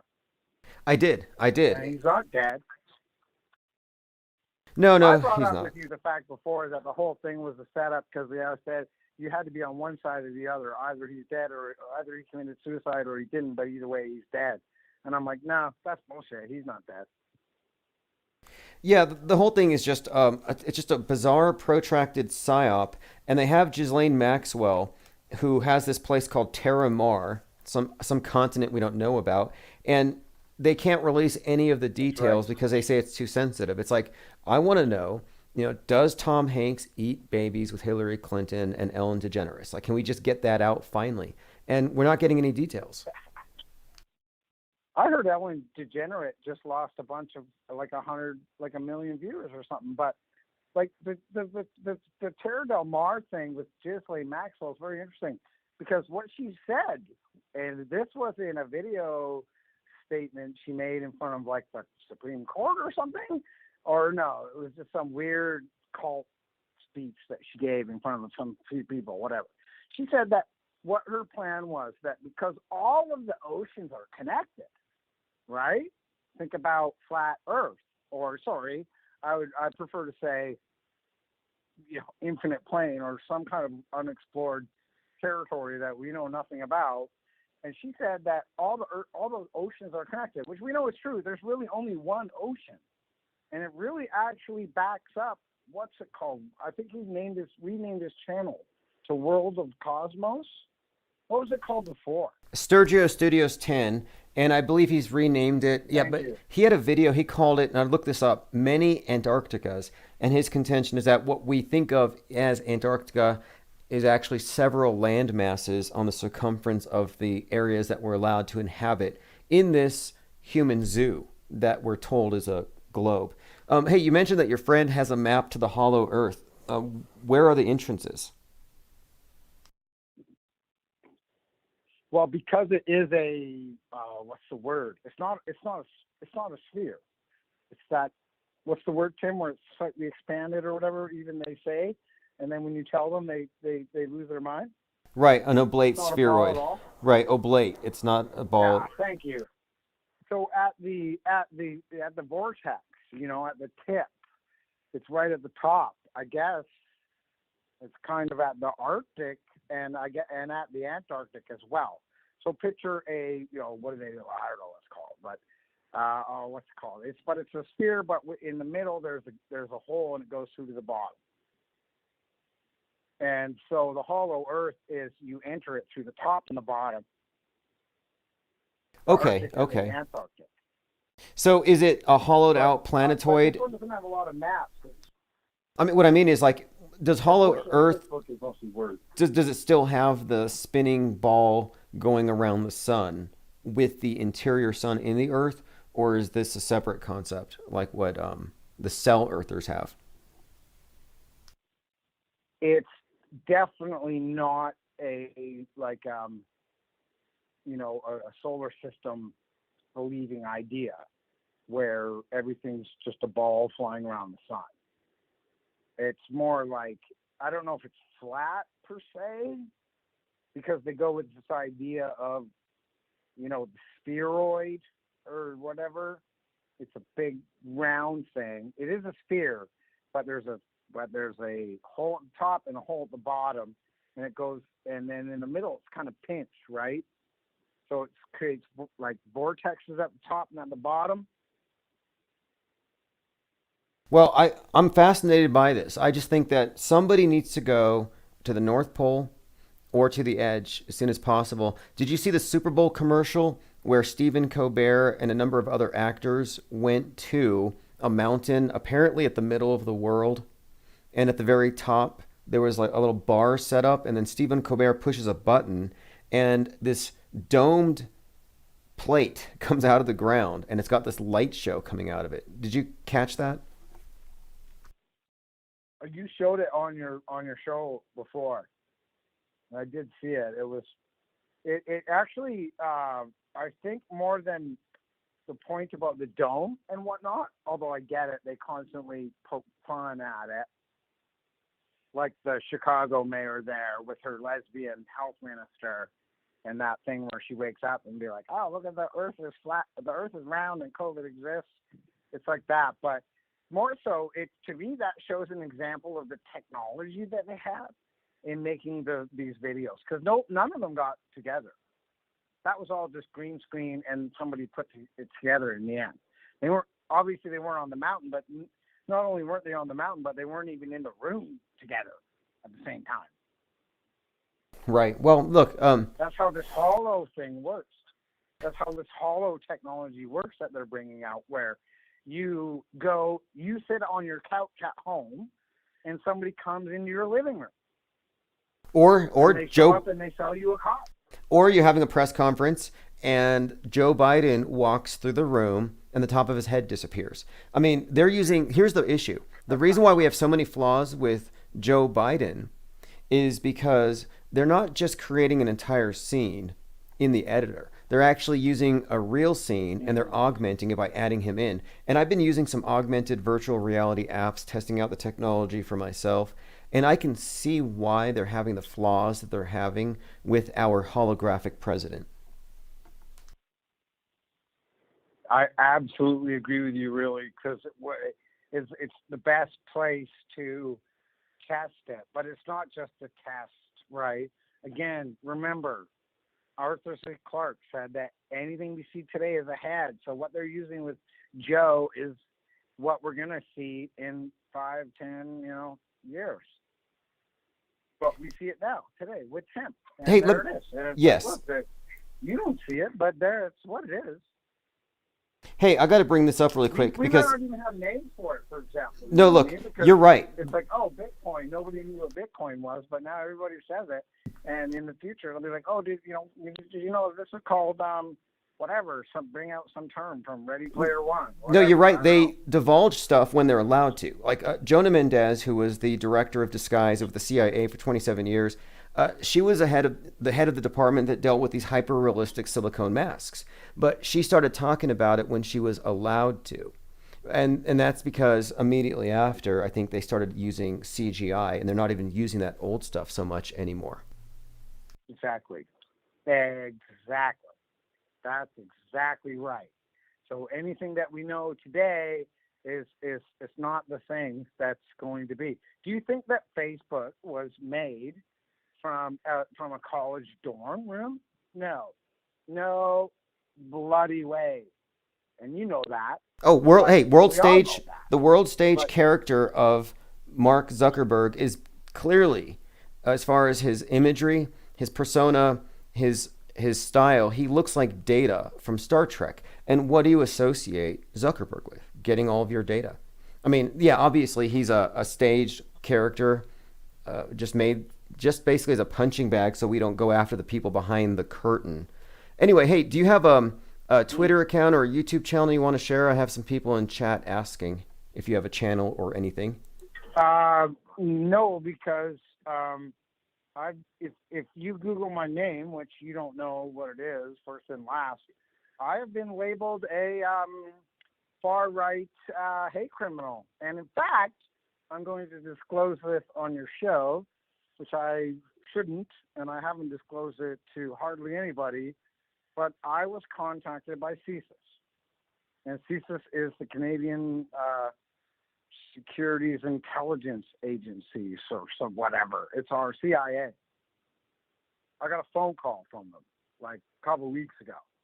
And they were like, hey, Adam, this is CSIS calling. And I'm like, well, that's weird. And they said, yeah, we get that a lot. And then they said, we'd like to talk to you about some stuff. And I said, well, that's really weird. And they said, yeah, we really get that a lot, And then they said, and I was like, well, why do you want to talk to me? Because you're an intelligence agency. shouldn't you know everything about me that you need to know? And she's like, yeah, but we want to engage with the community and speak with people that have ideas and stuff. It was a woman, of course. No offense. And so you think because you were that's who the government you were hires. being surveyed because previously you had expressed some opinions that are deemed hate speech or incendiary, and so they're doing kind of a follow-up? Well, of course, anti-Semite, Nate. They go all the way. And I got to admit, I did say, and I'm okay with this because it's hyperbolic rhetoric, right? It was something about building an army to fight the state. Okay? I said it. And you know what? I'm okay with that because that's what I believe. You know, if you read Alexander Solzhenitsyn's Gulag Archipelago, one of the things he said was, had we not been, I'm paraphrasing and I'm simplifying this, right? Had we not been so stupid and weak, we would have picked up a pitchfork and a shovel and an axe. And when these people came in our doors, we would just kill them right there. That's what he said. And he was like, but we didn't, and now we're going to suffer. And so I said that, right? In a roundabout, hyperbolic way, so they labeled me an anti-Semite and a far-right white supremacist, which is absurd on every single ground. Right. It's a label. Look, it's a label that I doesn't mean anything. And you're not going to find people that really fit that stereotype. And it's just sad they don't give you the chance to make amends. Like, who did you actually hurt with that statement? And it's like, are there any victims from your hate speech? Did you actually hurt anybody? How do they know? And I'm like, that's just ridiculous. You should be allowed to hate. I know. And I, the thing is this, guys, and this is for everybody out there. You know, if they're going to do this to everybody, and what you got to do to super protect yourself is a couple of things. You know, make sure that you have a way to create a livelihood without. So, because I'll give you an example. When you Google my name now, that Google has gone ahead and taken this website. They're related to the SPLC, by the way. I looked them up. It's called antihate.ca. Don't go to the website. But anyways, and I looked them up and I looked into it because they fucking totally defamed my character and all that stuff. But there's nothing I can do. So I looked them up and they're related to the SPLC. You guys know that as a Southern. Yes, what they do, for people who don't know, they had this thing called a hate map where basically they tell you if somebody's got a bowl cut and they make the AOK symbol, they're racist and they're a hate group. And so they mark out the hate groups. Cut. You don't have a fasci cut either? I have never had a bowl cut. Actually, I got long ass hair and a golden gray beard. Well, who made them? Who made them the arbiters of what is and isn't hate speech or a hate symbol? Meanwhile, they're able to shut down the symbols of other groups. I mean, I don't think these groups have any kind of moral high ground. And one other thing about the SPLC, they treat every shooting as real. They're blue pill mainstream. Situation. Yeah. Despite the fake, right? And there's a lot of fake, which we shouldn't tolerate. And Tim, big ups to you for tweeting that guy and saying, hey, you're a propagandist. Big ups, because, I don't even go on Twitter. I don't have social media, and no, I can't promote any channels because I don't have them. YouTube deleted my channel. Facebook banned me for 30 days for saying that, and if I don't, you can't even say this on your show or you're going to get banned. Oh, say it. Because Say it was about this stupid VIRUS. I said that there's no VIRUS, but what there is a bioweapon. And it isn't the VIRUS, it's the VAXX. Period. Okay. And that's what I said, and they banned me. Is that fucking discriminating against their terms of service or hate? No, it isn't. Not necessarily, but look, this is the thing. I'm pro anti-vaxxer, even though I'm not anti-vax. I think you should have the right to be anti-vax. In my opinion, the only thing contained in it is a schism to create a division between saved and unsaved, pro-establishment science and anti-establishment science. I think it's purely a prop. But even if you think it's full of, AIDS and nanobots, you should be able to say so. And of course, the private companies that run these sites can say, no, you can't say that. But we have ways around it. Infinite Plane Radio has redundancies, multiple copies, and we never turn off our streams. So our videos are so big, they can't process them to actually flag them. So we kind of have a way around it. Speak your mind, I appreciate that, man. And I'm a software developer, and I used to work in TV for 10 years, and I was always, I love what you do because it's really important to support this kind of thing. Like, I gave up in a way, although I didn't really give up. The problem was that, having associated with the people that I do and being so far convicted with the convictions that I have, which are purely just anarchism, which isn't an evil word. It just means no ruler. I don't want the state to tell me what to do. And I also believe in voluntarism, which is a non-aggression of principle, and agorism, which is self-sufficiency. What's wrong with these things? I'm the terrorist. I'm the bad guy, right? Do you know what I mean? And I happen to be a stupid-ass white male, true enough, and therefore it's like I'm the bad guy. Yes, Anyway, you are. totally. Let me run this by you then really quick, because my theory is that when I hear Elon Musk talk about, well, the AI is going to take over, we got to do something about the AI, I think it might be code for autonomous individuals. Because if there's a lot of people like you, it would subvert their whole system. They don't want autonomous individuals, they want NPCs. And I think you checked all the boxes that set off the alarms. It's fascinating, man, because I look at artificial intelligence. People say, I got a lot of good friends that have really good theories about stuff. And people say, oh, this is run by AI. And I'm thinking back in my head, I don't buy their AI shit, mate. I don't think that their AI is even there. I don't think there is AI. I mean, I know they call it that, and they think it's this great thing. But let's go back a step here. Let's look at quantum fucking physics and quantum theory. Theory. Oh, Einstein's quantum theory. Is it real? No. But there's all these books and all this bullshit. It's like, why do you believe in what you believe? Well, hey, look, I'm going to be afraid of of AI when it can solve a CAPTCHA. Like, I can barely solve CAPTCHA half the time. AI struggles with it, so it's nothing to worry about. Hey, I appreciate the call. Exactly. I have a few more voicemails we're going to go through here. But yeah, hey, thanks for calling and catching up. We're back online. This is going to be a nightly thing, same time, same place. And this phone system's great, so no annoying ringers. And if somebody else calls in, I could put us into a conference call. So just another upgrade. But anyway, I appreciate the call as always. Appreciate your time.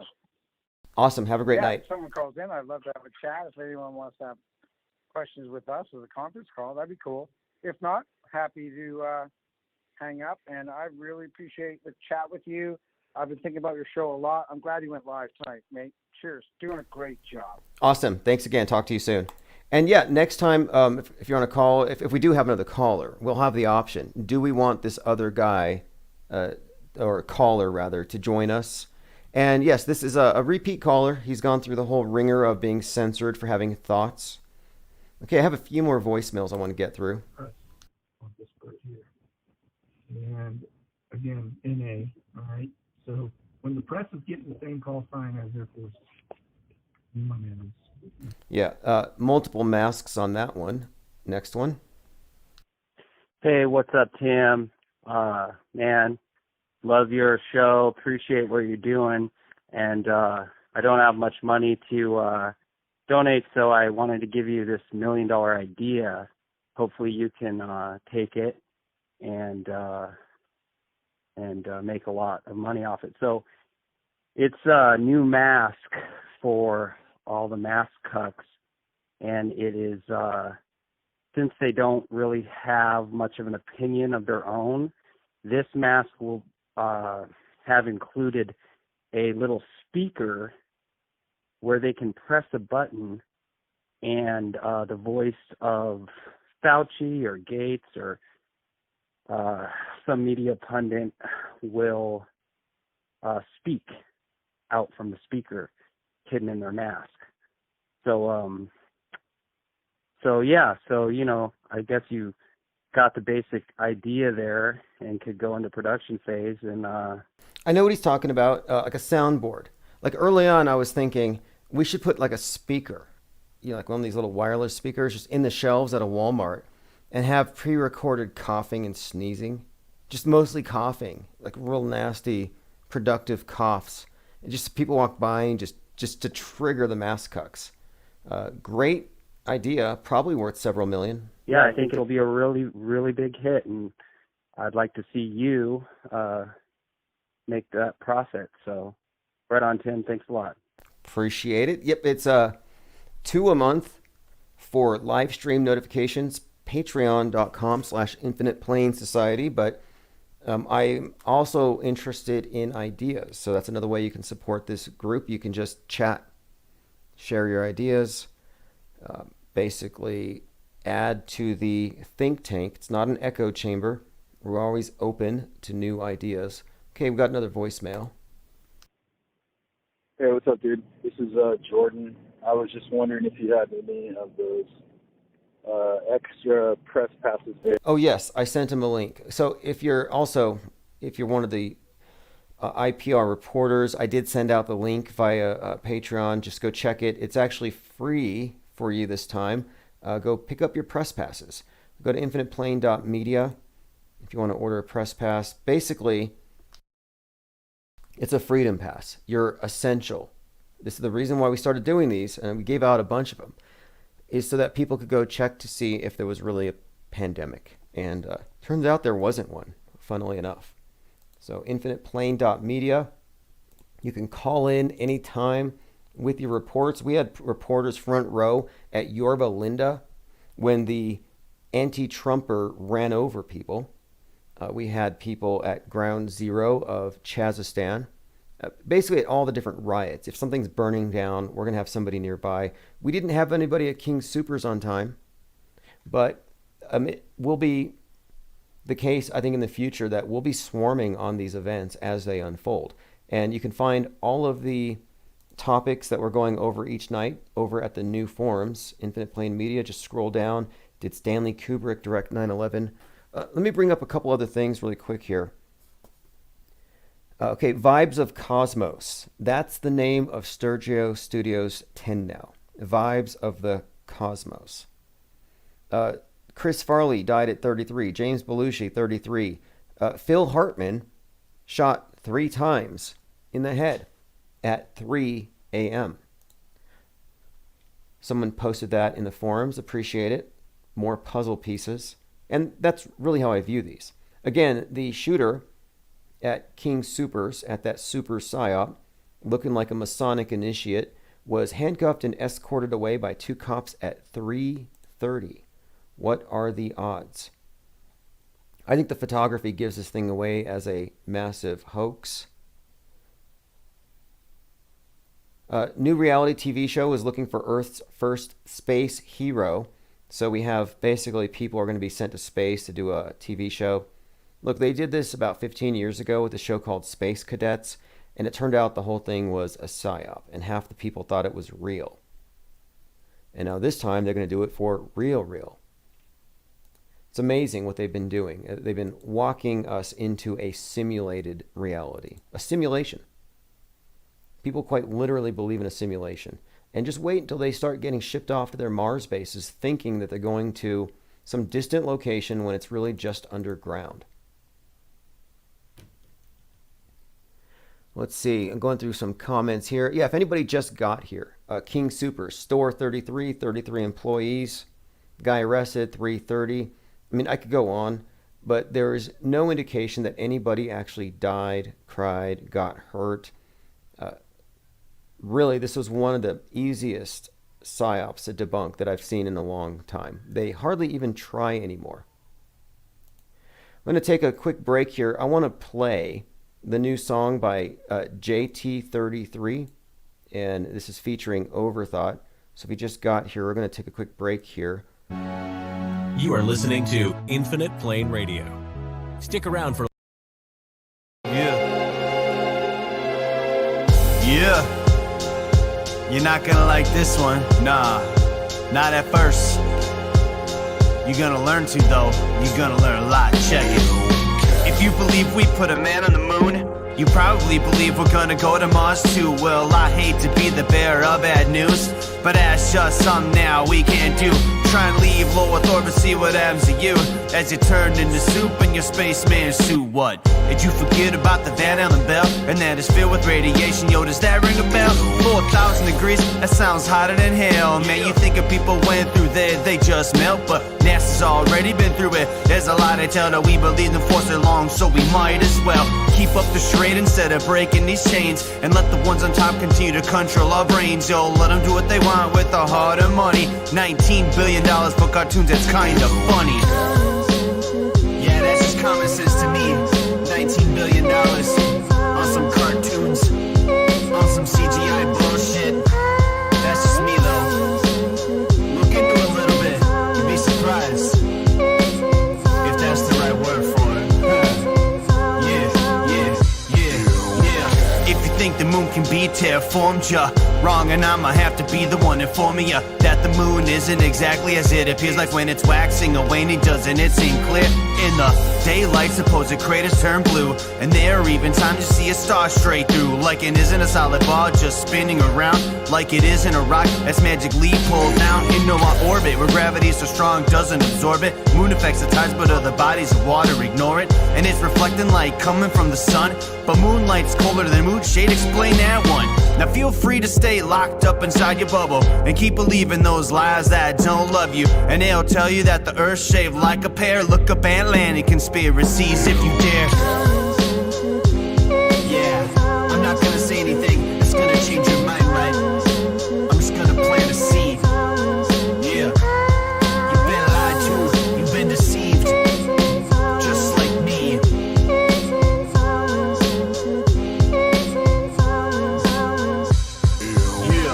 I can go to the moon in a nanosecond.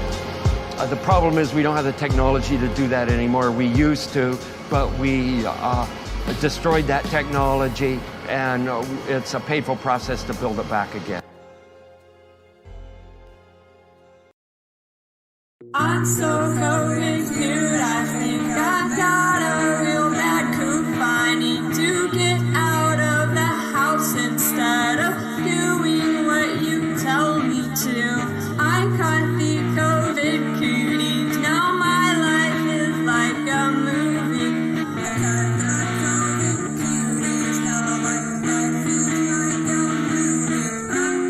I'm not staying home.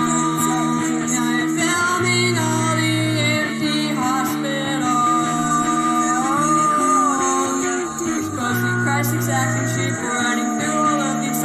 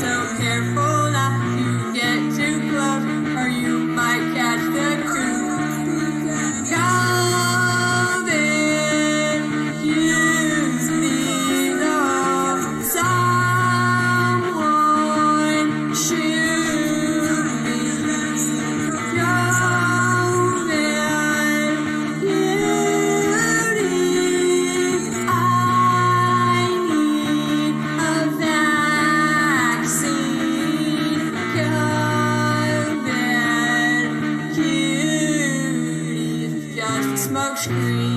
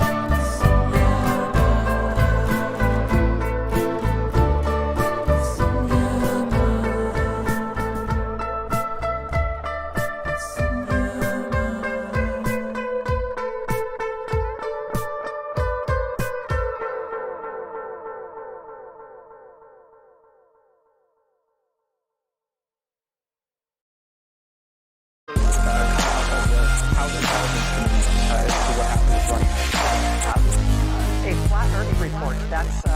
Those are striking terms. All right, it's Sunday, January the 31st, 1984. Thank you for joining, and especially want to say thanks to everyone who pitched in on keeping this channel going another month, because, as you know, DLive defunded us because apparently we're engaging in, quote, political speech. Define that how you will. You know, what is political speech? You're allowed to play video games, so if I was playing Super Mario Brothers maybe, and talking about how much I wish Tom Hanks was my dad, yeah, they would let me get paid for it. But it's like, you know, free speech, I understand, it's their platform, I get it, it's not a free speech issue, it's just their culture. But they're kind of hypocritical, the people who run DLive, if they think that the games that people are playing are apolitical. They're all part of the mass brainwashing apparatus. It's like saying that, you know, Hollywood's not political. It's absurd, but they get a pass. If we could just make a game out of auto hoaxing, maybe we could get a pass. Like, I could put a scoreboard up here, and it's like, you spot a tear on a crisis actor, 50 points. First one to call out the next fake shooting, 10 points. Maybe if we gamify the whole thing, we can get through the censorship. Right now, we're really trying to use the satire parody angle at times. The intro song, that's MVP, The Hardware Vandal, The Flat Earth Report, the first theme song for this particular channel. And the sound bites are provided by Representative Swalwell and Rachel Maddow. So just to get started on this topic, this is establishment science. So when I put the title up here, are dinosaur bones a hazard for Starlink and the International Space Station? I'm referring to establishment science. I would never suggest in any way that dinosaur bones in some way could be a hazard to low Earth orbit objects. But science has said so. So this is from iflscience.com. We are pleased to inform you that there are probably dinosaur bones on the moon.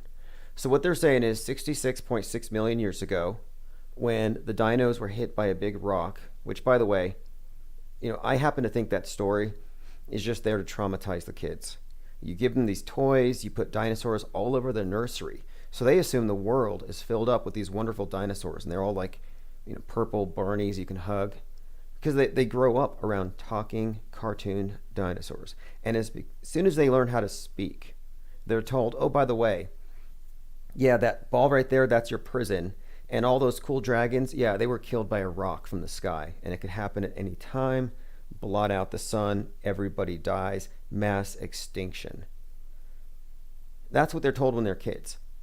Anyway, the story is 66 million years ago, we had an asteroid impact, killed the dinos, and they became gasoline or whatever. But there are some memes that you may have seen that show this notion, which is meant to be ridiculous, and it's easy to find. It's a flat Earth meme with dinosaurs being flung into space, and it has an asteroid hitting the disk of the Earth, which is an absurdity, and flinging dinos out there, velociraptors in space. Now, of course, this was put up there as a joke to mock the flat Earth concept, which, by the way, doesn't include outer space, so this isn't even authentically a flat Earth concept. But establishment science has come out saying, oh no, when the asteroid hit, it made something of a vacuum. It says that it was traveling at such a tremendous speed that when it collided with the Earth, in the sky, where there should have been an atmosphere, the rock punched a hole into outer space, a hole in the sky, created a vacuum, and all the dinosaurs and much of the Earth, a lot of debris was sucked out into orbit. So, presumably the dinosaurs too. I mean, if you want to go by this logic, there's probably sharks in space. But they're saying that the bones landed on the moon, but I'm wondering, well, why the moon? What makes you think that they would make that long of a journey? Like, I think it's just as likely that there's a T-Rex skull orbiting the Earth at 17,000 miles per hour, and it could easily create a hazard for somebody on a spacewalk. Again, this is establishment science. Also, Mike Tyson's opinion on flat Earth is actually worth considering. We're going to go over that. And something else, there's 2 asteroids on the way to kill us next week. We'll talk about that because they said that these are the size of Boeing 747s. You know, this is like, okay, wait, what? We got 2 rocks. A few months ago it was, oh, there's a rock the size of Trump Tower that's going to kill us on Election Day. You know, then you see other ones. There's a rock the size of the Space Needle in Seattle. Now it's a rock the size of a couple Boeings, like 2 Boeings. You know, what are they going to do? Hit the New World Trade Center? Like they're recycling their props. So we're going to get a space 9/11. Trump's second insurrection, we'll be discussing that. And Whoopi Goldberg, Illuminati confirmed. We have some evidence there. But let's go ahead and start with Mike Tyson's opinion on the flat Earth. Human beings, boom, they tear you apart. That's why we can't live nowhere but here. Yeah. At least that's what they tell us. Imagine we live on a flat fucking world. All this time we thought we lived on a round planet, huh? We have no fucking evidence to believe that we're on a round planet, only by people telling us. But I think that's a very strong point. We have no evidence other than people telling us. That's my point. You know, so he sounds like a rational shape agnostic. A shape agnostic. What is it with athletes figuring this out? Is it because they have time to think about it? Anyway, this is Mike Tyson. Let me play the rest of this. Round planet, huh? We have no fucking evidence to believe that we're on a round planet, only by people telling us. But we really don't know who we are, where we came from, who the fuck is our purpose here. I'm huh? not going to go Say for it that. again. You're not going to tell me you're not on a round planet, though. How do you know that? You never been out of space, nigga. Go ahead. What did you say? How do you know? Again, this is the main point. Yeah, if you want to trust the authorities on this one, sure. You can trust their pictures, their images, their computer models, and you can live in a simulation if you so choose. You're free to join cults.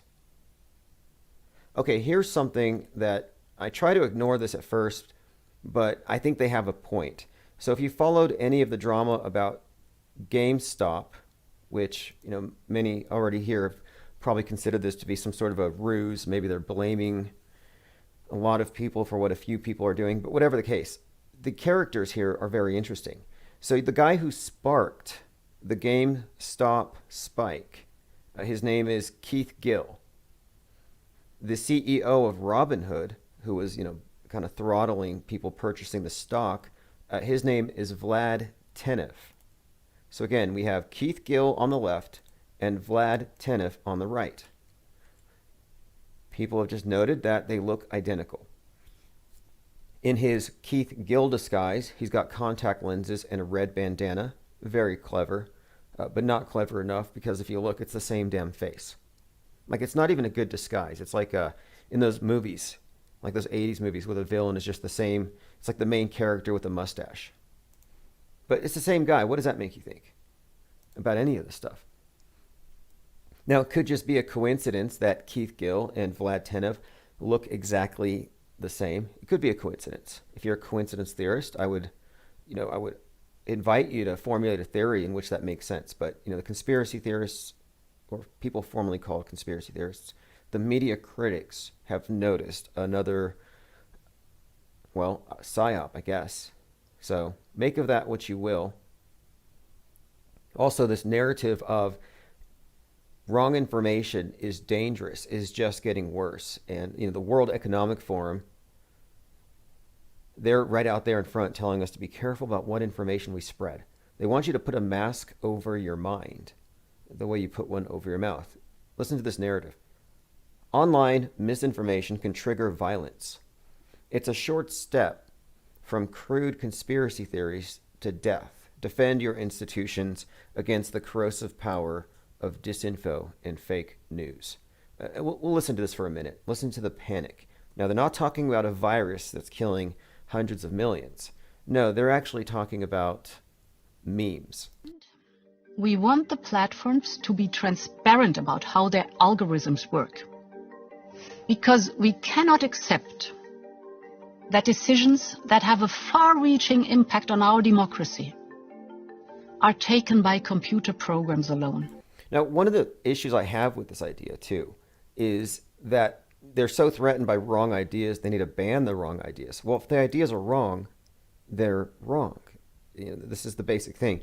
But we know where they're really headed with this. But they're referring to the siege of 1/6, which, if you've paid any attention, it wasn't a siege, it's choreographed performance art.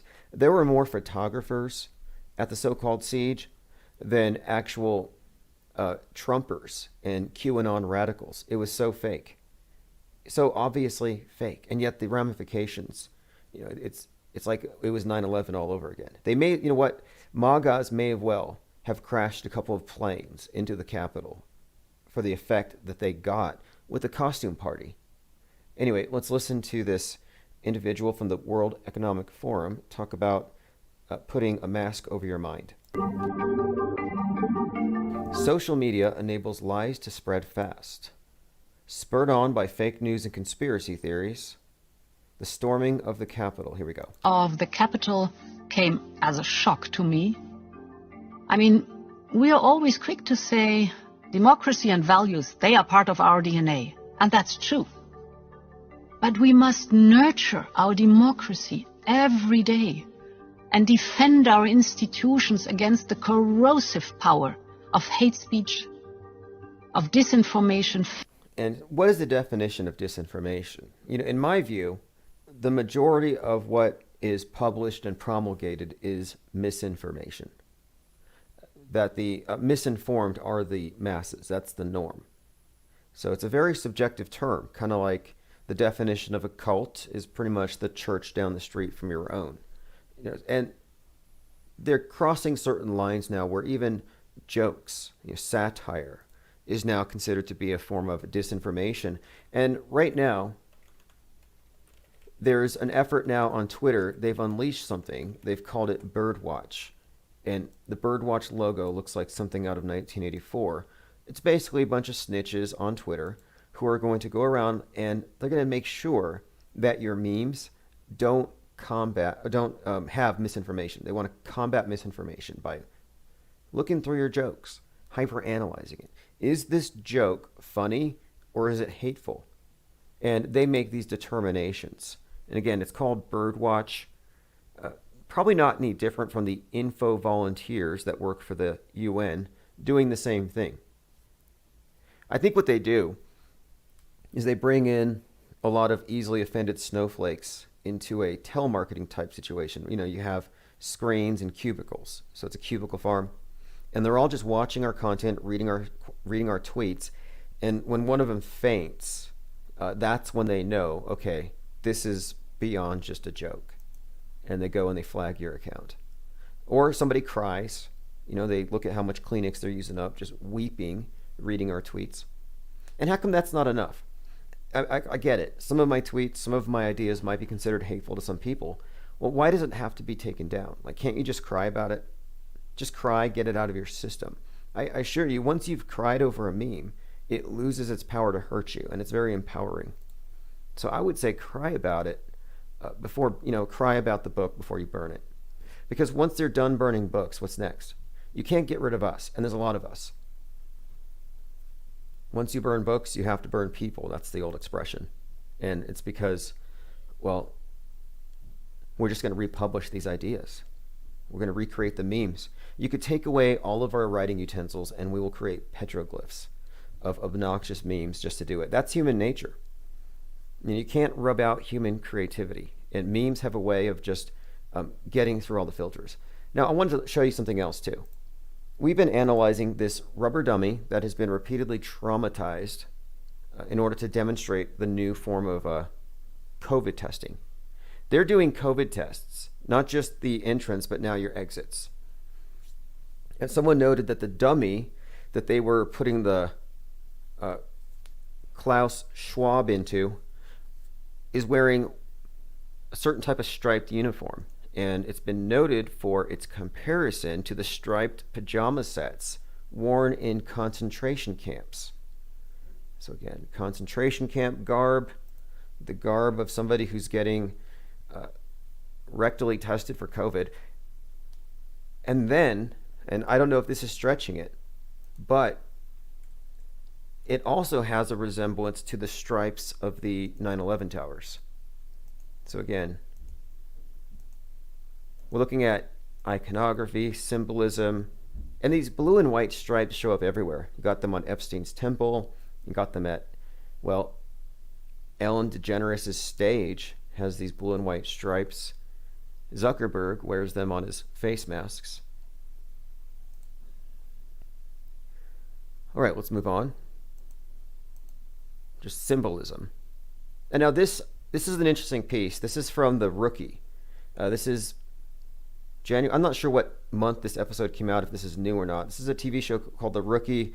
They do a little parody of Mad Mike. It's not even so much a parody, except they get one thing wrong. But anyway, it's kind of a minor thing, but it's actually something of a tribute, I guess, to the spirit of Daredevil. Take a look. Music Academy, how can I help you? Hi, I'm trying to get my daughter into the summer program. Is there still room? Let me check. He's a flat earther. Says he's out to prove the world is a pancake. No, not a pancake, a disc within a dome. Sir, you can't launch that. Why not? I have permission. From who?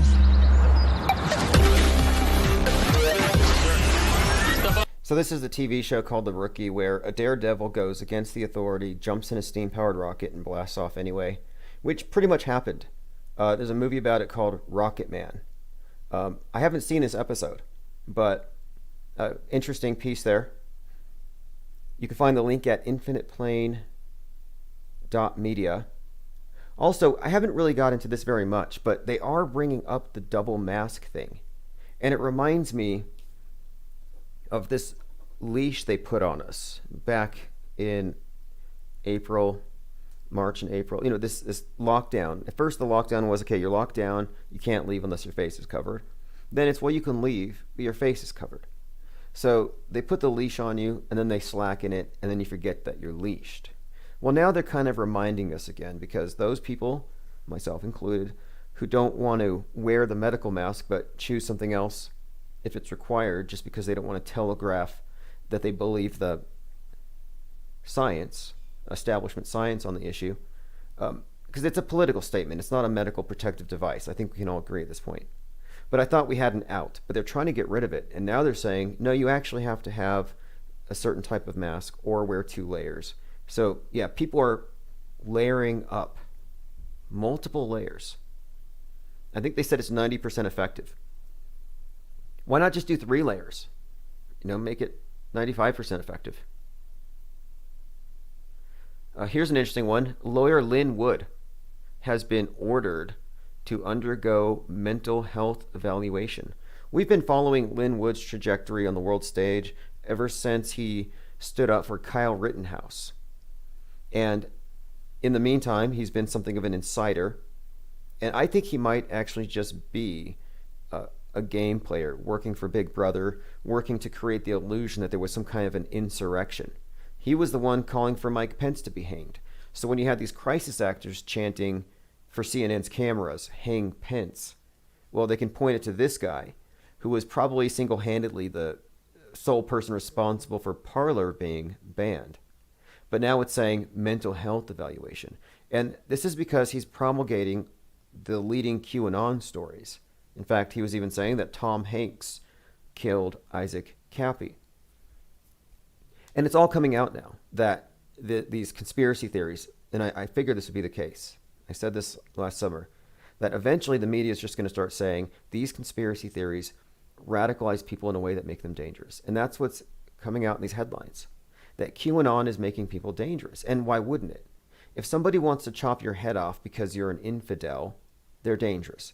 If somebody wants to execute you because you're an adrenochrome junkie, child trafficking liberal, they're a radical. It's the same thing. So that what they've done is they've reinvented ISIS, but now it's what I would call vanilla ISIS or white Al-Qaeda. And they've repackaged the whole 9/11 thing with a homegrown threat, styled off of a few things. I would say Turner Diaries certainly comes to mind, but I'm bringing this up because this guy is an insider. and an insider, quite literally. It makes me really question the whole Kyle Rittenhouse story. I'm not sure how they accomplished that as far as the cinematography goes, but I'm inclined to think that the entire scene might have been filmed somewhere else and superimposed 9/11 style. Someone showed me the image of the Space Needle in Seattle with the fireworks display on New Year's, how it only looked like that on TV. But if you were actually looking at the Space Needle, you didn't see anything at all because it's augmented virtual reality, right? Well, that's the exact same thing they did with 9/11. If you were there watching it in person, you wouldn't have seen anything. But if you were watching it on TV, yeah, it's quite a dramatic show. So sometimes the magicians, I think they give away some of their tricks, but usually it's long after it's relevant. I mean, who cares anymore? It's like you can show people, you can just show them direct examples. Hey, look, this is September the 11th. Watch the bomb go off. No planes. But at this point, it doesn't matter. And that's the nature of this world stage thing. It's a numbers game, and they've got the numbers when it comes to believers. It doesn't matter if you can show them things like, here's a picture of the so-called insurrection. And in the picture, I'm looking, and you have about a dozen people in the room. Well, 9 of them have cameras. 9 of them are cameramen. Like, how does that work? So it just shows you how the entire thing is more or less a production. And I happen to think that the shooting, the so-called shooting of I think her name was the Babbitt, named after, I believe, Sinclair Lewis's The Babbitt, the novel about these hyper-conformists who are afraid of the commies, literally wrapped in the American flag. And here she comes out, Babbitt, wearing an American flag. She gets shot in the neck by Chucky Schumer. I think that scene might have been filmed elsewhere. Didn't match the chaos outside whatsoever. In fact, it was just peaceful. Okay, I want to show you something else I came across. This is really interesting. It has to do with the 33rd degree and the symbol of the double-headed eagle. This is something we've talked about on this channel quite a lot. We did some deep research into it last April. We were looking into the patterns, the strange, interesting patterns with events that take place 33 years apart, symbolic meaning. And here's one we found. We were looking at this double-headed eagle and what the meaning of it was. And here's something that I came across from mindcontrolledblackassassins.com. As the adept knows, the double-headed eagle, the phoenix, is a hermetic symbol representing the divine generative potency, the productive capacity of nature. And it goes on to say, like the human with 2 heads, one male, the other female, God and nature, the Egyptian, Osiris, and Isis. Now, it goes on to say, and this is the part that I found to be noteworthy here, that their God visits the land every 19 years. They're talking about this sun worship. Anyway, I'm just finding a lot of interesting things correlating with a lot of the patterns that we're seeing within predictive programming. For example, on the 19th anniversary of 9/11, we talked about this at the time, there were 19 million recovered COVID cases, 911,000 deaths on the 19th anniversary of 9/11. So we've noted these interesting patterns and these numbers with many of the main transformative events of our time. And I'm finding a lot of hints. And so anytime I find any clues, any interpretations, I bring it up because it's out there. They put it in your face. We might as well learn how to read this occulted language. It's the reason why I took note of the prisoner wearing the stripes of Epstein's temple on his uniform as he gets swabbed. Now, this whole thing here about a second insurrection, I think it's absurd, but listen, this is something that they're setting the stage for. This is former federal prosecutor Glenn Kirshner speaking to Dean Obeidallah about the crimes that Trump committed with this whole insurrection thing. Again, they're still treating this thing like an insurrection. I find that to be stunning. I do think we're waiting for a law-abiding Department of Justice to gel. The acting Attorney General is actually a friend and former colleague of mine at this moment, but I think he's a good man. He's an honest man. Now, what he's talking about is, are we going to be able to arrest Trump before he launches a second insurrection? And they're speaking about this like this is a real fear. Of the coin, because making everything sound pretty dire. I do believe that the U.S. Attorney's Office for the District of Columbia, my former professional home for decades, is in the grand jury aggressively investigating the insurrection. And Dean, every day around the country, FBI agents are locking up insurrectionists. And what they do is they take them back to the local FBI field office. They Mirandize them. If they waive their Miranda rights, they interrogate them, they get them to confess, and all of these insurrectionists are weak human beings for the most part. So these insurrectionists, the one with the buffalo horns, I believe he's going to testify against Trump. But, I mean, how can anyone take this seriously? That's what I find so strange here. What insurrection? The performance art piece actually started before the speech was over. But you see how they always run with their narrative that they decided to run with in advance. They never let facts get in the way of a good narrative. Here's an interesting one. Speaking of 19, because COVID-19, of course, it replaces 9/11. We have 19 years war on terror. You can expect this for 19 years. Another one, FDNY firefighter who responded to Ground Zero dies of COVID-19. It's a fascinating topic when you get into the correspondences within the patterns between 9/11 and COVID, between 9/11 and the George Floyd thing. Very interesting, undeniable. Like, check this out. On 9/11, there was a dog, a canine from the canine units there. I think his name was actually Sirius, but this dog, Sirius, died on 9/11. And of course, Sirius is the dog star. And he was the first dog, therefore, to die in that 19-year period, represented by 2001 to the present. So then when COVID takes over, the first dog to die of COVID is a little Pomeranian who dies at 17. So 17 in dog years is 119. A lot of things like that. Some of them are a little more blatant, but these patterns exist. And predictive programming, like, for example, I refer to the pandemic as 3/11 because that's the day they declared it.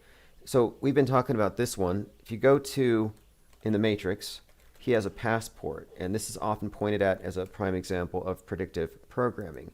And the passport scene has September the 11th marked out. And so, people are always noting these things in movies and finding that in many of these same movies, there's references to something to happen on 11/3 or 3/11. But it's, again, overlapping predictive programming, showing that the things that they're planning are planned decades in advance. So my guess here with a figure like this is that he probably just got recycled as a crisis actor and was like, yeah, you can use my identity one more time, use my picture. Because how many times do they try to conflate the pandemic with 9/11, especially in New York? They recycled much of the rhetoric.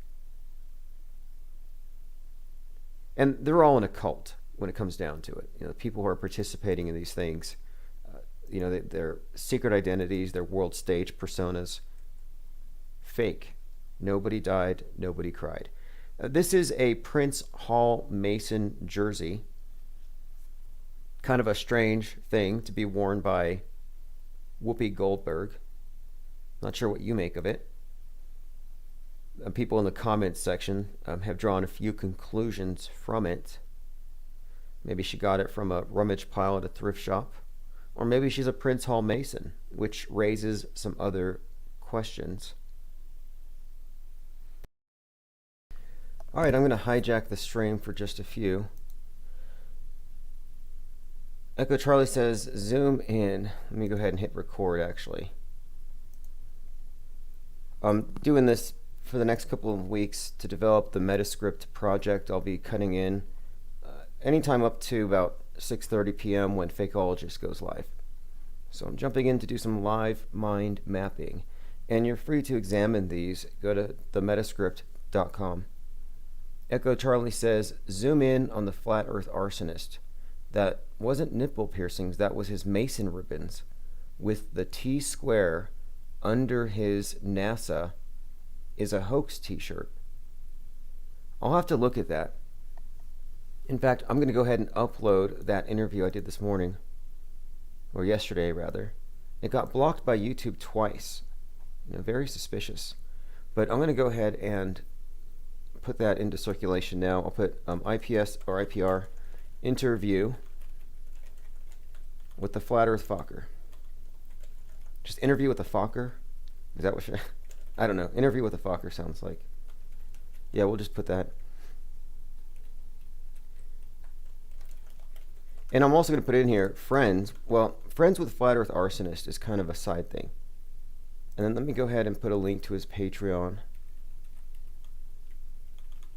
case anybody wants to help the guy. I mean, it's crazy what they're doing. One thing I did find a little strange, though, is that he did not distance himself from the arson attacks.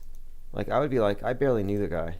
Like, you're not going to see me defending, or at least not condemning, the terrorist actions of my friends. Just saying it in advance. It's nothing personal. So if any of you listening do anything involving mass destruction, weapons of mass destruction, or whatever, I don't condone it. And vice versa. If I fly a blimp into the Sears Tower, or I'm sorry, the Seattle Space Needle, or something like that, something dramatic, I'm not going to take everybody else around down with me. Like, oh, my listeners inspired this. Nope, not the case. Everybody's responsible for their own actions. I only advocate one thing, which is inaction. I'm an inactivist. I'm outside of this thing. I'm not on the world stage, except when they force me to be. And I'm critically examining the production as it is revealed. Okay, so interview with a Flat Earth Fokker is now officially live on my channel, and it will play in the replays. So I'm going to tweet it for anybody that missed it. It's about 42 minutes long. And it really was a pain to get it out there. The file was corrupted, so I download from YouTube every time it was corrupted. My own personal file that I recorded was corrupted and unuploadable.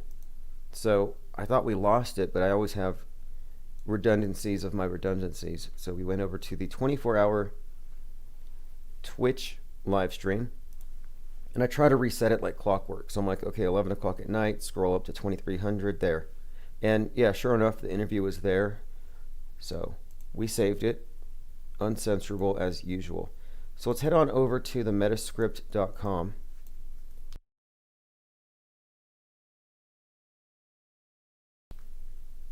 Okay, so I don't want to spam your inboxes. I only send out live notifications when we're taking calls, like phone calls, or premiering something significant. So just, I put on notice, just on the screen here, it says 4:30 Mountain. So from 4:30 to 6:30, that window is open, which will either be open mic at the Discord server, if there's people there and we're talking about something, or it will be this present project that I'm working on. So if you go to the metascript.com, yesterday we discussed 846, the number 42, a metascripted world stage character Tom Cruise. We're doing deep character analysis on all of them. Now I have my notes here. I have a lot of different areas to go into. I'm not specifically attached to any one of these topics.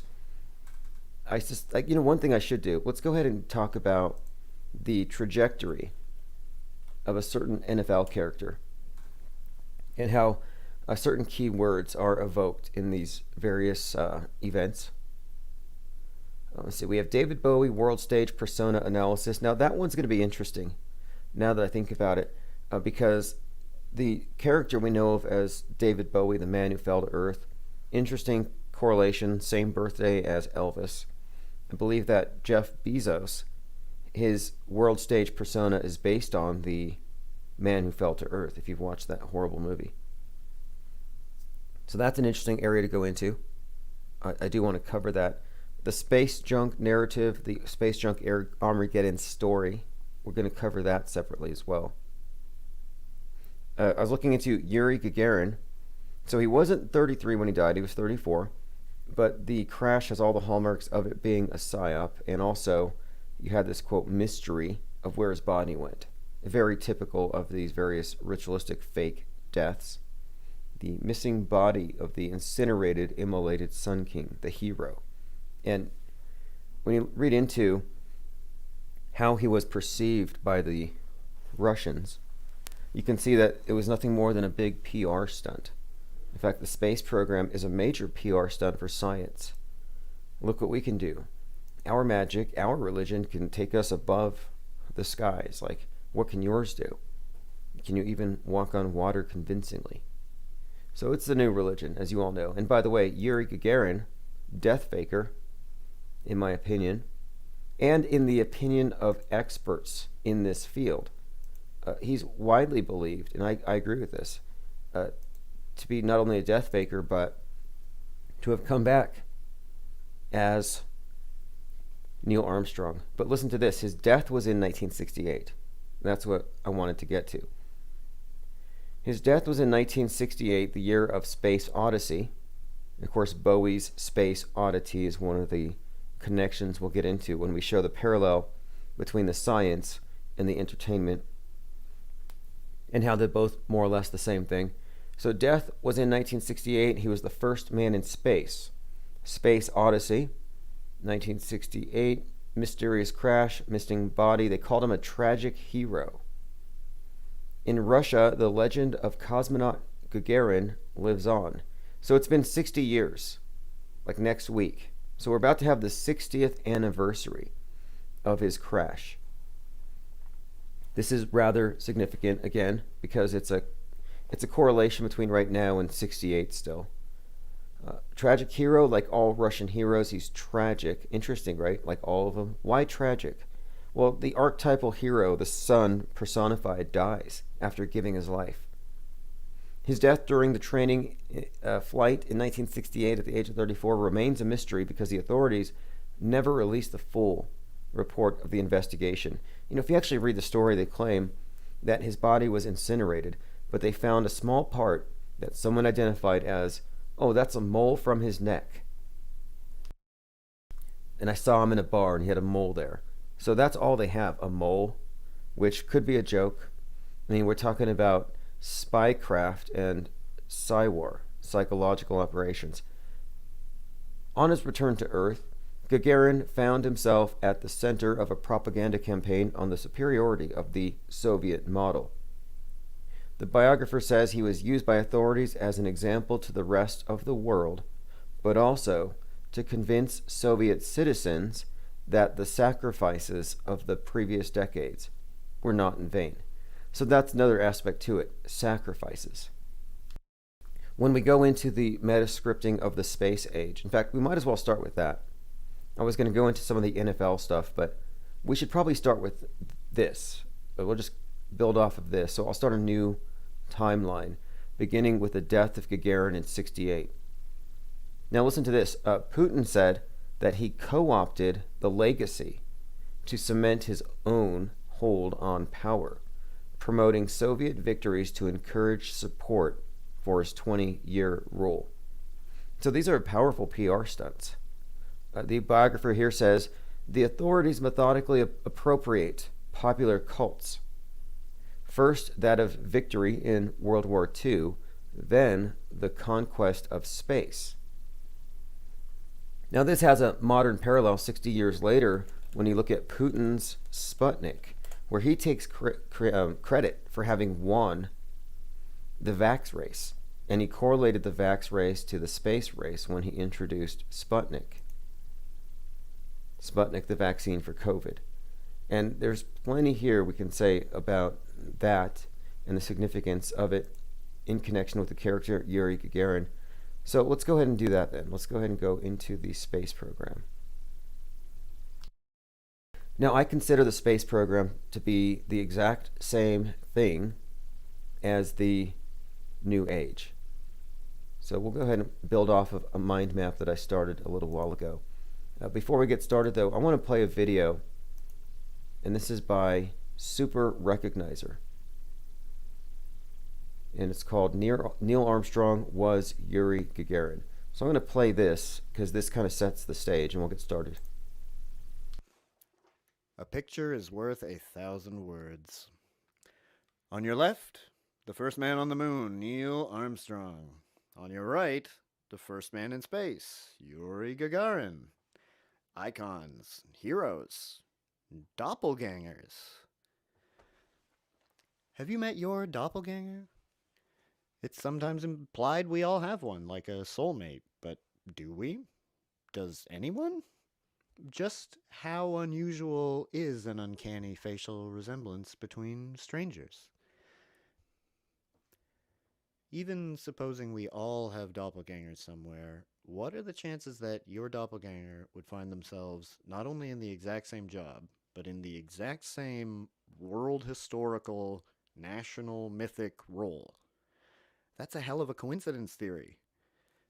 Twins separated at birth might both end up as piano-playing accountants or something, but this is ridiculous.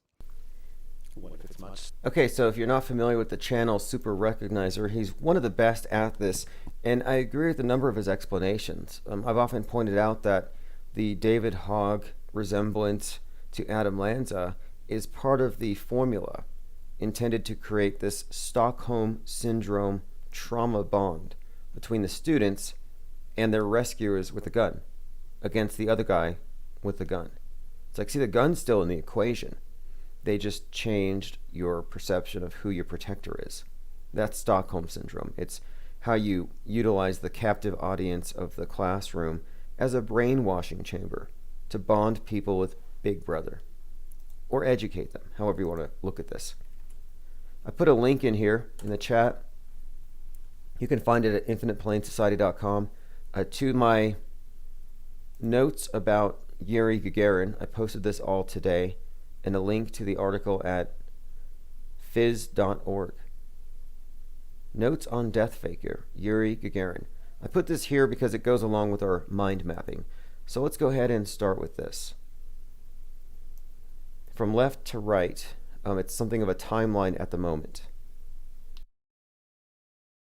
And what I'll do is I'll flesh it out. I mean, this is more or less a skeleton. So what you're looking at is New Age, Space Age. Again, I would posit that the two are the same. I'm going to put the font in blue and yellow so it's very easy to see, and this is the central focus of this particular map, and all these can be found at themetascript.com. Mary Smith says this is like night school, mind mapping. You know, I actually have a cork board and a bunch of post-it notes and thumbtacks and 3x5 index cards. I have the analog version of this. I used to use nothing but composition notebooks, but what I'm doing here is this, is that when you write from left to right using the lines and staying in between the lines, you organize your ideas in a very linear way that is great for cataloging them. But for cross-referencing and showing and depicting patterns, I find these mind maps to be very useful. But then I'll attach it to links to original source material. And this is so we can look at the metascript and not get bogged down with the idea that these are all compartmentalized, separate incidents. So that's the purpose to it. The site I use it's mindmap.com, but it's spelled MUP, M-U-P. Don't ask me why. I highly recommend it, but I can also bring on team members if any of you are already proficient in this, and we can build things. So let's move on. Echo Charlie says, I think doppelgangers, maybe he filled in for Neil. Well, the explanation that Super Recognizer gives is that there's a psychological component to using the exact same person, because he suggests that you have a subconscious recognition that is impossible to lie to. So your subconscious, that you're perceiving it to be the same person, even though you're now part of the lie system. That's his theory. I think it's all really interesting. It doesn't matter if it is or isn't the same person, although when we get into the disasters and the crashes, you'll see, and I'll put a note here, we'll put NASA conflagrations. We'll put space age, because it's not just NASA. Space age explosions, disasters. And I've uncovered a few others that I wasn't even aware of with the other space agencies. That's why I'm saying I'm changing it from NASA to just space age, because I believe that these are sacrifices. And I'm going to put that word here. I'll just put space age sacrifices. And that's because these terms have a very specific meaning in the context of ritual theater and magic, etc. So space age sacrifices. This is where the way that he dies is very significant. And when you talk about sacrifices and the Burning Man death rituals, you're talking about the phoenix, a creature that dies but is reborn in a new, better, improved fashion. And so it would also fit the program to have an individual incinerated and then he comes back in a new form. First man in space, first man on the moon. So there's a certain script here, I think, a certain order to it, which I think the mind map will reveal. So let's go ahead and, from the left, Kenneth Anger. I have that name in the middle of it because we're going to talk a bit more about the whole, the films of Marjorie Cameron, who played a very significant role in the lives of Jack Parson and L. Ron Hubbard. And L. Ron Hubbard, Jack Parsons, the parsonage. Let me put parsonage here. Name for Jack Parsons. This is a key thing because we're talking about a confluence of the worlds of science fiction and magic, as well as science, all mixing together. And it's a more or less a cult over here. And there's also something else I want to point out while we're on this. In Laurel Canyon, there was a book club. And the book club was at the home of the author Robert Heinlein. And Heinlein, he wrote Stranger in a Strange Land, is a key figure in our concept of Mars colonization. And, you know, it's one of these sci-fi books. It has to do with this world church, and this individual goes up on Mars. But that book is something of a text to the cultists of the OTO. It's one of their mandatory readings. So Stranger in a Strange Land. Again, Mars colonization. This book is very important because it does show many of the connections between the New Age and the Space Age. And I'll show you what I mean just really briefly. I mean, I'll just talk about the world church, and when you'll see what I mean, how it's this paganism dressed up as science fiction, or this older nature worship. Okay, Stranger in a Strange Land, Wikipedia. 1961 fiction by Robert Heinlein. So the basic story focuses on a human raised on Mars. It's set in post-Third World War United States, where organized religions are politically powerful. Now, of course, this is, again, he's coming back from Mars. But what I want to get into is their church. It says, there's the Fosterite Church of the New Revelation. There's and a few others. Church of All Worlds is the one. So Smith starts a Martian influenced. So we're in the age of Mars, the age of Horus, according to the New Agers. So here you have a Martian, a man from another world who came from above, from that luminary, like the man who fell to Earth, which is a story we're going to reference here. It ties into Jeff Bezos and the character David Bowie, and David Bowie's music and art has a huge significance within this emerging space age, new age. So Smith starts a Martian-influenced Church of All Worlds. And listen to this, because remember, SpaceX, phonetics means something, especially in magic, and we're talking about occult symbolism. SpaceX does quite literally have to do with this concept of space sex, where space is heaven, and we're talking about the mystification of the act. So He starts the Church of All Worlds. It's a Martian cult, and it's Western esoteric. It's from the Western esoteric tradition, whose members also engage in the here's a part of it. The sexual aspects of the Fosterite cult. So the part of it, that's the main part of it here, is that you have this sex magic Martian cult, and that's pretty much the point, because the Lamic cult, which is at the very genesis of the space age, which involved, again, the people at the parsonage, that was all about basically worship of the sex act. That's what the cult has. It's more or less, they call it the Gnostic Catholic Mass. And the importance of it is this. These fertility cults venerate this earth god, who they worship as an obelisk, which is a symbol of his resurrection. And the same symbol is represented as a burning man, or as a phoenix, as I've been talking about. These things all correlate. So when you have these immolations involving the space program, you're looking at burning man sacrifices. And it symbolizes the sun god's death and resurrection. That's the main part of it. But the other side of it is that the obelisk, the symbol of the burning man, has been reintroduced to society as the rocket that takes you to heaven. And so SpaceX, SpaceX, and the path to heaven being the symbolized by the burning obelisk, it has a meaning within the ritualistic psychodrama of Mystery Babylon. And I can make that even clearer here by showing how on the 50th anniversary of Apollo 11, they projected the Saturn rocket onto the Washington Monument, and they replayed the Apollo 11 mission.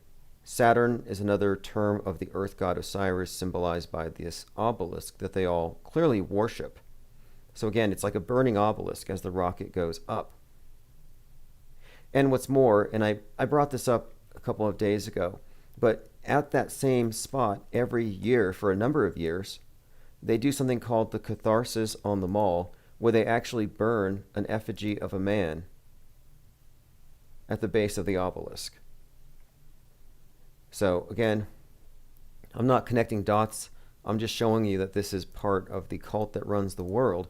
And the Burning Man catharsis at the mall at the base of the obelisk is the exact same ceremony as these rockets supposedly go into space, because they're not going to space. It's all just a cult. It's a ritual, theatrical production. Now, let me go one step further here, since we're already talking about the Washington Mall. A couple of years ago, 2019, in view of that obelisk, like right in view of it, a 33-year-old man burned himself in front of the White House.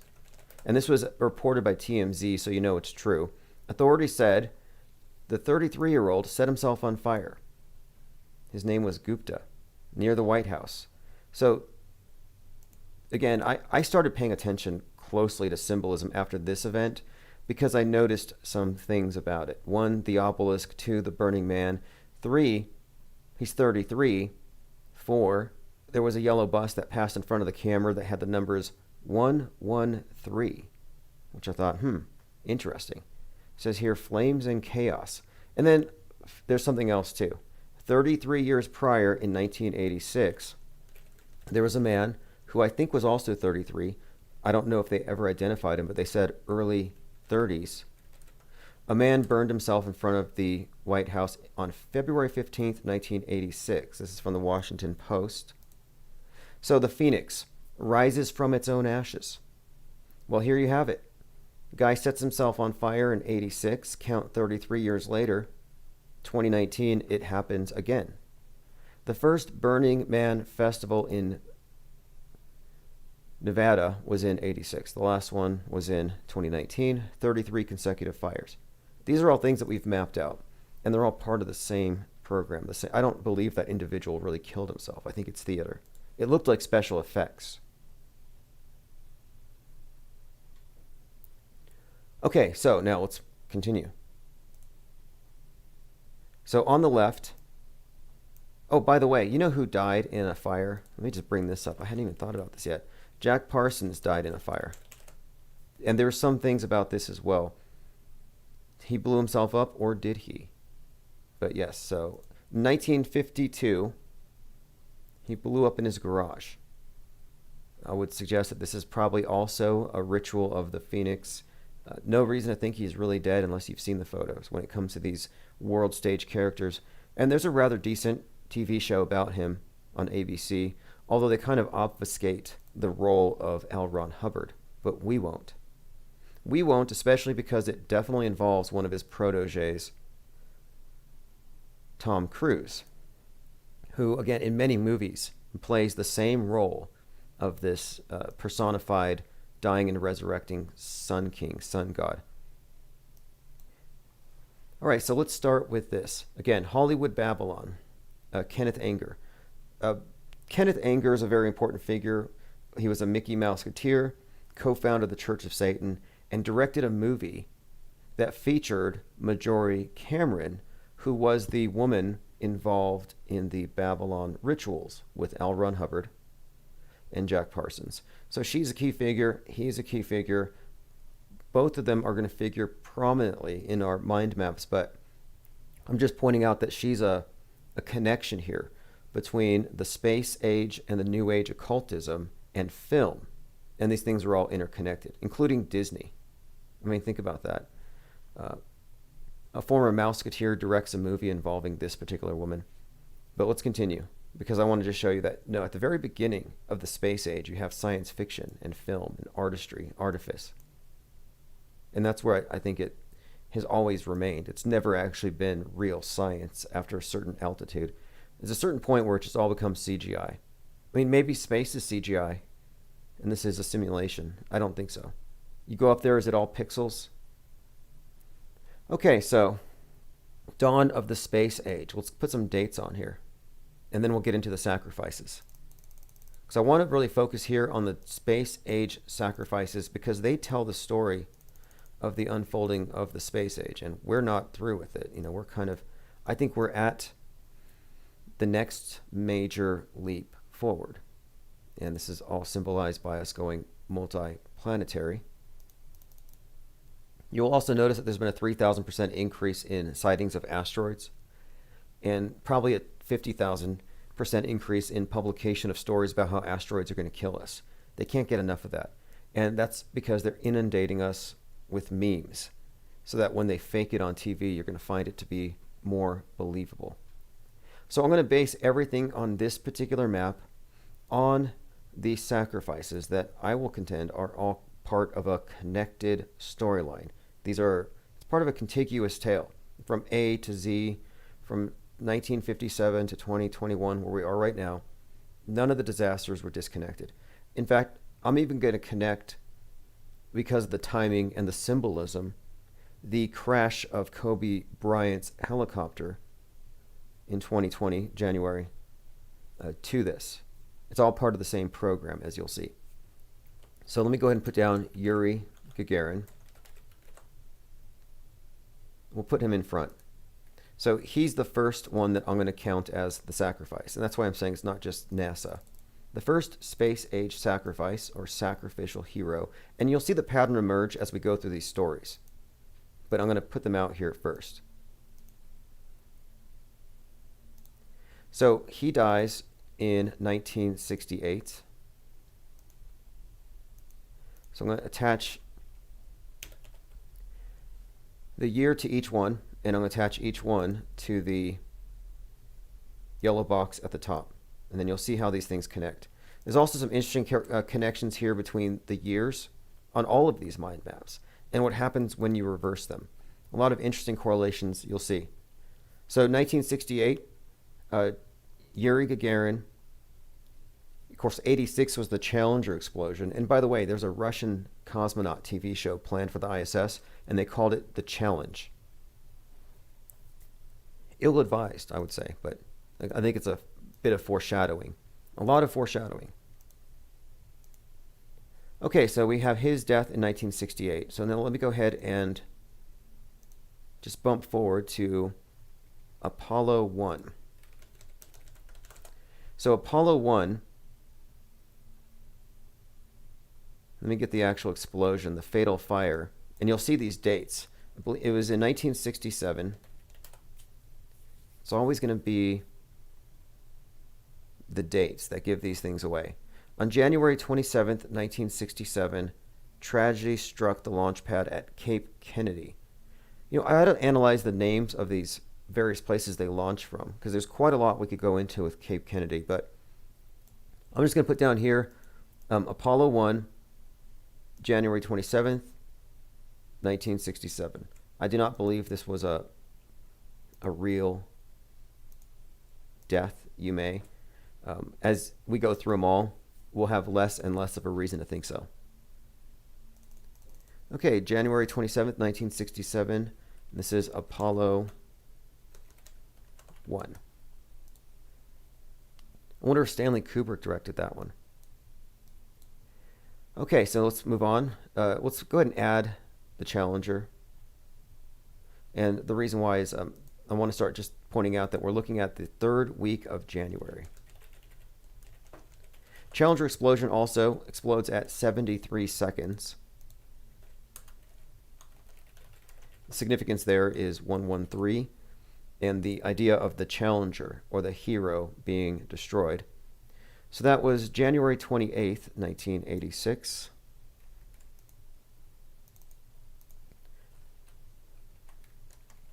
Okay, so you have January 28th, you have January 27th, and now let's add... Actually, there's an article about it on NASA tragedies. It came out a little while ago. In the space of 6 days, there were 3 fatal space tragedies: the Apollo 1 fire of January 27, 67, the Challenger of January 28, 1986, and the Columbia shuttle, February 1st, 2003. So let's add that one. Columbia, all very significant, all these names. Again, the same basic week, and I'm suggesting that this is all further indication of a astrotheological cult. They time everything. In fact, I've been looking into these 19-year cycles of the moon as it relates to this script, because 57, or 3 times 19, 57 counting back. I've been noticing dawn of the space age. Okay, so now, 1963 was 57 years back from 2020. And I'm trying to see, are there any patterns? You know, for example, people have noted that you had the 19 hijackers. 19 years later, COVID-19. You know, is 19 in that period of time part of a pattern? Well, if so, we'll see. I think we will uncover it if that's the case. So now there was another tragedy. I believe it was it JAXA? Chinese Space Agency explosion. I know there was one that I think it was 20 years ago. I'm trying to figure out what explosion it was, though. If anybody knows off the top of their head, I believe it was probably during January. Let me put a list of explosions. List of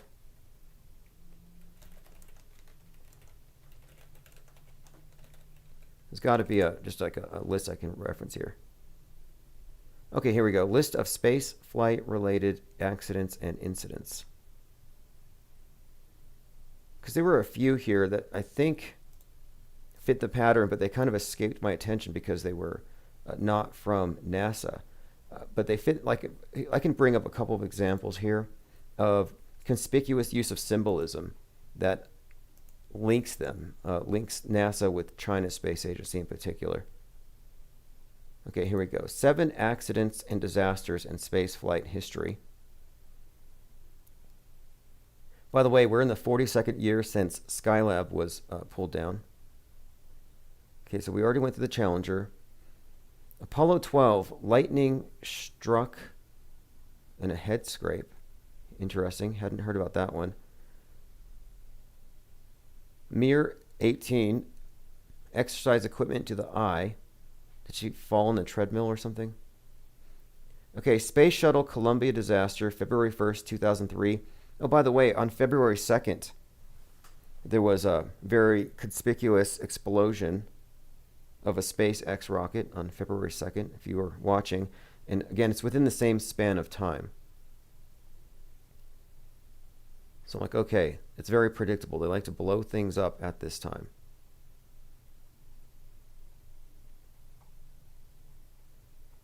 I'm putting these all into the list here.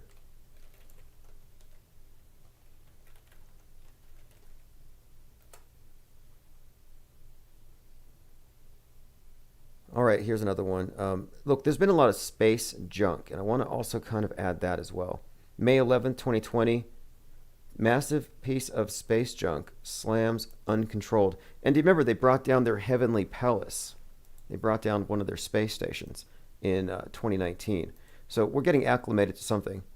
Lord Tracy says, don't forget about the first Russian woman that was in space. She burned up as well. Okay, I'll pull that up too.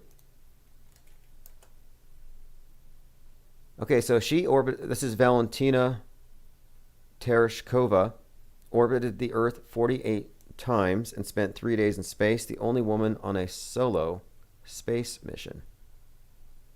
Now let's look into her death or her exit from the world stage, which is how I would describe these. They're creating heroes. They're creating martyrs. In fact, let me play this while I look for that one that happened in China. Let me play this because this is extremely relevant. When the Challenger explosion happened, nobody saw it live, unless you were there. You saw a replay, but they made you watch it in school, and they made you think it was live so that you would cry harder. Okay, here we go. Challenger. President Reagan's disaster speech, 1/28/86.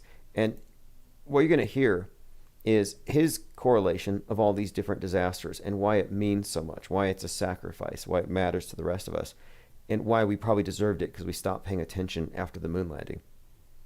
Then he brings up the coincidences, and I'll highlight that part. Ladies and gentlemen, I'd planned to speak to you tonight to report on the State of the Union. But the events of earlier today have led me to change those plans. Today is a day for mourning and remembering. Nancy and I are pained to the core by the tragedy of the Shuttle Challenger. We know we share this pain with all of the people of our country. This is truly a national loss.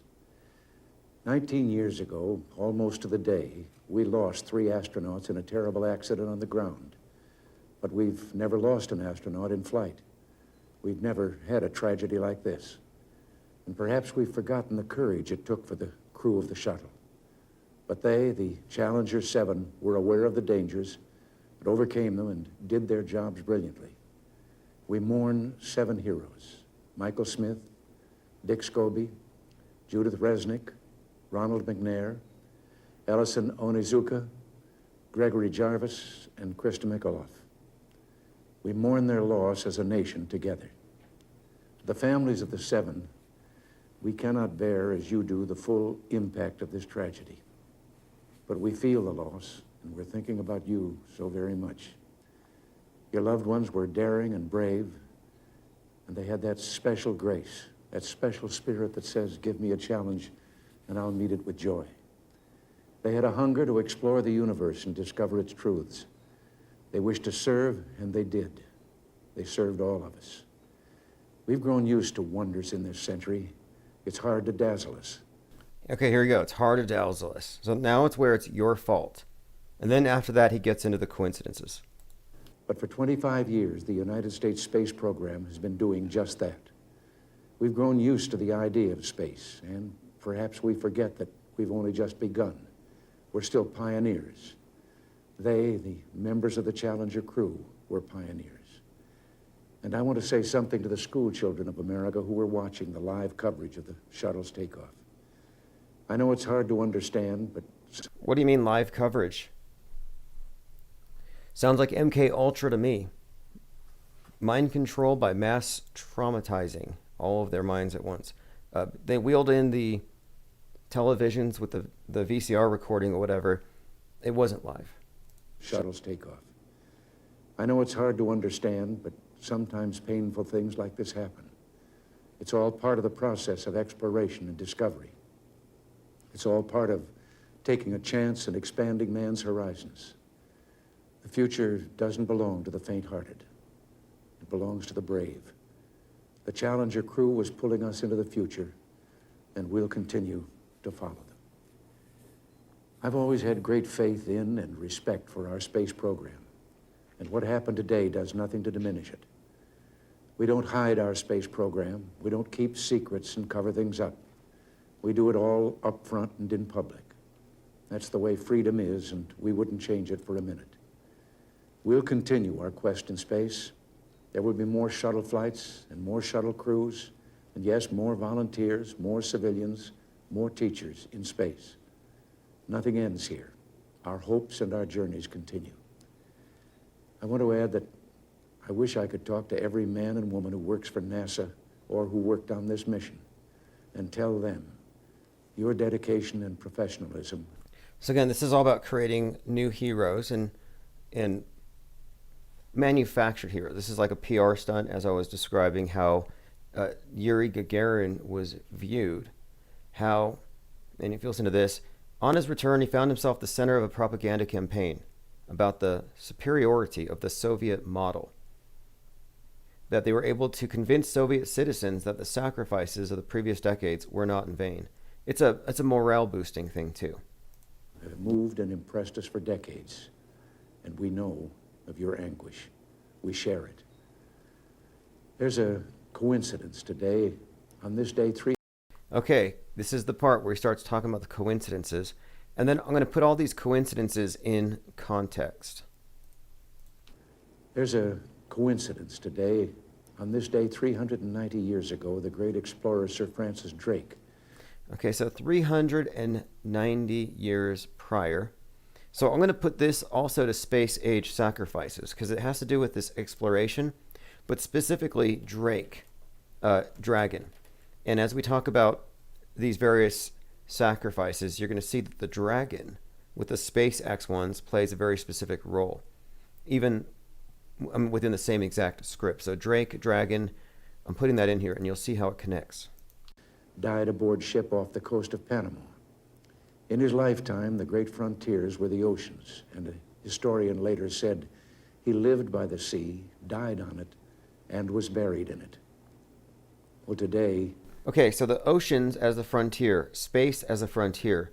One of the things that, and I'll put this on the map, as you can see I started on one about the asteroid Armageddon, is that they have correlated, I believe, psychologically as far as the big picture, the idea of the outer realms being dangerously populated by big chunks of stuff.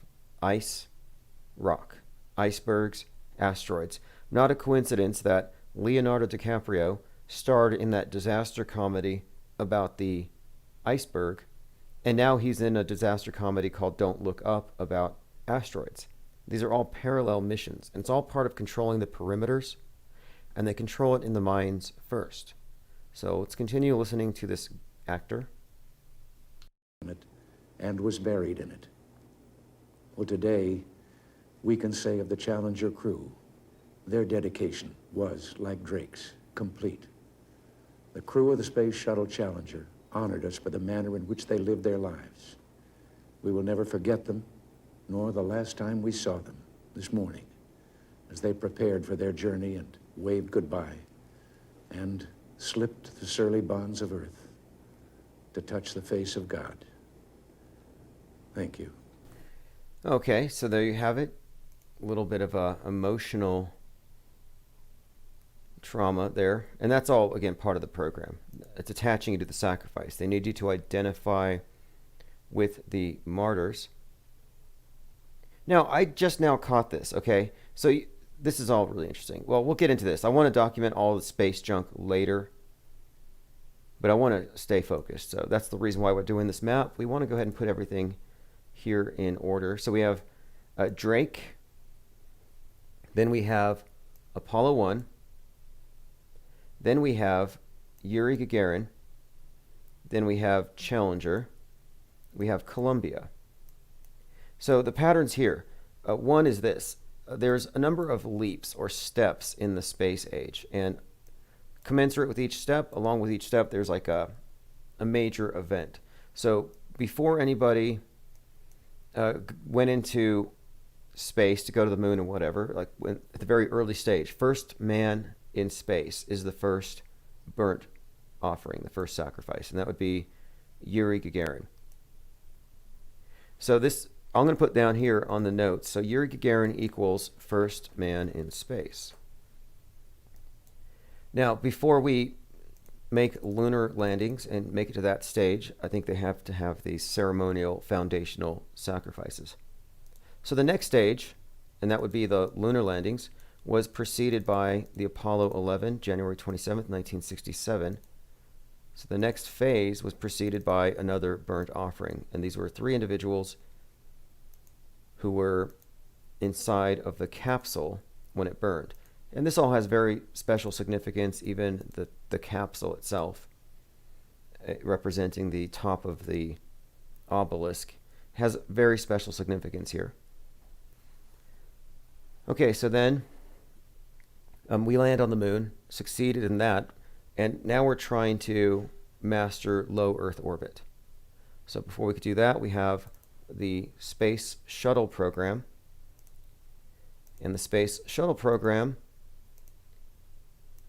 preceded the space station. And that whole thing of, I mean, these things are kind of going along side by side, but it's like there's phases.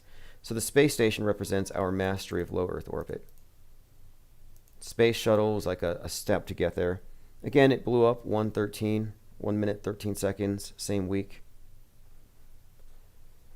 A couple of other things I want to bring up. The New Age is often described as, it's almost like within the occult context. The occult is referred to it as it's being born. And so I think we're watching in this symbolic ritualistic theater the conception of the New Age. We're watching the birth in progress. We watched the conception, that was the 60s. So here you have this image of a man floating in space, and he's got the umbilical cord, and the spacesuit obviously distorts proportions. So you have the oversized head, indistinct features, very larval. So I would suggest that since outer space in this religious concept, disguised as science, represents the goddess, the womb of the goddess, ISS, Isis, ISIS. But the ISS has a phonetic similarity that I think is intentional. So here you have what I think is a symbolic representation of the fact that, yes, the New Age, the conception has happened. We landed on the moon. And now you have, again, this man looking like a baby, basically, floating in space. So the next part, the next phase in the space age, if you ask me, is when he's represented as full grown, walking on probably Mars. But anyway, there's a story that's being played out, and that's one of the things that we're going to follow along with. We're going to map this out on the timeline. Salty Siren says, Tim, I meant to tell you when I mentioned that black carbon 6, don't forget that diamonds are compressed carbon. And diamonds equal 33. Okay, that's interesting. Diamonds equal 33. There's a lot of correlations between 42 and 33 in these maps. And I want to point out something about a $24 million pink diamond embedded onto the forehead of a rapper named Lil Uzi Vert, or Lucifer is what I think it is. But it's a $24 million diamond. And I often describe the number 24, and if you look at it here, the number 24, it forms the sigil of Saturn, the symbol of Saturn, if you tie them together. Not a coincidence, though, that you have a diamond that costs 24 million on a forehead of a guy who has a name phonetically proximate to Lucifer, all very much part of the same symbolic paradigm. I mean, it's like they have their own special dictionary of symbols somewhere. Okay, so I started off with Drake. So now let me add something else. And this is where it ties into the private space agency. So Elon Musk prepares to sacrifice Falcon 9 in dragon's fire. So here you have the term, the phrase, the name dragon of the capsule references, I believe, Sir Francis Drake. Here he says here, January 11th, it's going to be destroyed in dragon's fire. So this was the end of January 2020.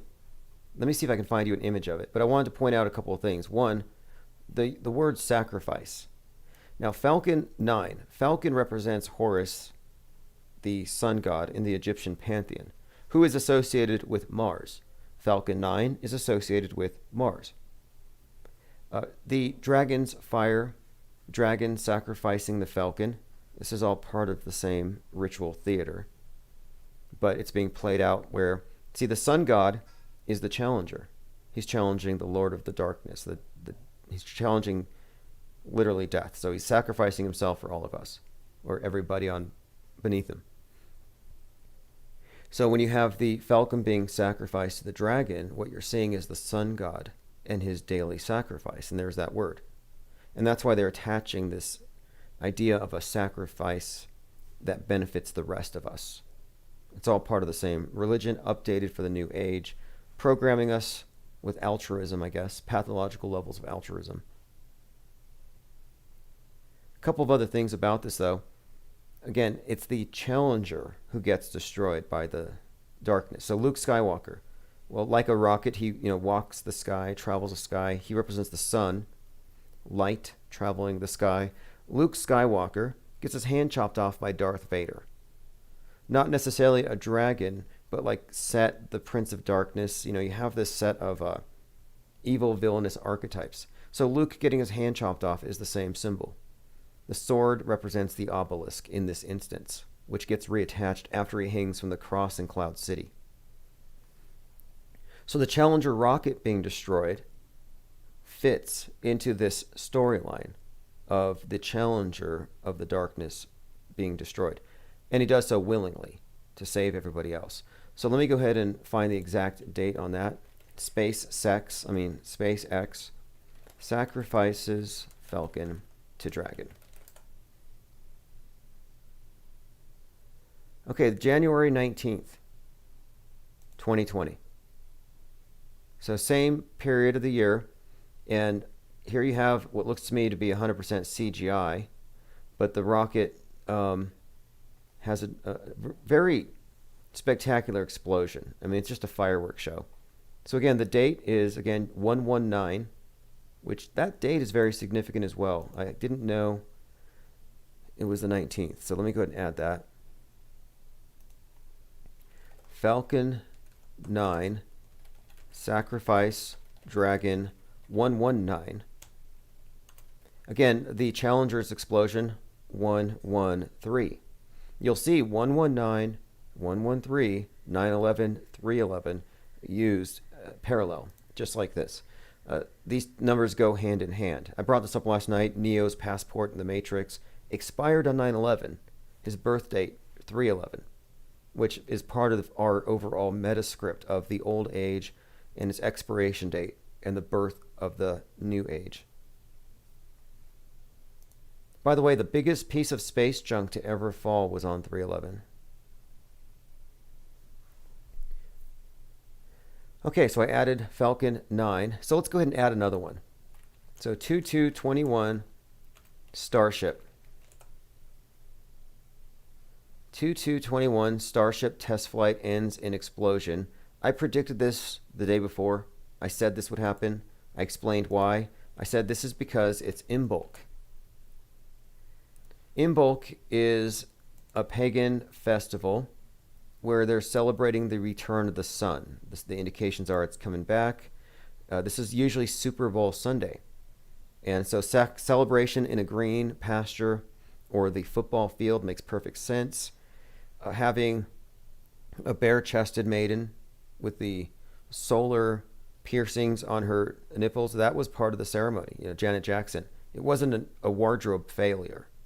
No, that was part of the ceremony, with the Justin Timberlake, the blonde hair representing the sun god.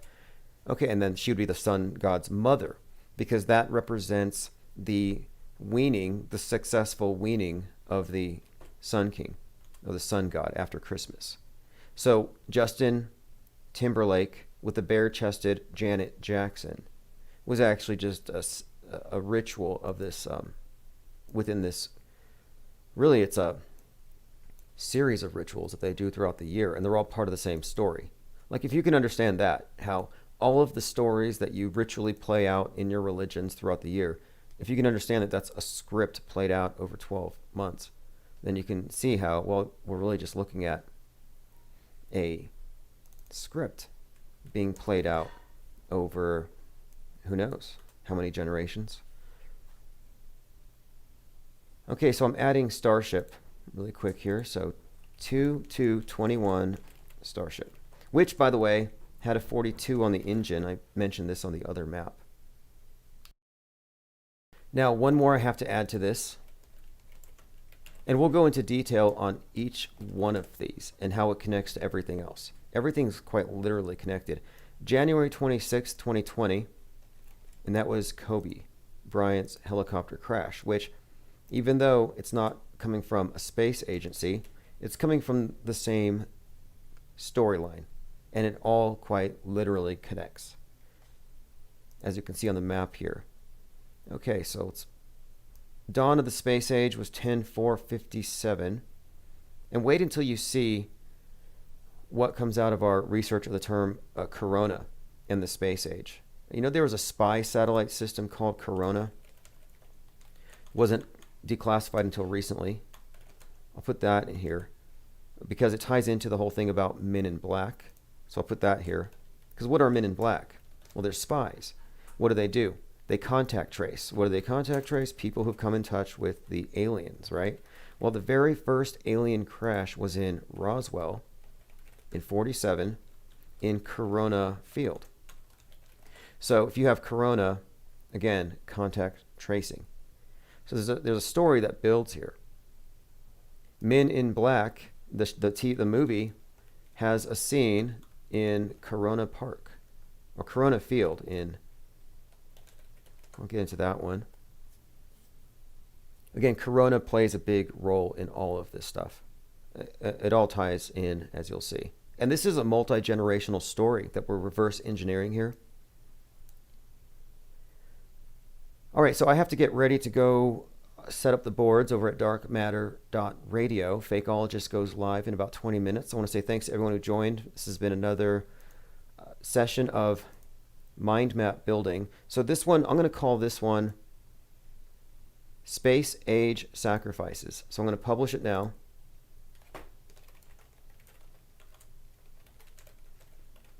And all of these can be found at themetascript.com.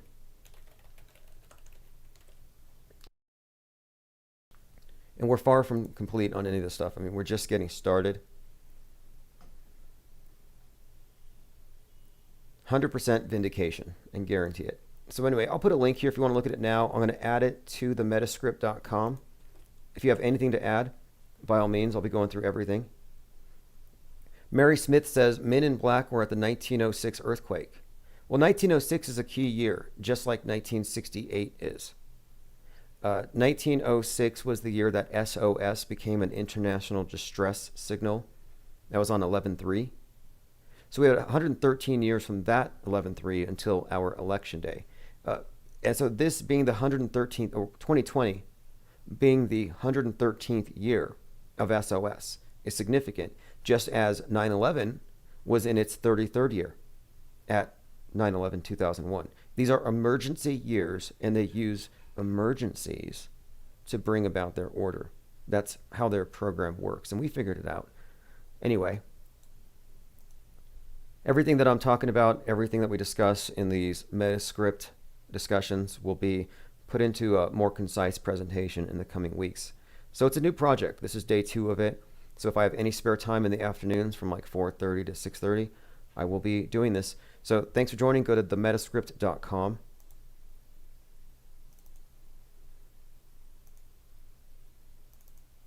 If you look at the screen, I'm going to put the time. So we'll be live about 10 p.m. Mountain Time, open phones. You can leave messages. I will be addressing any phone calls. I did manage to get a copy of my interview with Flat Earth FOKKER regarding the Flat Earth arsonist. And so that's up there if you haven't seen it yet.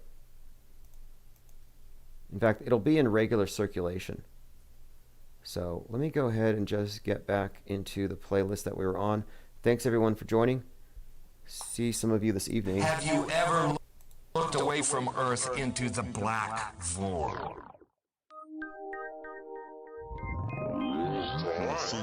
Because you can see the stars. Oh yeah. You know, and we were never able to see stars from the lunar surface or on the daylight side of the moon. It's not a black void. I mean, it's black, but there's all kinds of little polka dots. Space is fake AF. Space is fake AF. There's more than stars. You can see planets. You can see moons. you see the gas. It don't let it. Say the sky was not the limit. We fly to the moon in a nanosecond, but we haven't been back since 1972. Destroyed all the papers and blew up the Challenger crew, except for the twinsies. Space is fake AF. Space is fake AF. Look out into deep space away from the sun. It's the darkest black you can imagine. Hey, space boy, you broke my rocket man heart. Where are the stars? Is it bright or is it dark? The vacuum of space, oh the tomfoolery. What happens if you get a leak on that? You have a leak.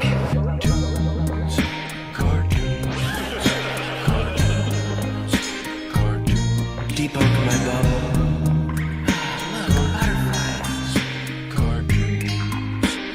It's hard to comprehend. Space is fake AF. Two little bitty O-rings. Space is fake AF. It's not what you think, homeboy. Space is fake AF. It's all just start doing it. Space is fake AF. Research Eddie Bravo. You just have a leak, and what you would do is lose air.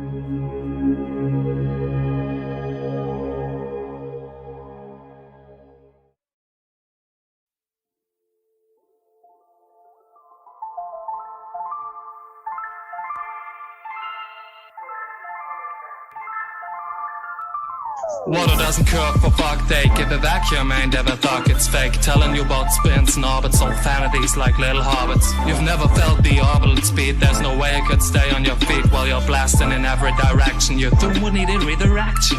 You've never ever thought about this, just accepted it, that's the way it is. They've taken your mind to crawl it a rod, indoctrinated it with a foreign thought. Talking about their imaginary friend, helping the masses to make light bend. A concept for water on the ball, like it could stick to a wall. Vast bodies of water won't ever display the convexity a globe would portray. They clearly meet that ability, no way to form that kind of stability. And before you get off on your water drops, you have to know a thing about the ocean's tops. Cause they got waves rising and falling, destroying your fallacy about surface tension. In fact, why you would even mention. But gravity, you rush to say, a giant law with a role to play. Substitute of Abrahamic thought, result of adjustment to a dying God. You already have a Babylon 2.0, a fucking update here to run the show. And you don't even want to know. It is the same old glorification of the guy. Roman gods are above, they never die. And the theme's one hell of a genius thought. Gravity is still unproven and a fraud. And look at the theoretical black holes. They've taken money and debt and their goals, presenting now pretty graphs and sheets to mix logic what it feeds.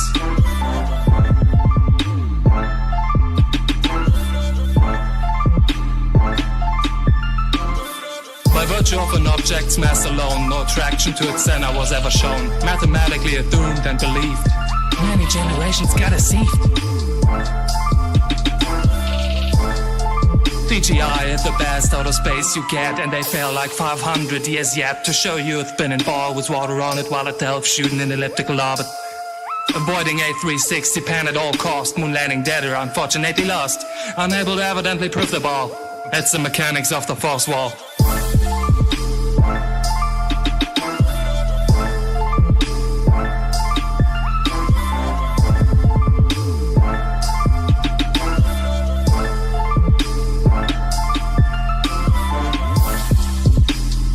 Gravity be all around and everywhere, apparently making everything is fair, giving you uncountable objects in orbits, a random universe of chaotic movements. The Earth shooting in every direction, couldn't have thought out a more alien fiction.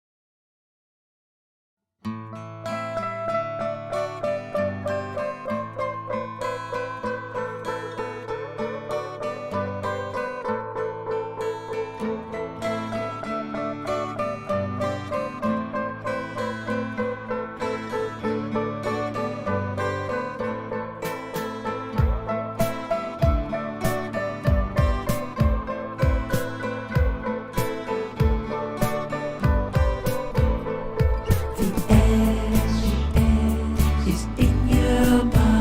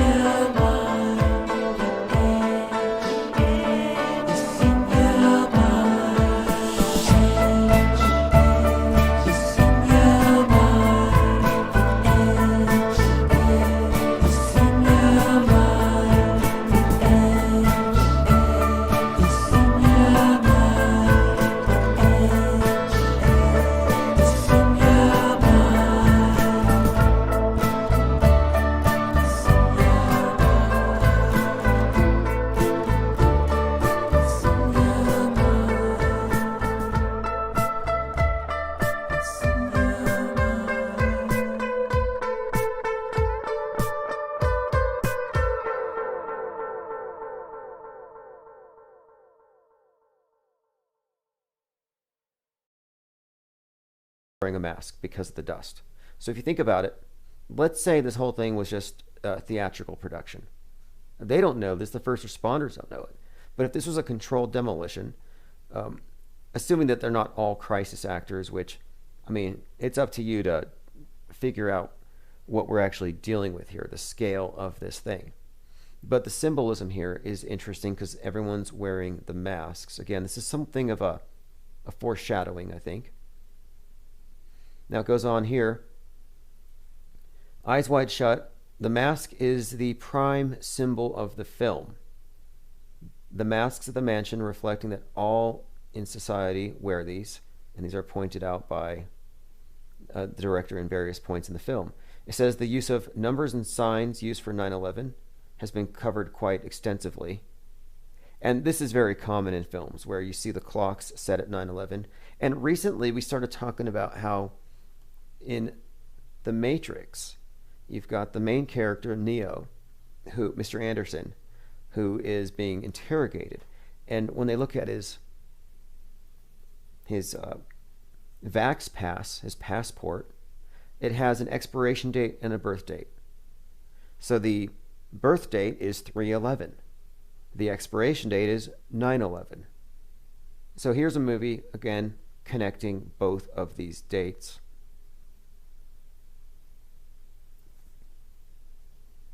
Okay, I'm going through some comments here. Someone says, the firefighters had the biggest role. If you needed a brotherhood to set up and play ball, you would have that need met. Right, this could not happen without, well, the Screen Actors Guild or something similar, Government Actors Guild. And the thing is, when this happened, when 9/11 happened, nobody knew about actors in movies, or rather on the news. Crisis actors? No, that wasn't common knowledge till 2012. And even then, it was highly disputed. And even now, some people naively pretend like the news is still reporting facts and telling you the truth. Okay, let's move on a little bit here. It says, shortly after 9/11, it occurred to somebody that you could fold a $20 bill and it resembles the collapsing towers. Now, this is intriguing. So, in the cab scene, before he gets dropped off at the mansion, he tears the bill in half to give it to the cab driver. So he's like, I'll give you the other half, after you wait out here for me. And I want to bring something else up here. Okay, so we're talking about twins, Twin Towers, the $20 bill, 9/11, which, by the way, it started at 8:46 a.m. You saw the firefighters wearing the masks. The respiratory distress was a big part of the story. They couldn't breathe. Just like this 2020, the year, the theme was not being able to breathe. And it's kind of fascinating when you get into how this all ties together. So 8:46 happens to be a.m., the time that 9/11 starts, but it also happens to be the amount of time that George Floyd was on the ground saying he couldn't breathe, 8:46. And the sun set in the Twin Cities where this happened at 8:46 on that day, which is 5:25. So Twin Cities, 8:46. There's a couple of references to 9/11 for you. But then Derek Chauvin has some built-in references. One is named Derek. Derek's derived from a hangman, Thomas Derek, who hanged 3,000. Well, 3,000 people died on 9/11. And then Derek's hearing was on September the 11th, 2020, the 19th anniversary of 9/11. So here he is at his hearing on 9/11, 2020, and the Floyd's family lawyer and their team, Benjamin Crump and Company, all had black masks with 846 on their faces for Floyd. Meanwhile, across America, there was a 1-minute moment of mourning where people went out to their front lawns at 8:46 and waved their flags. What I'm pointing out here is that there's a connection between the George Floyd event where, Derek Chauvin 9/11 to America in the Twin Cities that day. And you can see the after effects. And in between the Floyd killing and Chauvin at the hearing, you had the Western chauvinist, again, chauvinist. You have the Western chauvinist Proud Boy getting shot in the chest in Portland on 8/29 at 8:46 p.m. And this was called the start of a civil war by the shooter. But blatant use of symbolism, all connecting to 9/11, which is basically, again, a major transformative event that they're constantly recalling and integrating. So we talked about predictive programming foreshadowing 9/11. Well, what about that event with Floyd? That obviously ties into it and references it. And that's just scraping the surface. There's much, much more about it that integrates the two. Let's move on a little bit more. Somebody says the folding money thing is just too weird. Yeah, it may be. However, somebody folded a $100 bill and it looked like a burning space needle. And we had all kinds of references suggesting that the Seattle Space Needle would be torched on 11/3/2019. You know, we're like 11/3 was going to be this big day. And yeah, on 11/3/2019, a big space needle did burn. It was the one in Turkey. And what led us to connect it, of course, is a few things, but it was beyond just the fact that the $100 bill happened to show a space needle. But a lot of the stuff in the movies that we're talking about, predictive programming, made references to this Century project in Seattle, $100 million renovation. So we had a few reasons, just again, to suspect. And so it was interesting. There were 3,000 people on the live stream watching the Space Needle, expecting it to burn so we could be vindicated. And the other one did. So I don't know, did Big Brother change plans? Okay, let's move on a bit here. We're looking at, again, this long blog post by Chartword, and it's about Stanley Kubrick having, one, hoaxed the world with the Apollo 11, and two, I mean, who else knows? I mean, he could be involved in a number of things, but it's also suggesting that he was involved in 9/11. And this article goes through all the references to 9/11 in his previous films, obviously before 9/11 happened. Okay, here we go. The first shot of Eyes Wide Shut shows Alice in her dressing room, standing between twin pillars. At the very beginning of the movie, Tom Cruise character are at a party, and he's met by a pair of women he met at Rockefeller Plaza. The Rockefellers were responsible for building the Twin Towers. It has been clearly established that Kubrick directed the Apollo moon landings and that he likely directed the JFK assassination hoax. And that's the first I've heard of this one. I had not heard that Kubrick might have had something to do with the JFK death hoax. But if you dig into that one, there's very little reason to think JFK actually died that day. It says, because the director took nearly a decade or more to complete the film, he was able to devote as much time as necessary to overseeing these staged historical events. But September 11th, the scale was so immense, it's here's what the author's theory is. It's likely his death was faked so he could give this production his full attention. So in other words, you know, the meme went out there that he was revealing too much, so they had to shut him up. That he's trying to tell us the truth in The Shining. It's like, no, I don't think that's the case. Again, so it suggests here that his death was hoaxed so he could give his full attention to hoaxing the world yet again, a world that has its eyes wide shut. And that's what I think his use of that term means. It's what he did to us, or rather what the screen has done to us. These connections are undeniable.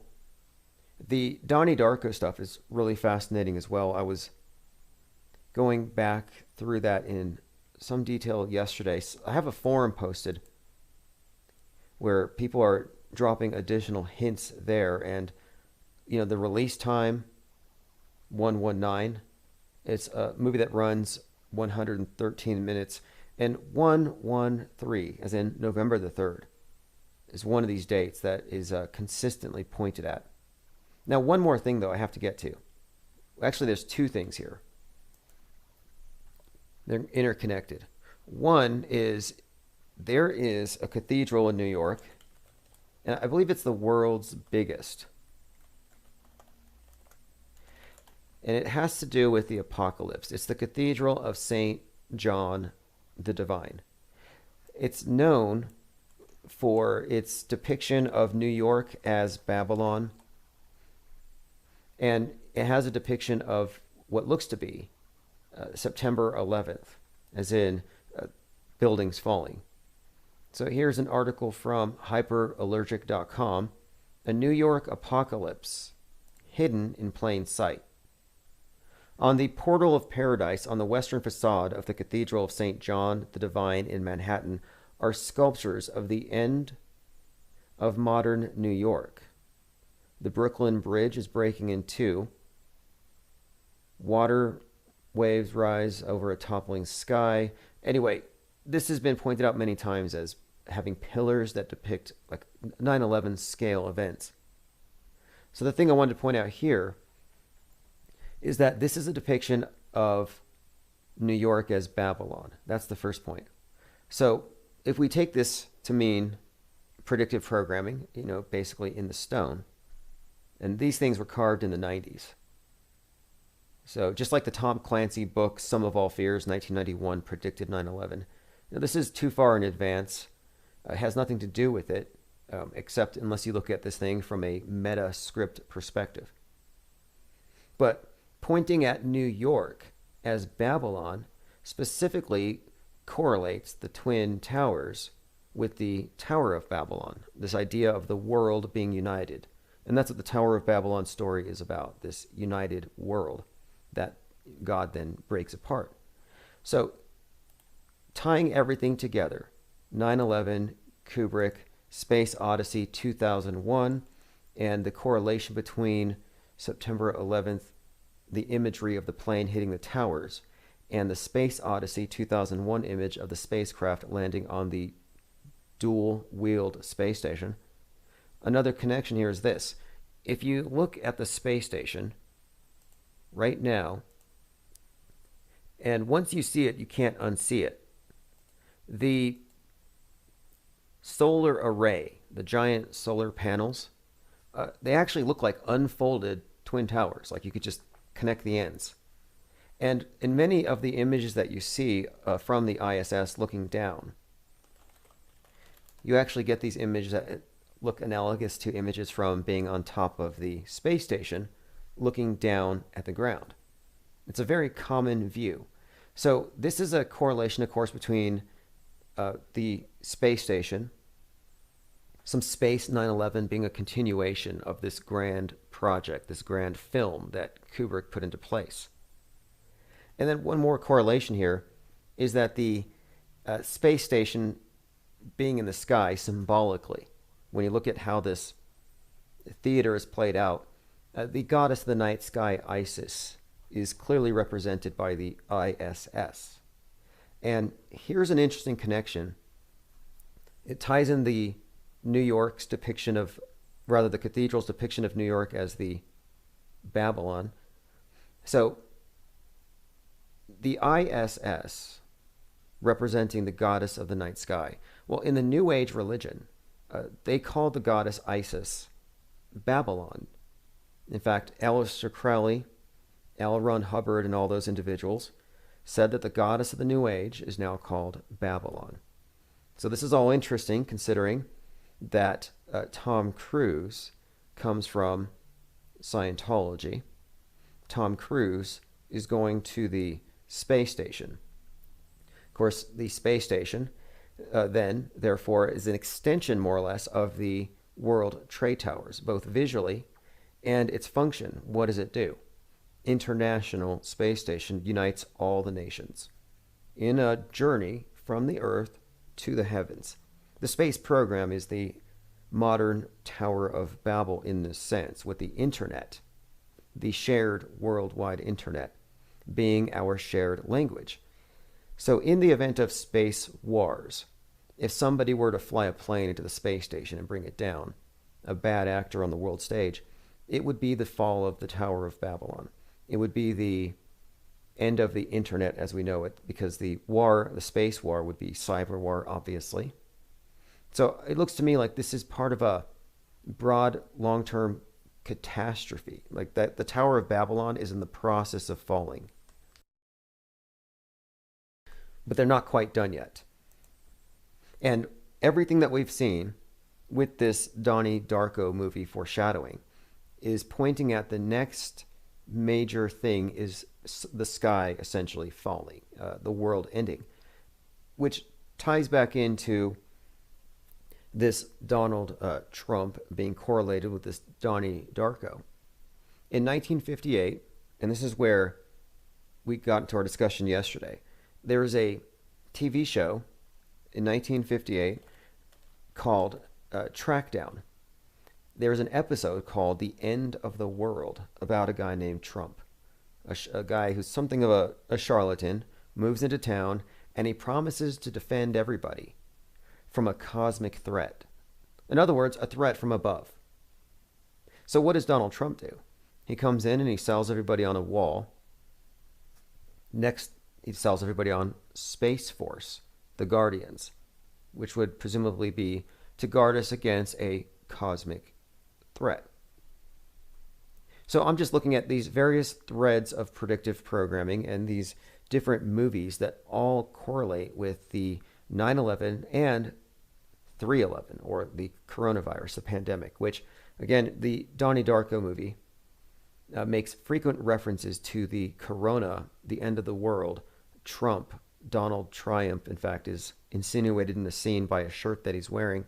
There's quite a lot there. And what's more, the Donnie Darko movie makes references to this Graham Greene book, The Destructors, which in fact it's based on The Destructors. It's a short story.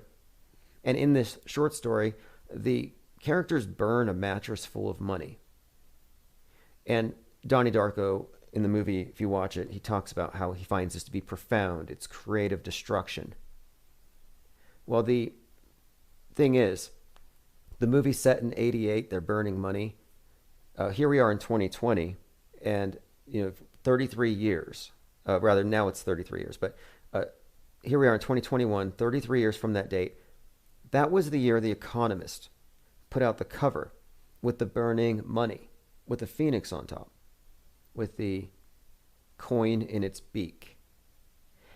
And funnily enough, the anniversary of that cover was just a couple months ago.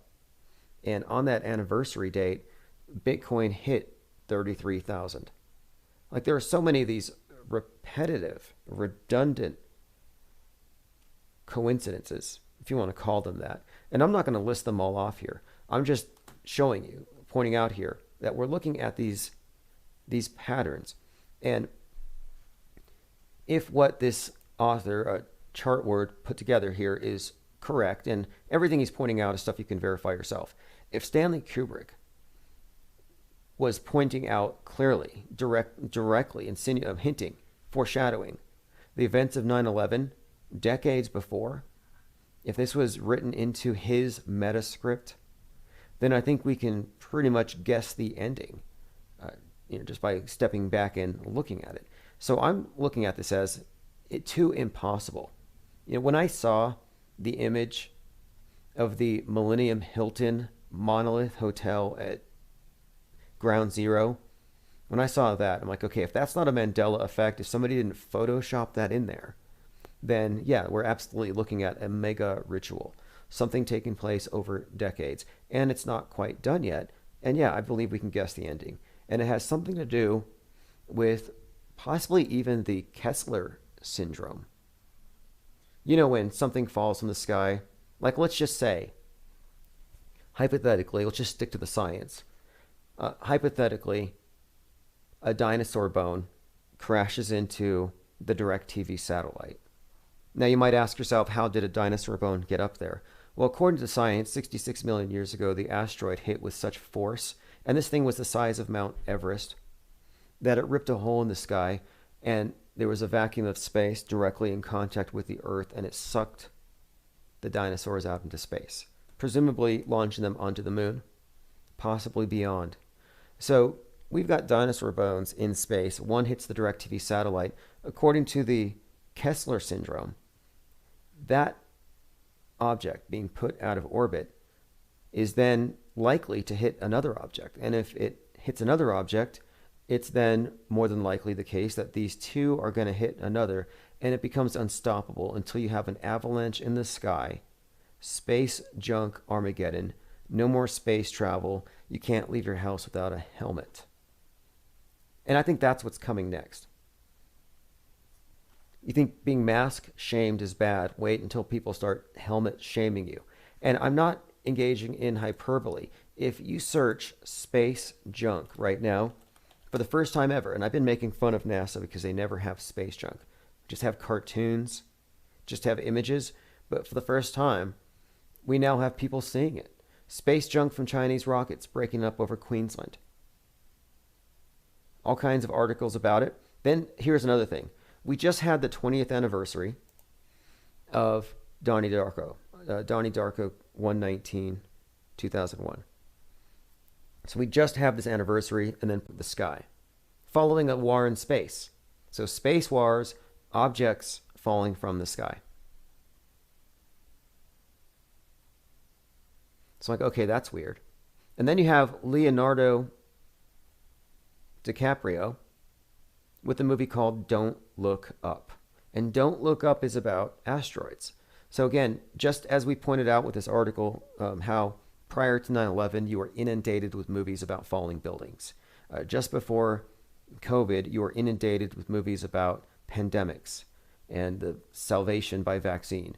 Well, lately, we've been inundated, not just in the movies, but I mean, in the news now, with stories of planes falling into homes, stuff falling from the sky. And this is all meant to convince the sheep. And you know how easy it is to convince the sheep. And when I mean sheep, I mean just, and you know, bless their hearts. Sheep are just very pure and naive, and they believe what they see on the screen. It's just the fact that they're convinced by bad special effects. It's B movie, Mystery Science Theater 3000. This is it's meant to induce cognitive dissonance and torture us. We're not supposed to believe it. You should be refuting the stuff you know to be false and fake. There's too many coincidences connecting all of these movies to write it off as just a coincidence.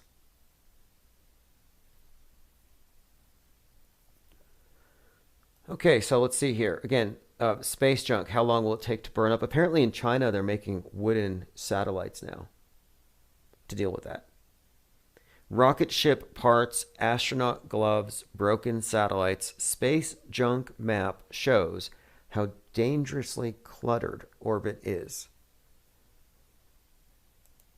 Now, again, this is amazing. This is magic because we haven't seen any space junk. We got 20 years unfettered, uninterrupted, perfect footage from the ISS of the Earth. 20 years of footage. Continuous footage. Except when they turn it off when they go to the dark side, which doesn't make any sense. Because in all the pictures, the dark side is lit up. You can see the cities. They get so many things wrong. But 20 years of footage. The thing never flips. The ISS, it's never done a barrel roll. It's never rocked. It's never tilted. Isn't that weird? Orbiting in a somewhat elliptical orbit every 93 minutes at 17,000 miles per hour. And it's always perfectly flush with the surface of the Earth. Perfect. It's too perfect for me to believe it. But let's just say it's true. How come in all these years they haven't seen any space junk?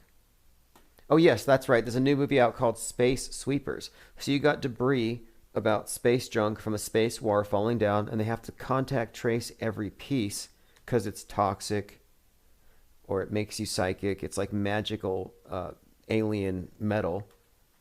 Then you have the Leonardo DiCaprio one about asteroids, which, look at the bigger picture. He's the guy from the movie about the icebergs. I think this is all about programming you, about fears of what's beyond, fear of the unknown. Oh, you can't go up there, you'll get hit by a space rock. You can't go out there, you'll get hit by a big piece of ice. I think it's all just fear programming. It's very repetitive too. But sure, He's in a movie about stuff falling from the sky. Movie debris, stuff falling from the sky. 2 planes dropping parts on the same day. And then just a couple of days ago in Georgia, plane parts fall in a house. Very sudden, right? But it's not going to take very much to convince people that there is indeed some kind of problem above and stuff is just falling. I brought this up the other day about the Samsung Space Selfie satellite that fell on somebody's front lawn, and it had a balloon attached to it. It's like, okay, so do you need a balloon to get up that high in order to start orbiting? Why do you have balloons attached to satellites? I found a really great piece of footage, by the way, that shows a train of stratospheric balloons with satellites attached. And it looks suspiciously like Starlink. Commissary says this morning the moon was turned 90 degrees. Well, see, this is the thing about the moon that's perplexing, is that from our perspective, I mean, we see it. It appears to rise in the east, set in the west. It appears to follow the sun. But supposedly it's actually going the opposite direction, but the turn of the earth makes it appear like it's going that direction. Meanwhile, it's tidally locked, which means it's always facing the earth from that same side. However, it is also spinning. So it's both tidally locked and spinning on an axis. And to me, that's something of a contradiction. I really think about the idea here that 1, you're spinning, and 2, you're facing the person.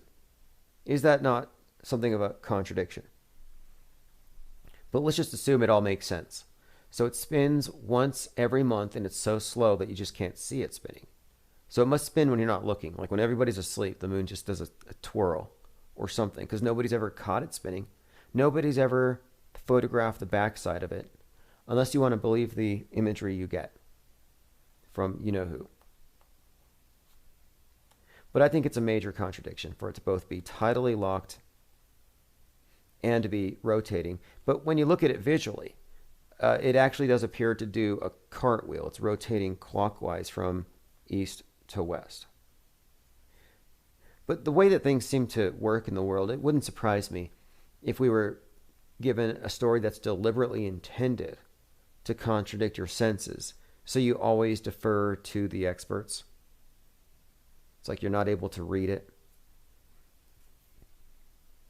But I'm trying to understand it. I mean, I do my best to understand from that perspective, and so like I give them the benefit of the doubt. Assuming the system is what they say it is, yeah, it makes perfect sense. Dinosaur bones on the moon. It's funny, though, that you'll find memes of a flat Earth disk in space with a rock hitting it, a meteor, and the dinosaurs getting flung onto the moon. And they laugh, saying, that's what you flat earthers believe. You know, and they use these memes, and it's like, okay, well, I wasn't making that point. But now science comes along and says, yep,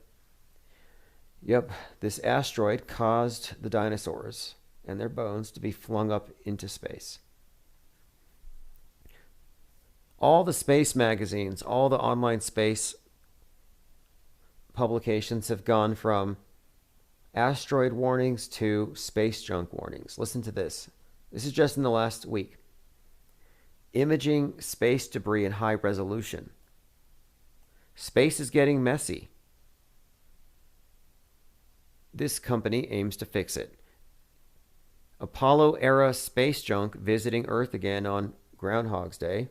Space is too crowded. Deorbiting satellites could help. Netflix, Space Sweepers. A silly but profound space opera. Space junk, a threat in the dark. Suspected space junk lights up the night sky. And that was in Queensland. Now, I understand if it's burning up, you should see it. But you really got to think about the shadow of the Earth. If you're going to believe you're on an Earth ball, you have to know that it does have a shadow. And if it's after sunset, if anything is past the terminator line in low Earth orbit, it's going to have a hard time reflecting the sun if it's in the dark. If there's stars behind something, it shouldn't be reflecting the sun. Unless it's very close to the terminator line, but as you'll see, if you look at footage of, well, purported to be satellites, Starlink satellites, it's just unlikely. And I also want to point out that it is fakeable. One of my favorite words now, and I think this is something that we should add to the lexicon here. Is it fakeable? I'm not asserting it's fake necessarily, but is it even possible to fake something? And if it's not, $2. You can rule it out. But if it is, you have to consider the possibility and then rule it out. But getting somebody to admit something could be faked is the first step to getting an objective look at something. People don't want to admit they've been fooled. Here's an example. Before Sputnik went into orbit, and this is from 1955, the U.S. Air Force had a program called Needle in the Sky, where they were already simulating satellites with airplanes and flashlights. Take a listen. At high altitude, they simply took a common household flashlight lamp and attached it to the suction end of the familiar household tool known as the plumber's helper. $2 worth of parts you can purchase at any hardware store. When this strange and unglamorous device, endearingly called the bug, is towed through the night skies behind a civil air patrol plane, it appears almost exactly like a real Earth satellite hundreds of miles above the Earth. All across the country, the volunteer Civil Air Patrol crews began flying training missions for their fellow volunteers of Operation Moonwatch. Okay, now here's the thing again. They're able to simulate low Earth orbit very simply. This could be done with a drone or a plane. So just because somebody saw a light in the sky when their app told them the space station was there doesn't necessarily prove the space station was there. Let me continue here. In more than 100 isolated locations throughout the country, Moonwatch stations like this were set up by volunteer astronomers. And it takes the help of hundreds of volunteers the country over to collect the data which becomes available from a satellite streaking around the Earth in outer space. All right, so again, I would ask, well, why would you have to fake it? What's the point? Why are they always having to simulate things? Simulations. They simulate things into existence. Okay, space junk lights up the night sky. A couple years ago, there was all kinds of stories like this about how Starlink satellites were ruining the night sky. Space collisions. Can we avoid a catastrophe? The UK could become the leader in tackling space junk. It used to be Save the Oceans. Australian skies light up with space debris by Chinese rocket launch. Amazing vision of space junk re-entering the atmosphere. My question would be, why don't you just send it out into space? Why do we have to go take the space junk and recycle it and bring it back down here? I would say just blast the space junk off into space. Just consider it to be a bottomless trash can. I don't know what the problem is with that.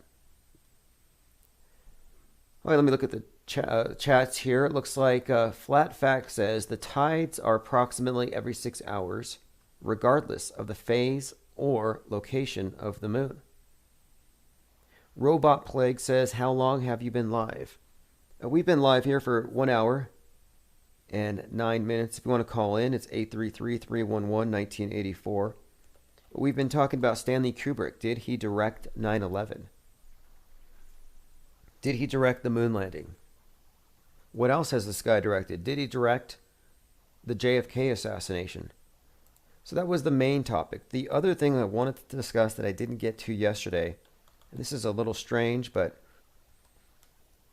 Okay, so Lady Gaga's Oreo cookies. Innocent enough, right? So I bring her up once in a while because some things are just unignorable. So let me start with this. She performed at this music awards ceremony in this mask, which had this glowing smile on it. Like she had a mouthful of blood, like it was glowing. Like maybe adrenaline-filled blood.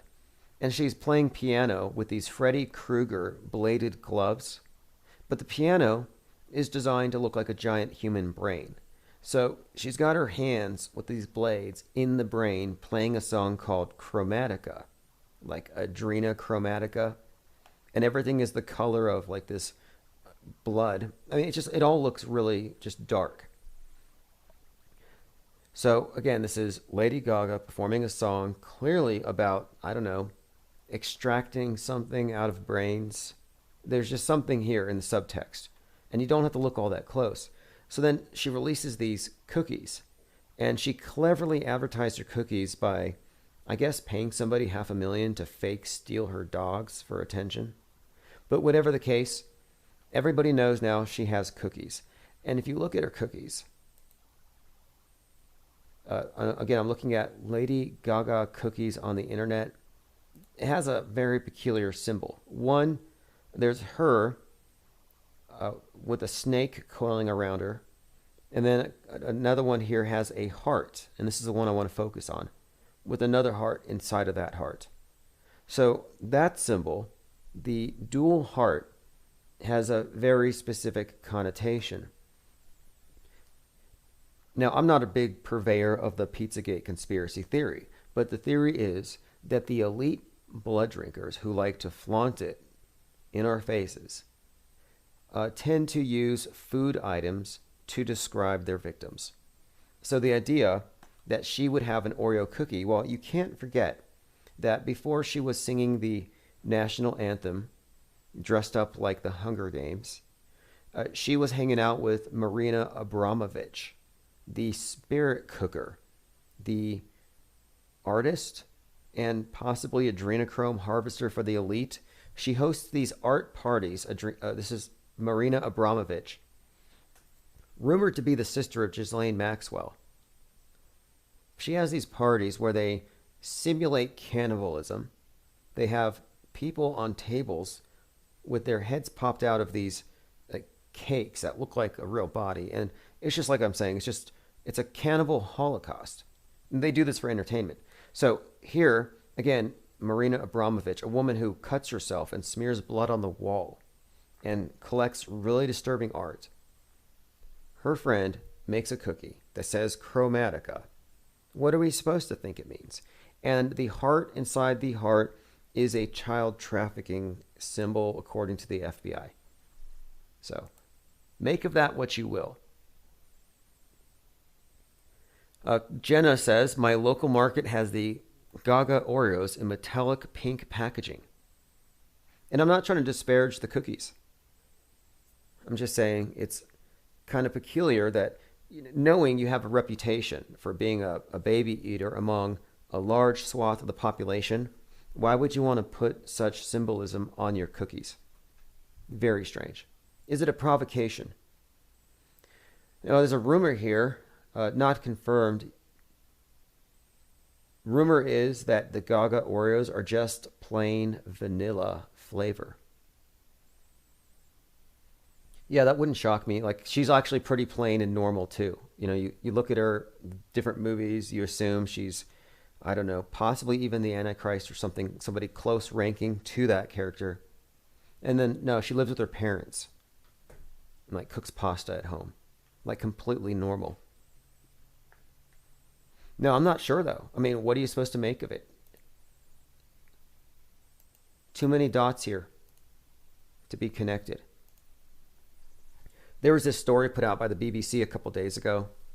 I'm just going to call them stories. It's not a news report. It's not journalism. There's a confabulation by the BBC, just complete made up, no connection to reality. It's an interesting story.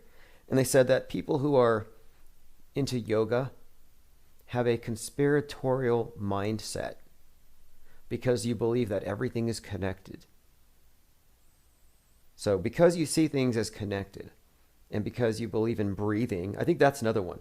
I think the people who do yoga like to breathe, and that's something that they appear to be cutting down on. The whole World War Zero agenda. Someone says one of the cookies has the something symbol. If you could call in about that. One of the symbols, I think it's a symbol of brimstone, actually. It's like a double cross on a circle. Anyway, for me, it's enough. It's enough that it has a symbol associated with child trafficking given her previous associations. And speaking of the QAnon crew, so they're waiting for Trump to take over again on March 4th. Well, they were waiting for it. But if you watch CPAC today, it's more like Trump 2024. And this has me asking the question, what about the children? See, it was the QAnon conspiracy theorists who originally started the rumor that Lady Gaga was a blood drinker. Now, she just helps reinforce that rumor with all of her art and all of her performances. But they're the ones who really started that. And so they said, we have to save the children from these evil Democrats. So these children are supposedly being trafficked somewhere, underground or something. So let's say that's true. They want to save the children. It's 2015. And how old are these children? Let's just say they're 10. Well, we just had 4 years. And then now we're looking at 2024. So are they still going to be children by the time you rescue them? Because again, if Trump is not taking over next week, then clearly the QAnon thing is not happening.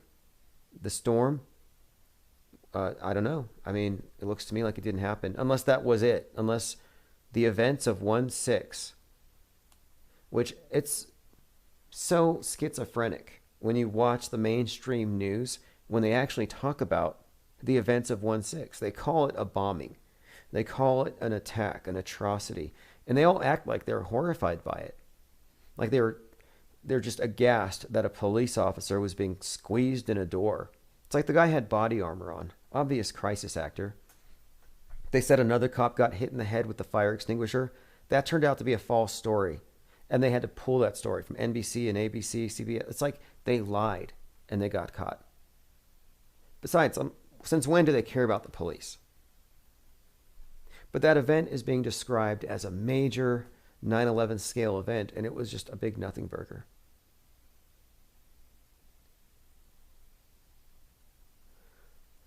Okay, so I'm going through some comments here. Flat Fact says, we're talking about people who are scared of the cooties. Well, I don't know if that's the case. I think we're talking about people who are not getting firsthand information, because if you only got your information from one side of the fence, you would conclude that the riots were terrible, horrific. I mean, the history books are going to paint a completely different picture. But if you looked at it closely, you would see it was just a couple of dozen actors. Not looters, not rioters, nobody destroying anything. Nothing was burned. Nobody was killed. You had a little bit of a psychological operation. You had some posers. I mean, the guy with the Viking helmet was surrounded by cameramen, and he was posing with this Braveheart face like he's yelling freedom. He wasn't even saying anything. He was actually frozen and posing for the pictures. The whole thing was just bad political theater. But my main takeaway from it is that just because it's a bad B movie doesn't mean it doesn't have the intended effects. I mean, the public's just not very demanding. You know, we're all captive audiences here. And it's only a very small handful who are actively critiquing this thing. You know, most people are taking it very seriously, to their own detriment. You know, the weaponization of superstition. That's, you know, the only weapon of mass destruction that I really believe in is weaponized superstition. I think we've been given a fallacious and false world view. It's a fearocracy. I mean, even if you just go with the asteroid story, you know, you have enough there to say, well, we're in a doomsday cult at the bare minimum, if you dig into it. Let me show you a couple of things. So this is something I predicted. If you listen to this Infinite Plane Radio, last year, sorry, this is from Lincoln Kareem. Last year, we went through a lot of Lincoln Kareem's videos, and this was the guy who was going around recording hospitals and showing how these big freezer trucks were empty around New York. When the news said, Oh no, the hospitals are full. They're so full that bodies are literally falling out the windows. We've got to use these auxiliary trucks and these tents and these mass graves. Anyway, this guy, Lincoln Kareem, kind of showed how the media presents a completely different picture of reality than what you can directly experience. And these days, he's going around recording Morons in Masks. That's the title of his series. And so there are people walking around parks in dust masks with goggles and face shields, which is, it's just dumb for a few reasons if you really want to get into it. If you're in an environment where one breath can kill you and your family, you wouldn't be out there. So these individuals who dress up in spacesuits are either just really brave or they don't really believe it. And I think it's a valid question. Do they really believe it? So last year, I was suggesting that the true believers are going to adopt a Tyvek burqa, that this is a religious paradigm, that virus is a scientific version of sin that even the atheists will kowtow before, and that we will see people in spacesuits because our bodies, I mean, obviously we must be aliens or something. Our bodies aren't suited for these environments. So yes, spacesuits. And as you can see on the screen, spacesuits at Target. Hey, what's up, caller? Have you seen anybody in spacesuits yet? All right, we have an audio issue here. Give him just a moment. So if you're looking at the screen, you're seeing an individual in Target ringing up her goods, and she's literally in a full body protective suit with a face shield. Okay, phones are open, 833-311-1984. Let's see if we got sound this time. Hey, can you hear me? Okay, just hang on the line just a moment. I'll see if there's something that needs to be changed on my end. Okay, and I believe now. Okay, caller, try again. Nothing? Okay, we're having audio issues for some reason with the phones. Okay, let me go through comments. Ready or Not says, I sit in awe and scratch my head when I talk to people who voted for this administration. Oh, gun-loving Americans. Well, it's the gun-loving Americans versus the vax-loving Americans. Okay, so it looks like we may have some audio issues here. I don't know if it's on the part of the caller. If somebody else wants to call, 833-311-1984. We're not getting any sound. So we'll terminate that call. Anybody else wants to call? The caller, if you just want to go ahead and wait, and we'll see if it's on your end or not. Or send me a text. Same difference. Oh, by the way, it's 1:26 a.m. where I am. Infinite Plane Radio. Hey, what's up, caller? Can you hear me? Yeah, I can hear you just fine, although it sounds like you're wearing 3 masks. You're only required to wear 2. Yeah, it should be better now. Okay, there you go. Hey, have you been listening? Yeah. Have you been listening to this channel long enough to hear me say that there were going to be spacesuits in 2021? Yeah, I have. And also, if you got any ideas, I was actually just calling in to, help you out with the phone, see if it was on your end at all. But I'm down to talk. I'm game. Yeah, I've been listening long enough to hear you mention that. I also think you might have been one of the first people I've heard say that soon they're going to make it so like eye contact is tantamount to manslaughter. Yeah, exactly. Well, hey, I appreciate you calling in and testing the phones. And hey, one more thing. Do you agree that Stanley Kubrick directed 9/11? I mean, man, I gotta say, I don't think that, but I also have to be, self-aware enough to think that, to recognize the fact that it's such a knee-jerk emotional reaction. Like the evidence that you lay out is, it's undeniably worth looking into. Like you can't see that stuff and think that it's like you say, there's coincidence theorists Okay. And then there's like the people that operate in reality. So I'm inclined to say that that's fucking retarded, but I also think I'd be a fucking retard to not, think there might be some legitimacy to it. Yeah, I appreciate that. In fact, Messi Perego, I got this quote sent to me today, said, "The act of flat out denying anything, no matter how absurd, is pure lunacy." And I tend to agree with that. I totally agree with that. Yeah, 100%.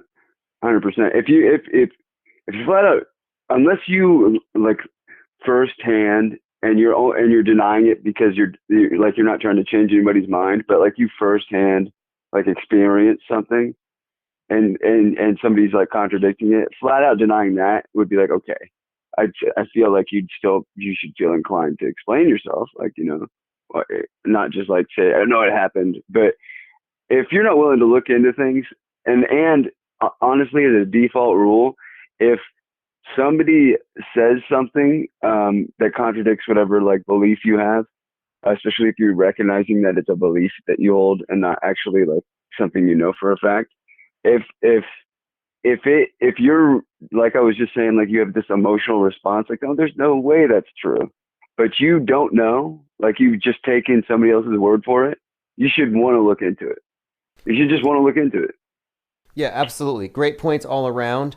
Again, but you do have one point. When something is the accepted status quo, the rules of logic say, hey, if you're going to challenge it, even if you know the secrets, you still have to provide a burden of proof. So neither of us have enough information now, but these are some interesting bits of information, and it is an interesting story. Yeah, I also think we shouldn't shy away from the fact that, like, we get kind of inundated from a young age that, like, oh, we're Americans, and like the Constitution and our founding fathers, and like, because in a criminal court they have to prove beyond a reasonable doubt, right? I think we need to recognize just how much legitimacy there is in a preponderance of evidence, and that if you're able to present a preponderance of evidence that is above that 51%, that it is more likely than not, then these are things worth taking into account. I don't think we should just dismiss the possibility that something like is more likely to have happened than not, because, oh, well, you haven't proved that like it happened the way that you say. Does that make sense? So like if we say, like, basically the insurrection, I mean, that was a tame frat party in the 80s, maybe, like what, and it also was a bunch of participants who probably went to tame frat parties in the 80s. So like the preponderance of evidence is such that wasn't an insurrection. Okay. It's like, nobody threw over the government. All right. It's not worth the response, but we're told that, no, I mean, like, you got to prove us wrong. Yes. I just think that it's more likely than not that it was, some boomers that probably, they're still trusting the plan. Trump's still going to be president on March 31st or whatever, because the United States corporation is about to end. I mean, it could have been a mix. It's more likely those people just. I think there was agent provocateurs for sure. Yeah, absolutely. There's absolutely. definitely such things. I mean, but I'll let you take that and go into the next call and all that. I just wanted to help out with the phones, but I'll be listening in the chat, man. Yeah, have a good night. All right, appreciate you calling in. Everyone here appreciates you calling in and testing out the phones. And yeah, I agree with his points here. There is a responsibility to attend your assertions with evidence, and we call out the media when they say, oh, it was a Capitol Hill bombing, it was an insurrection. And it's like, no, this was a theatrical reproduction of a few different things. For one, you had the recreation of the fall of Rome. It was all just posturing. It was theater, and it was bad theater. And it's just remarkable that it's had such a transformative effect. And that's the part that hit me with a big dose of cognitive dissonance. I'm like, no, this can't be. But I guess it is the case. And so I have to lower my expectations a bit about what it actually takes to convince the public of anything. But I am really up to this. I am really into this theory now that Stanley Kubrick may have not only faked the moon landing, but that he's involved with much more than that.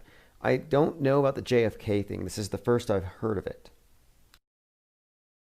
But I'm not unfamiliar with the theory that JFK's death was merely another theatrical production, a farce.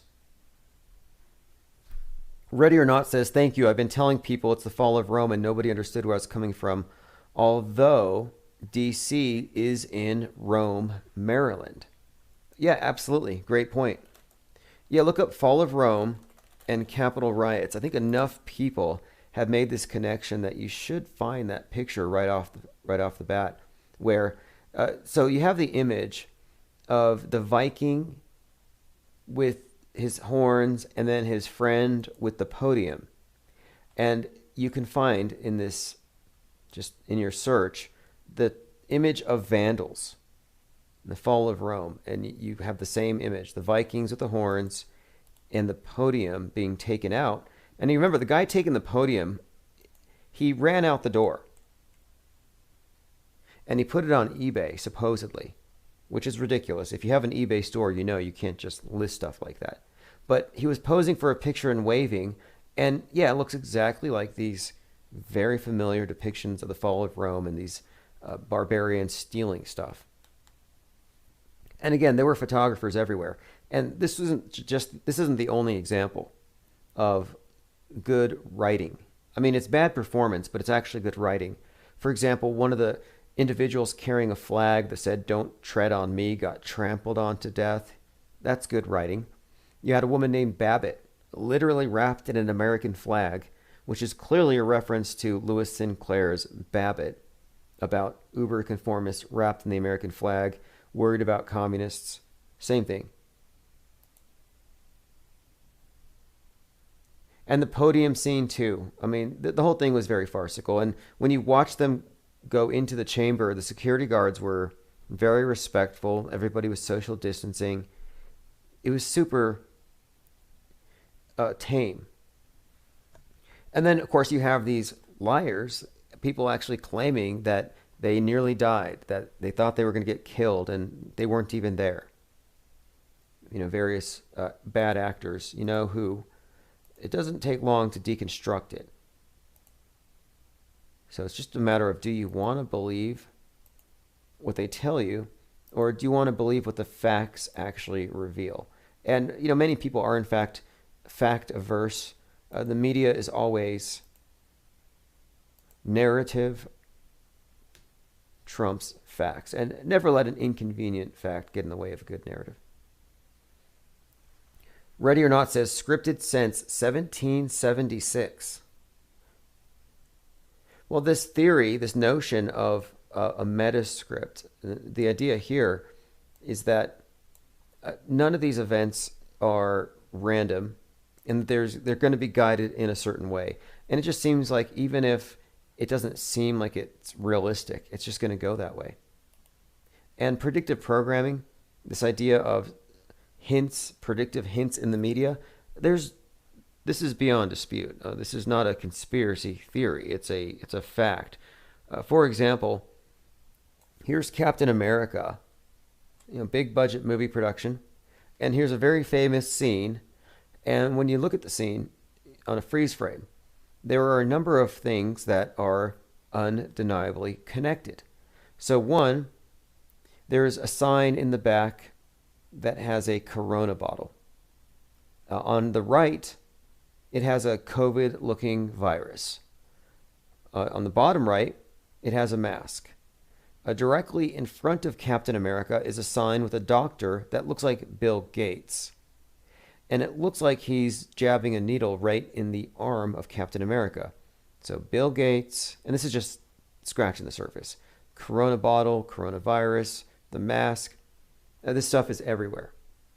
The entertainment is there for your conditioning, is to soften you up for what's going to happen in the news. Entertainment is merely a side effect. And more people are picking up on this. Here's another example of predictive programming. It's not just bad art. It has a purpose. Madonna was at Eurovision in 2019. So this is, again, pre-COVID. And all of the dancers are wearing masks. And it looks like the plague, like they're reenacting the Black Plague. And she's singing, "Not everyone can come to the future," while everyone around her is dying. The lyrics, they're so naive, not everyone's coming to the future. So it's just a celebration of exterminating, well, I guess, most of the population. And this, again, was richly enacted on the stage in 2019. Around this time, she put out a video, a number of unwatchable videos, but the symbolism is all over everything that she does, including her music albums. And on the back of the album, she's got gloved hands, and she's on a typewriter that says Corona. You know, she and Tom Hanks both use Corona typewriters in very conspicuous ways. All of this suggesting foreknowledge, just like the 2012 London Olympics opening ceremony had a big scene with death and dancing nurses, hospital beds, and a big Corona-like projection. We lived through so many bad movies and bad novels last year. All of it, again, falling in this category of predictive programming. Tonight specifically, though, we were talking about Donnie Darko and the works of Stanley Kubrick, which all fit the same pattern. Okay, let me go through comments. Phones are open, 833-311-1984. I think Tim Truth was trying to call in. If you can't call in, we'll try again here soon.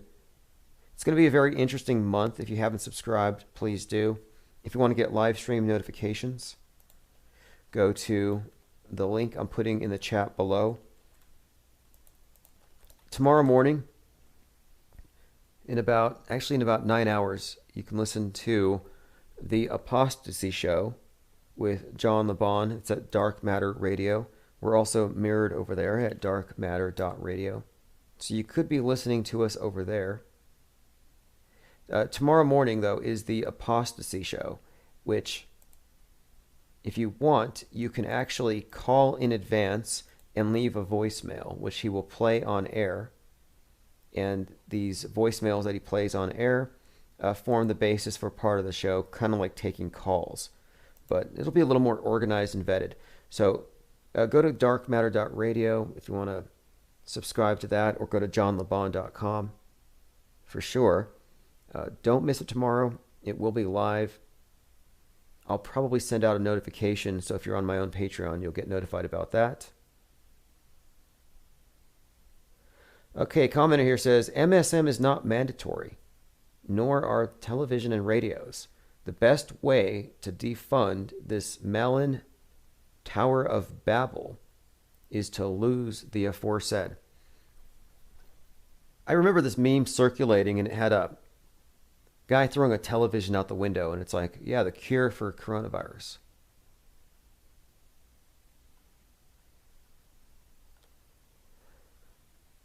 Commenter here says, yo, Tim, I just called to check your phones.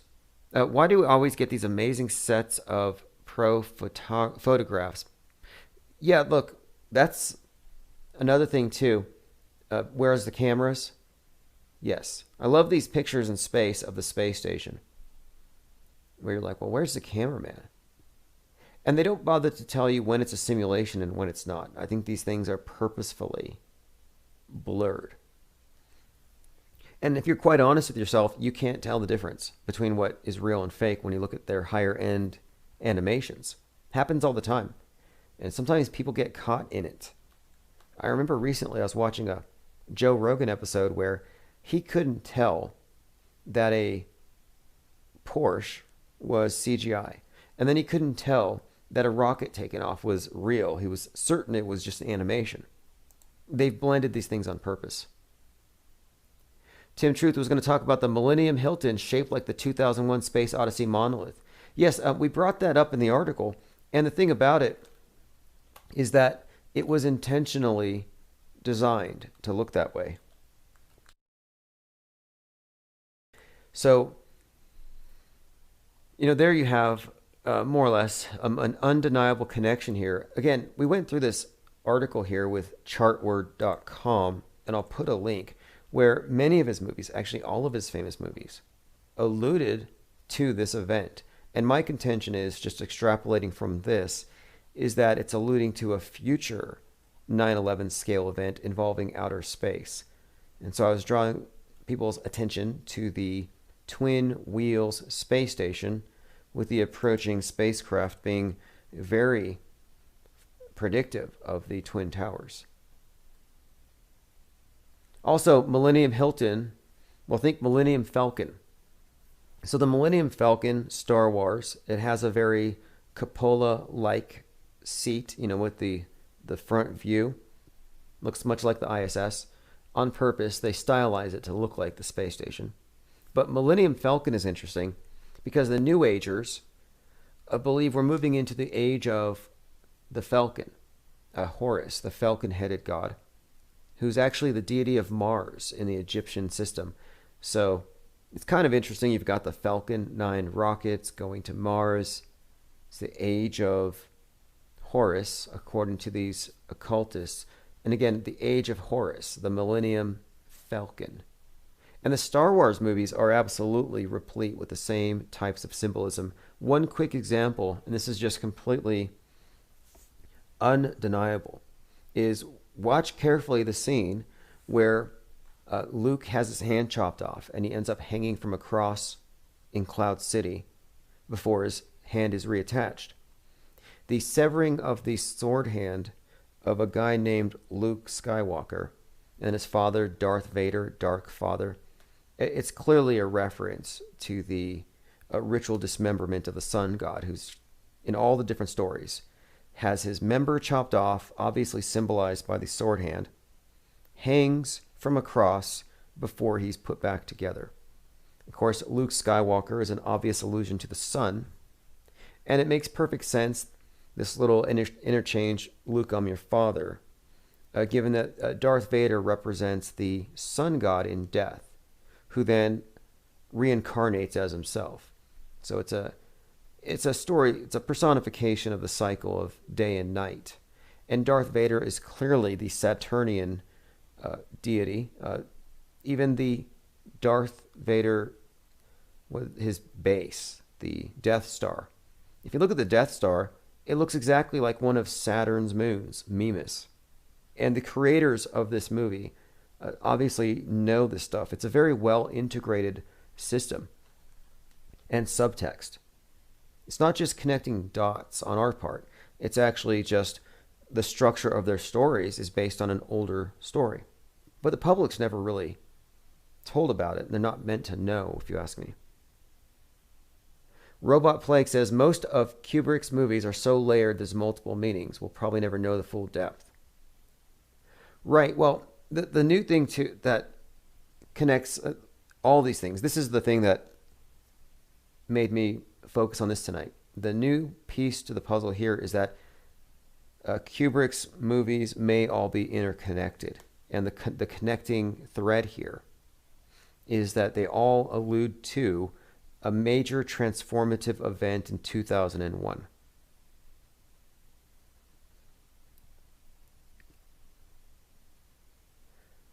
Someone wants to ask a question. If you want to call in, you can ask as well. He says, can you explain the absurdity of the notion of angular speed to manipulate our minds with mathematics into believing someone at the equator is traveling at the same speed as someone at the North Pole? Well, when you say the Earth is spinning, people will say, well, it's spinning 1,000 miles per hour. And you'll see memes where it's like, well, I don't feel it moving. And you'll have a picture of a person on a roller coaster or something, as though you should expect the world to be moving like a fast-paced amusement park ride or something. But that's not really the case, because it's moving 1,000 miles per hour. It's rotating every 24 hours, but relative to the size of the Earth, we're not able to experience that movement. Or the idea of it traveling at 66,000 miles per hour. These things sound extreme, but when you think about the scale, it's really not. But the absurdity, yes, it's definitely absurd, I think. There's so many absurdities and contradictions. And I'm constantly running across this one here where they say, okay, well, the Earth is oblate, but it's pretty much a sphere. I mean, it's spherical, but it's oblate, so it's an oblate spheroid. It's fatter in the middle because it's spinning. And so it makes perfect sense. But then how come all of the images we have of all of the planets are perfect spheres? No oblasity, especially when it comes to the larger planets, much more massive ones, where you would expect it to be more pronounced. Where's the planets that are fatter in the middle? Then there are so many other issues here too. I think it's all highly entertaining. I think it's entertaining that you can call yourself a scientist and talk about dinosaur bones on the moon. So it's like, okay, so then I guess I'm a paleontologist, an astropaleontologist. I can take my telescope and look for dinosaur bones in space. The science of space, if you want to call it that, it's all been hijacked for ideology, and it's being used primarily to condition people to accept the inevitable destruction of the Earth by falling space rocks, climate catastrophe, any number of things. You can look at NASA's training videos, and you can see how much time they actually spend underwater. And then you can look into the bubbles and space phenomenon, and you can choose to ignore it. You know, to me, it's not even ignorable at this point. These bubbles in space, or the obvious green screen glitches. Kind of like with the Capitol riot, you can choose to believe it was a riot and a major terror attack, or you can just know what it really was and recognize that the mass media is lying.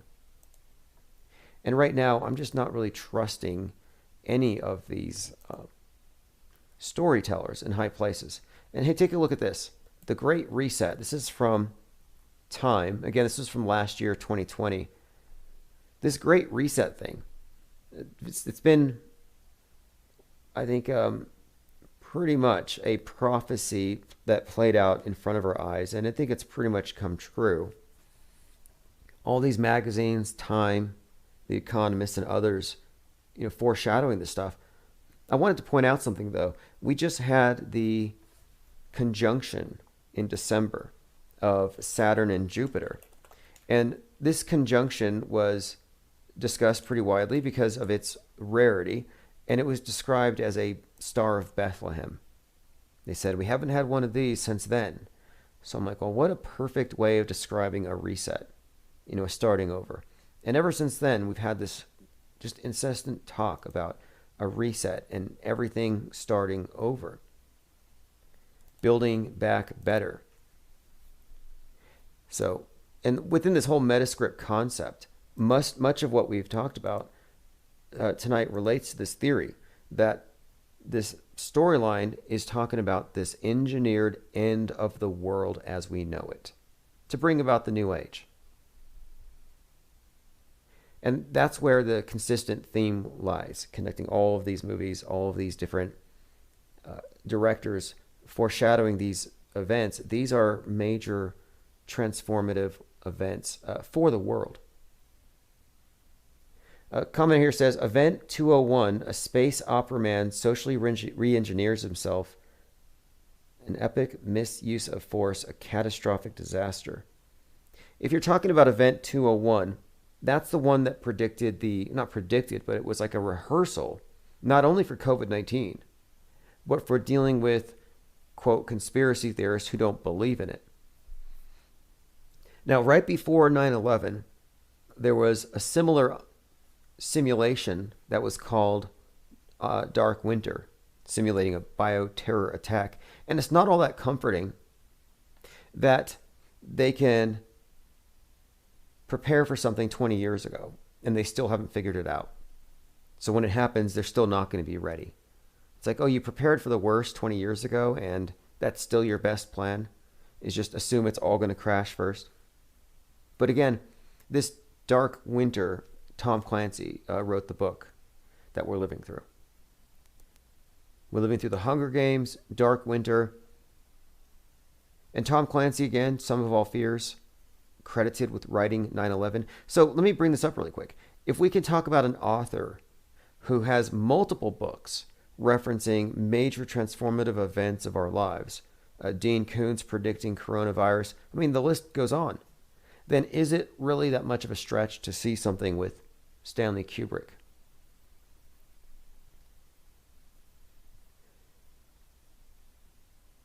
Commenter says, did they skip 101? Well, when you get into the numerology and stuff, that number shows up quite a lot in Donnie Darko. The grandma death, the time traveler in the movie, is 101. In The Matrix, the Merovingian is in room 101. In 1984, the Ministry of Love, where they torture you until you can see 2 + 2 is 5, takes place in suite 101. One Step Too Far says, we live in a shitty Nick Cage straight-to-DVD movie. You know, I was looking at a movie on BitChute. It was a collection, actually. It was a video showing all the different movies where Joaquin Phoenix is associated with Jesus Christ. And I've pointed out the Joker movie, the symbolism there, how he has the bleeding smile and he does the Jesus pose with the bloody palms. We've talked about this at length. Other movies that he's been in, like The Village, where he plays very specific roles. Well, anyway, one of the movies he analyzed was a really terrible Nick Cage movie called 8mm. I don't recommend it. I don't recommend any of these old horrible movies, but you know, it's just quite revealing to look back at many of the movies that we just paid to watch for entertainment. It's amazing to look back and realize, wow, look how much garbage, look how much programming I just imbibed. Now, Joaquin Phoenix is a very interesting character on and off the world stage for a few reasons. His brother, of course, River Phoenix, part of the Children of God cult, a cult that also involved Rose McGowan. There's so many strange things about this whole group. But Joaquin Phoenix in particular, last year, well, right before in 2019, was doing this activism. He was doing Fire Drill Fridays with Jane Fonda, where he got arrested. And he, you know, behind him there's this poster that says, "Change will come." It's got a burning globe. But even then, he was acting as a Marxist agent provocateur. And then comes the Joker movie, where he plays this in a more mythical way. But it's the same thing. At the end of the movie, you have the uprising, kill the rich, and they're all wearing clown masks. Well, we're living through a communist revolution, and we're all wearing clown masks. And another thing, too, is that Joker is an archetype. He's an archetype of Mercury. And when you get into the different symbols or the different planetary deities that are personified in the movies, you can kind of see in the foreshadowing that, yeah, there is indeed, I think, a meta script here. And looking at the Joker movie, you could have predicted 2020. We more or less did. By the way, Jared Kushner got a hold of the producers for The Purge, and he got their publicist to work for Trump for the Keep America Great campaign. So again, 2020, if it looked like The Purge, well, that might have been Trump's re-election campaign. Robot Plague says, I was a Kubrick fanboy for years. I have no doubt he was a genius, but I wonder if he was given film god credibility, but really just had an intelligence agency feeding him material. Interesting point. All in all, though, it's a very fascinating topic. I'm going to go ahead and post a link here. It's chartword.com. The title of the article, if you just want to look it up directly, Stanley Kubrick's Faked Death and the 9/11 Hoax. I'll put a link in the chat. We'll continue this discussion, build on this metascript analysis as we go on. Someone just tweeted something at me. I have to share it. I brought up Marina Abramovich, the lady who likes to smear blood on the walls, Lady Gaga's friend, you know, the singer for the national anthem. Here she is hanging out with Mr. Rothschild, posing in front of a picture of Satan from the opening scene of Paradise Lost. You know, the scene where he's summoning all the demons? Anyway, interesting painting. Not surprising or shocking to see the two of them together. What are they trying to tell us? All right, hope everybody had fun. We'll see you all tomorrow. Subscribe. Join us tomorrow if you can. darkmatter.radio, and I'll mirror it here for sure. But it's going to be the Apostasy Show will be next, and that's in the morning. Away from Earth into the black void.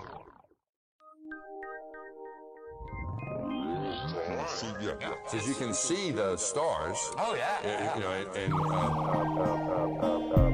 we were never able to see stars from the lunar surface or on the daylight side of the moon. It's not a black void. I mean, it's black, but there's all kinds of polka dots. Space is fake AF. Space is fake AF. There's more than stars. You can see planets. You can see moons. you see the gas. Big jump in, say the sky was not the limit. We fly to the moon in a nanosecond, but we haven't been back since 1972. Destroyed all the papers and blew up the Challenger crew, except for the twinsies. Space is fake AF. Space is fake AF. Look out into deep space away from the sun, it's the darkest black you can imagine. Hey, space boy, you broke my rocket man heart. Where are the stars? Is it bright or is it dark? The vacuum of space, oh, the tomfoolery. What happens if you get a leak on that? You have a leak.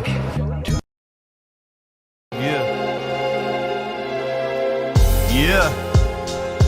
You're not gonna like this one. Nah, not at first. You're gonna learn to though. You're gonna learn a lot. Check it. If you believe we put a man on the moon, you probably believe we're gonna go to Mars too. Well, I hate to be the bearer of bad news, but that's just something now we can't do. Try and leave low Earth orbit, see what happens to you as you turn into soup in your spaceman suit. What? Did you forget about the Van Allen bell? And that is filled with radiation. Yo, does that ring a bell? 4,000 degrees, that sounds hotter than hell. Man, you think if people went through there, they just melt, but NASA's already been through it. There's a lot they tell that we believe them for so long, so we might as well keep up the charade instead of breaking these chains, and let the ones on top continue to control our brains. Yo, let them do what they want with our hard-earned money. $19 billion for cartoons, that's kinda funny. Yeah, that's just common sense to me. $19 billion on some cartoons, on some CGI bullshit. That's just me though. Look into it a little bit, you'd be surprised if that's the right word for it. Yeah. If you think the moon can be terraformed, you're wrong, and I'ma have to be the one informing you that the moon isn't exactly as it appears. Like when it's waxing or waning, doesn't it seem clear? In the daylight, supposed craters turn blue, and there are even times you see a star straight through. Like it isn't a solid ball just spinning around, like it isn't a rock that's magically pulled down into our orbit, where gravity is so strong doesn't absorb it. Moon affects the tides, but other bodies of water ignore it, and it's reflecting light coming from the sun. But moonlight's colder than moon shade, explain that one. Now feel free to stay locked up inside your bubble and keep believing those lies that don't love you, and they'll tell you that the earth's shaped like a pear. Look up Atlantic conspiracies if you dare. Yeah.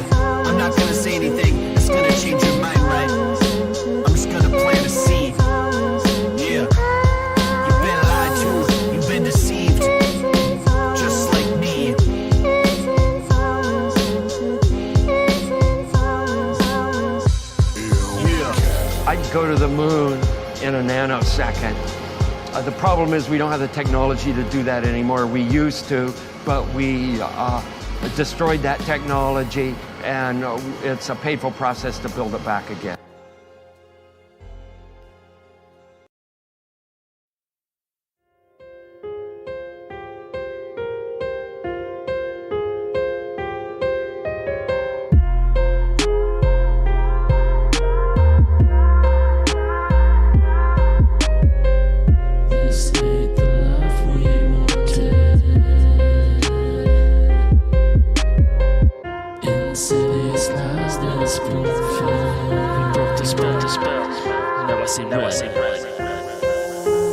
Yes, mama.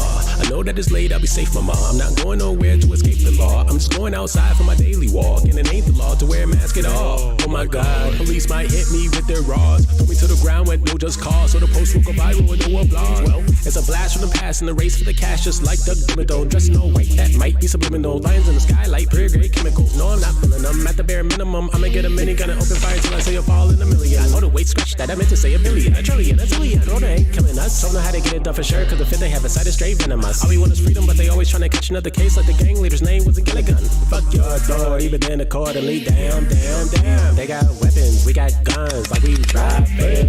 What's the plan? All I'm saying, we in the jam, go ham. But we steady, watching the office, look, it's time to take a stand. I see the bricks, but I need a shotty.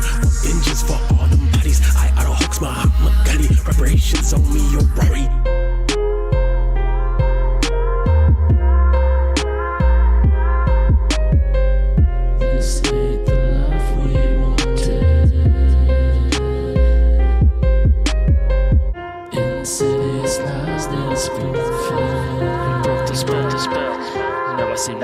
We're manifesting reality, we have the ecstasy. We're coming in with the sickest of strategies. Never been able to ponder the truth, spilling our sacred anatomy. See through deception and fakery with peer-reviewed mockery. Who are these people that talking to me? These people, they more like sheeple. They're like cocaine fiends, just trapped in, flapping their gums. They're looking all over the floor for a piece. It's time I get Benjamin out your minds for least. That's right, we got you off the hook. You're looking a little bit shook. Take a good look at the game for the reasons. I'll stop believing the demons. Grab your Glock, it's hunting season.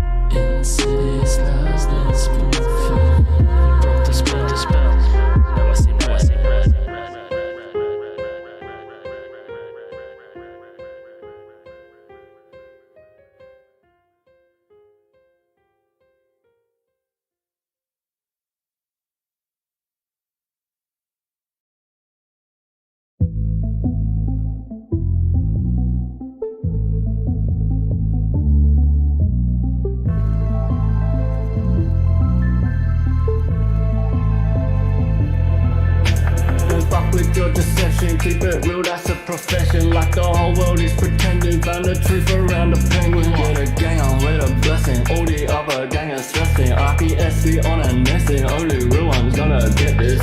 Fake ones only accept this. They can miss the message. Timbuktu got bodies, yeah. Find them in our records. Auto host and message. Squad are representing. Killing you with knowledge, yeah. The uppers getting dirty. Oh, you're so affected. Cause we're so effective. Let go of your worries, yeah, the whole thing is a sinner. We got it and we get it. Offering refreshment. Level up your conscience, yeah, it's honestly the essence. This wave is uncontainable. Facts are undebatable. You lanes are unrelatable. Give a fuck about saving you. We could keep on playing you. You just keep complaining too. Game is unescapable unless you're with the gang or no. Messing with the penguin. Messing with the penguin, messing with the penguin, messing with the penguin, messing with the penguin, messing with the penguin, messing with the penguin, fucking with the penguin. with a vengeance, trying to make you come to your senses. Forget the general consensus, just pay attention. You're brought to hell's paid with good intentions. I'm clenching my back wrenching, representing only the most superior, independent media. We got that real shit fucking encyclopedia. We're bringing an end to this mass hysteria. They wanna know why it's so serious, cause you must be delirious. If you're still believing stuff, get a grip and show some evidence for your own claims. We don't play no games, we stay relentless, exposing those events. Quick DIPS are making an entrance, busting doors down cause now's the time for interventions. Did I mention we're affecting so many men across the spectrum? We stand out in the crowd, we don't blend in. Did it gain a tremendous momentum? There's nothing close resembling. Check the emblem, it's a penguin, not a gremlin. Just letting you know you're on an infinite plane, it's never bending. We strike like Tempin, killing all fears and breaking the tension. Got another Hawks army, digging deep in the trenches. Come and join in, be adventurous. Quit being so sensitive, forget the censorship. We ain't telling fibs. Messing with the penguin. We're messing with the penguin. You're messing with the penguin. You're messing with the penguin. Messing with the penguin. You're messing with the penguin. Messing with the penguin. Fucking with the penguins, yeah.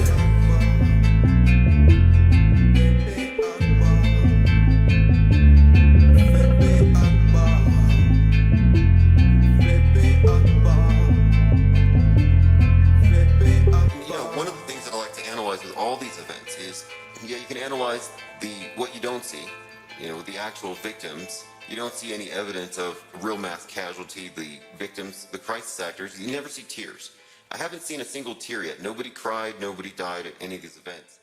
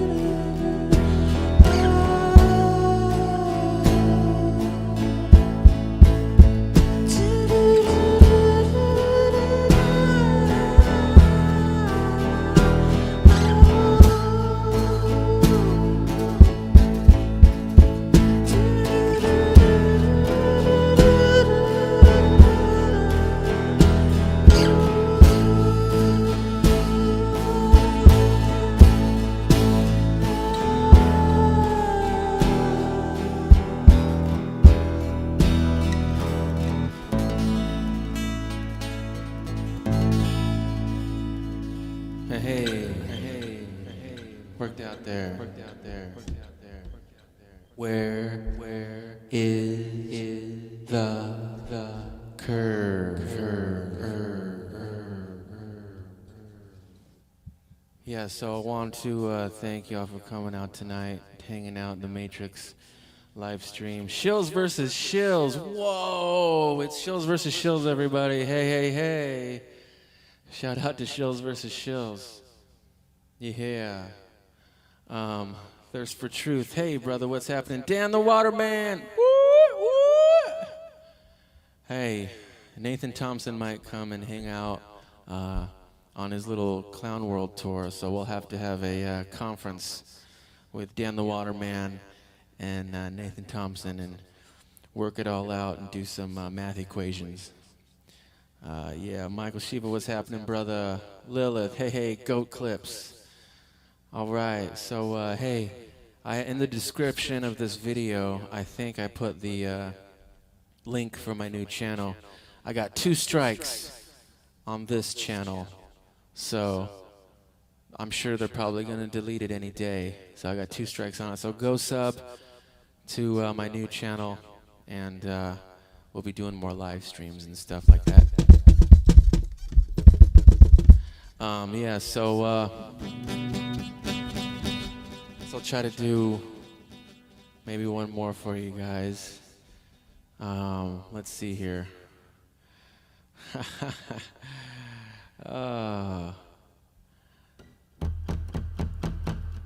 What's up, A Slayer?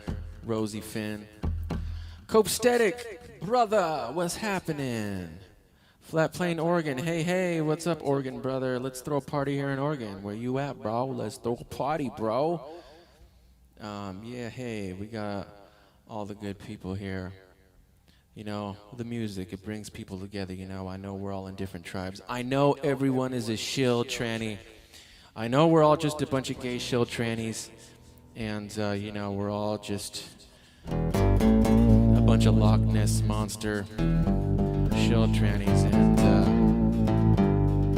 but it's all good. We can all hang out in the Matrix party and have a good old cucumber hamburger time with, you know, Bumblebee tuna. Here we go. Oh, we got some requests here. Let's see here. COVID 1984. Man, I don't even remember how to play that one. It's like COVID 1984. COVID 1984. COVID 1984. COVID 1984. 4, 3, 2, 1.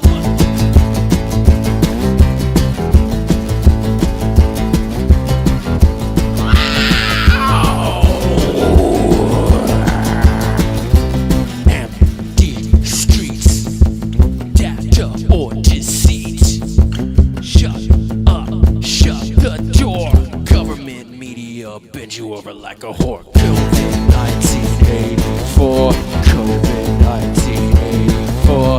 COVID 1984. COVID 1984. 4, 3, 2, 1.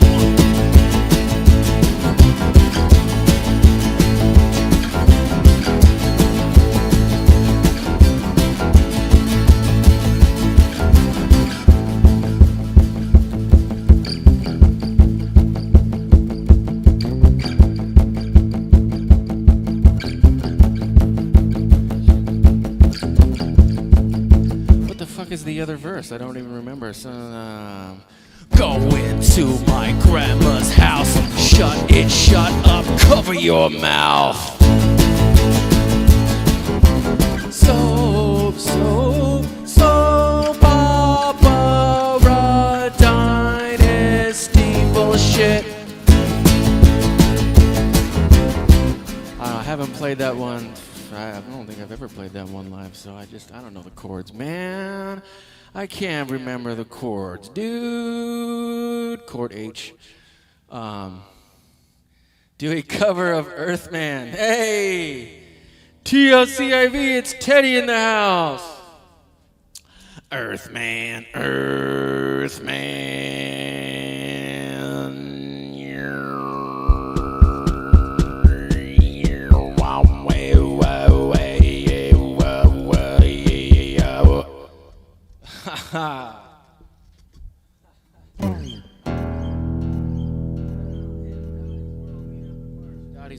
up in March. Yeah. Tell you what, boy. We got a flat earthworm in the live stream here. We got TLCIV, you know what I'm saying? He's earthworming it. Oh, yeah. Man, we got 59 people in the chat. What's up? I just love seeing all the different tribes in here, you know what I'm saying? Everyone get along, you know? I mean, fuck it, you know? Shit, let's all just hang out, you know? Party at my house.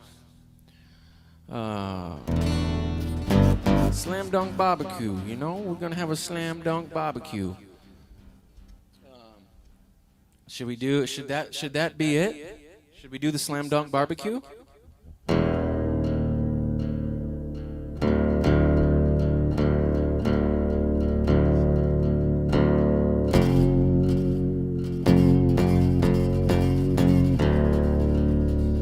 in a cult. I'm not in a cult.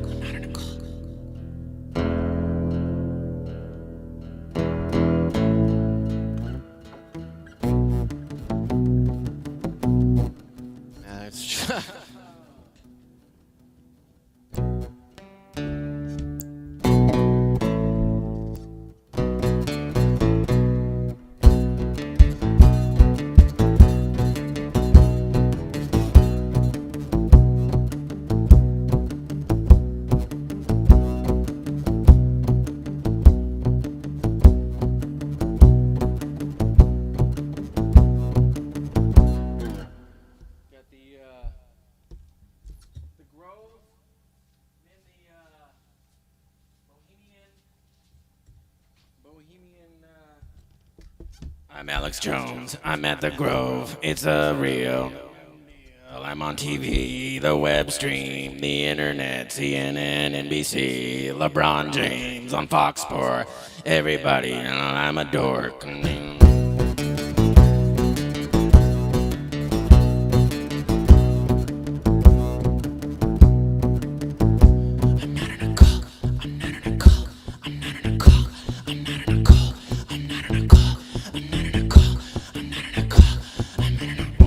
I'm in a cult, I'm in a cult, I'm in a cult, I'm in a cult, I'm in a cult, I'm in a cult, I'm in a cult, I'm in a cult.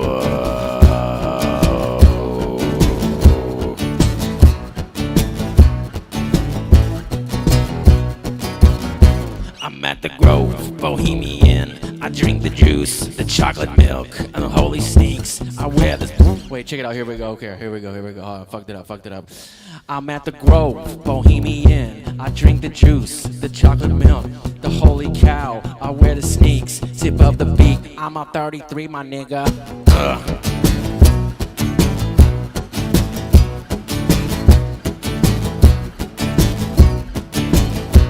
Charles Manson, Rance dressing, goat heads with the number 9. It is so divine with the holy grail, shape of the snail, the Fibonacci, sound of the conch. Does anybody have a conch? Anybody want to?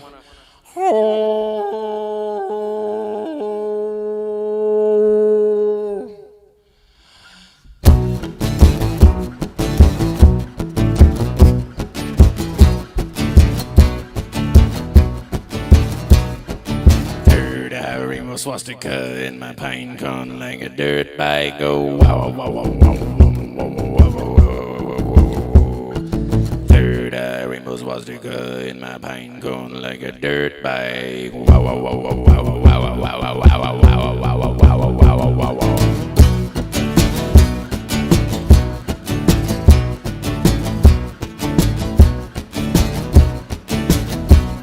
Squeegee weegee weegee, squeegee weegee weegee weegee, squeegee weegee weegee weegee weegee weegee weegee board.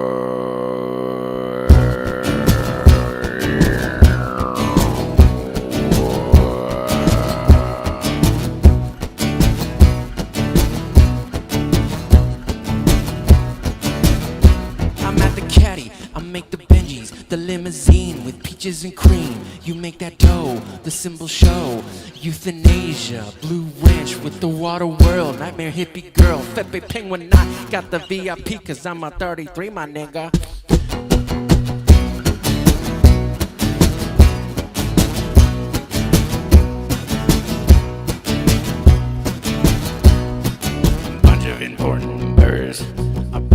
important numbers.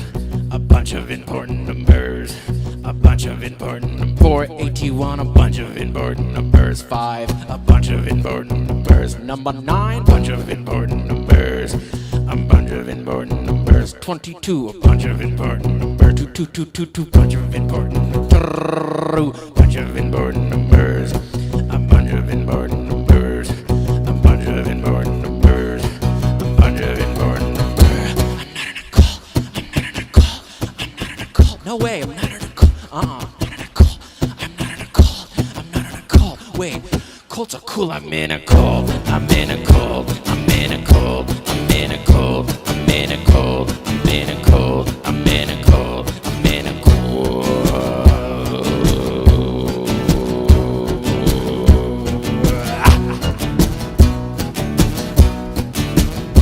I'm in a cult. It's fucking cool. I'm in a cult. I wear a kilt. I have a quilt. We make quilts. We're in a cult. We make quilts. It's fucking cool. I wear a kilt. I have a cloak. It's freaking sweet. I'm in a cult. Yeah, cults are cool, man. What's wrong with a cult? I think they're sweet. You have a fire. We all sit around the fire. Wow. Get visions of rainbow swastikas all up in the fire, you know what I'm saying? Get them visions. Yeah. Got visions, baby.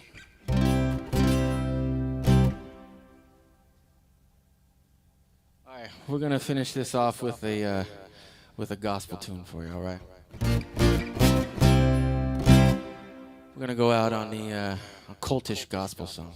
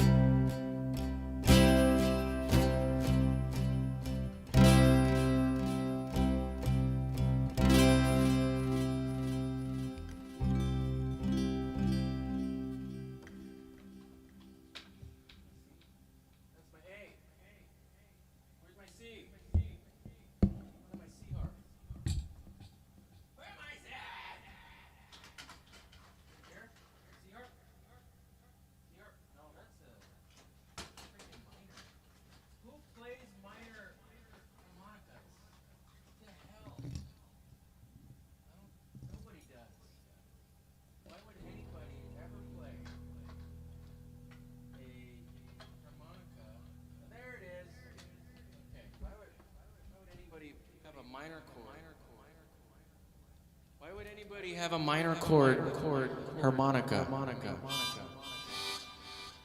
What are we, from the UK?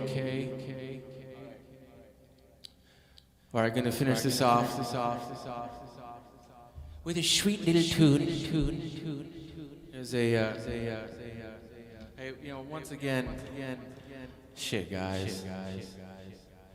Fucking love y'all.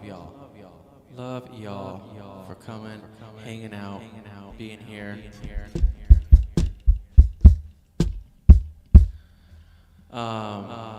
So-called Mexicans are the tribe of H minor. Lickety split got the H minor. Hey. Hey. Shout out to all my cult members.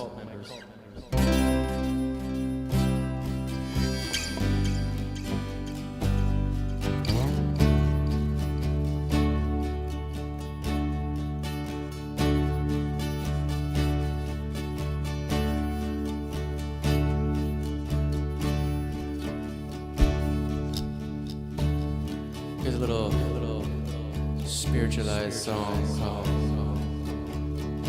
Shine the Light.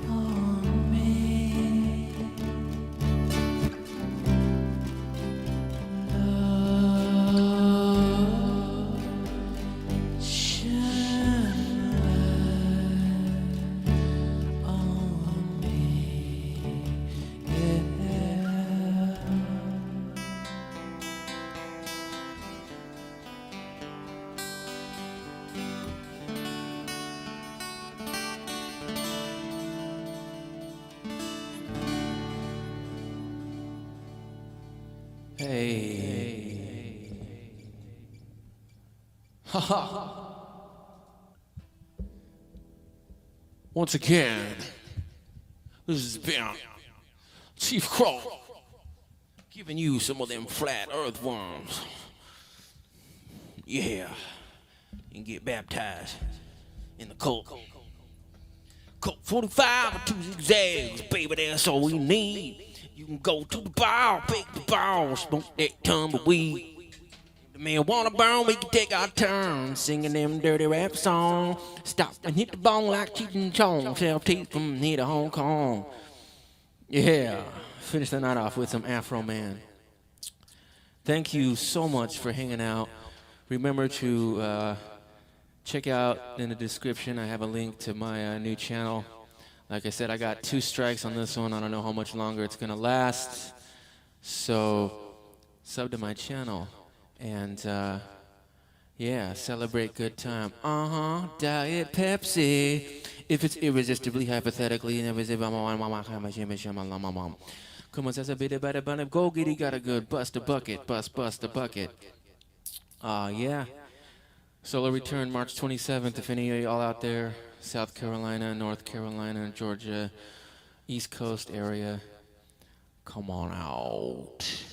And I want to thank Flat Plane Oregon X322, The Toast, Impress Infinite, Thirst for Truth, Blake O'Reilly, 6119, Leon Dion, Osher, shout out Osher! Much love, y'all. I think I might have figured out this live stream stuff, so hopefully I'll be back soon. Peace. 2.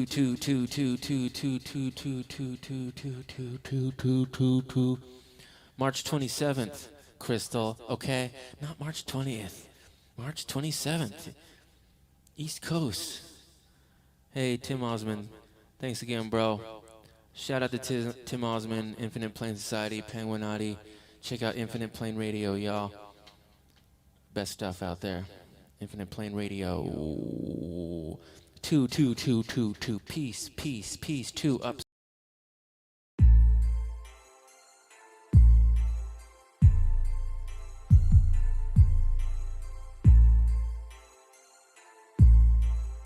They're afraid that the sky is falling. Speak Penguin or die. Time to hijack mass media narration, inject the real into all their creation. Go full rat pill and don't max it. Auto hooks for life, it's the next shit. Keep your constant black wash and mandoozle blah blah for your fucking self. We're here for science, bitches, don't make us wait. It's 3:12. Go full rat pill and don't max it. Auto hooks for life, it's the next shit. It's time to speak Penguin or die. We don't want to discriminate, not against nations, orientations, religious groups or races. But if you want to fight us searching for truth, we'll rip the skin off your faces. We meant it well with you, but we're losing our patience. Go full rap pill and don't max it. All hooks for life, it's the next shit. It's time to speak Penguin or die. You fail to communicate on every level of cognition. Your streams lack the expressed need for exploration. With you, it's all just narration. You're entirely unable to represent us in mass media. You may think you're safe, but we see ya. Go full rap pill and don't max it. Auto hooks for life, it's the next shit.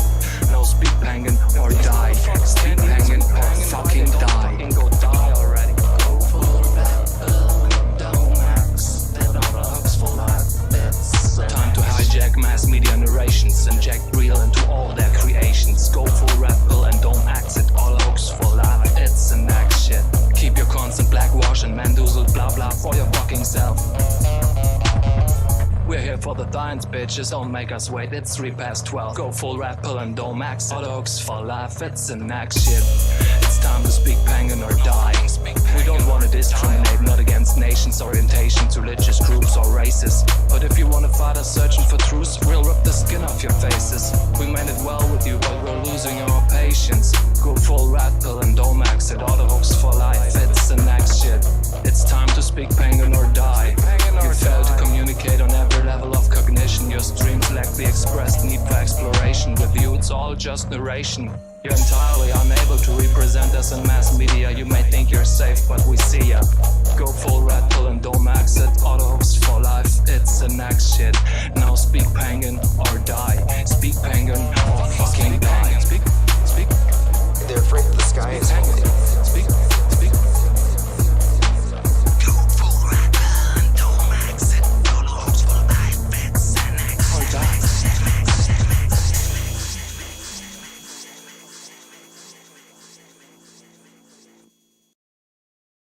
It's like, we're all going to die someday. And if you're going to pick some place to die, then why not Mars? Okay. If we're born on Earth, why not die on Mars? Seems like maybe it'd be kind of exciting. But so I think given the choice of dying on Earth or dying on Mars, I'd say, yeah, sure, I'll die on Mars.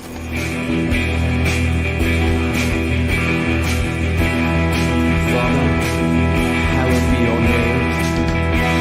Your kingdom come. Give us each our daily bread, and forgive us our sins. For we ourselves forgive everyone who is indebted to us, and lead us not into temptation.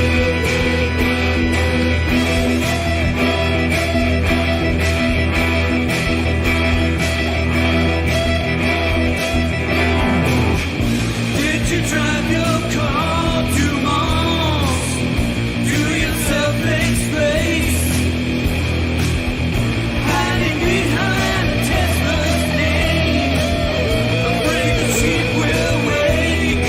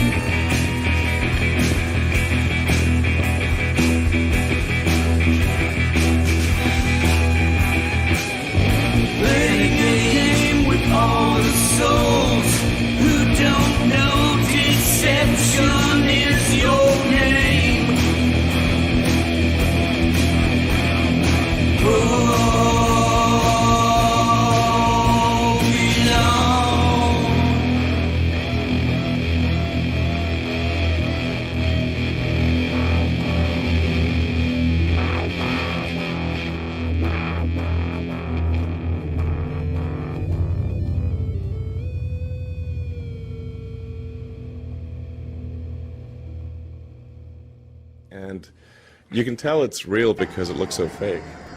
There they go.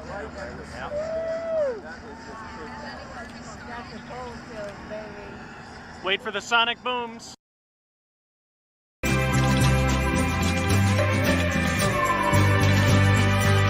Antarctica expedition.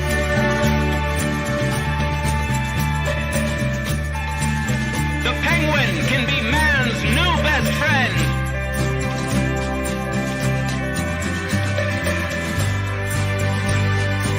Antarctica expedition.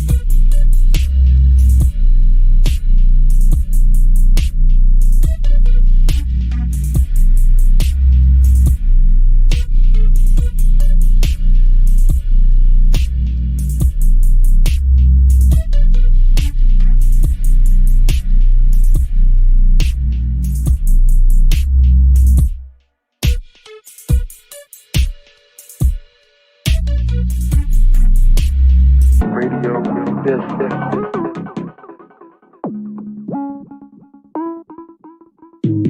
you show, you're in trouble. Underground government prisons. This kind of technology would be expensive. Some people have said to slip it into their minds subconsciously.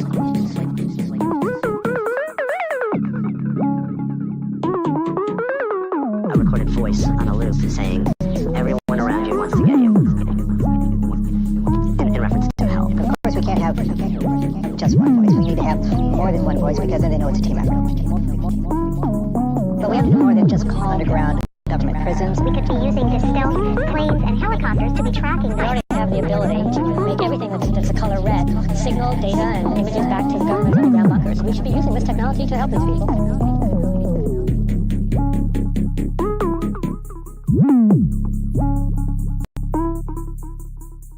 A recorded voice on a loop saying, everyone around you wants to get you. Of course, we can't have just one voice. We need to have more than one voice because then they know it's a team. A recorded voice on a loop saying, everyone around you wants to get you. A recorded voice on a loop. A recorded voice on a loop. This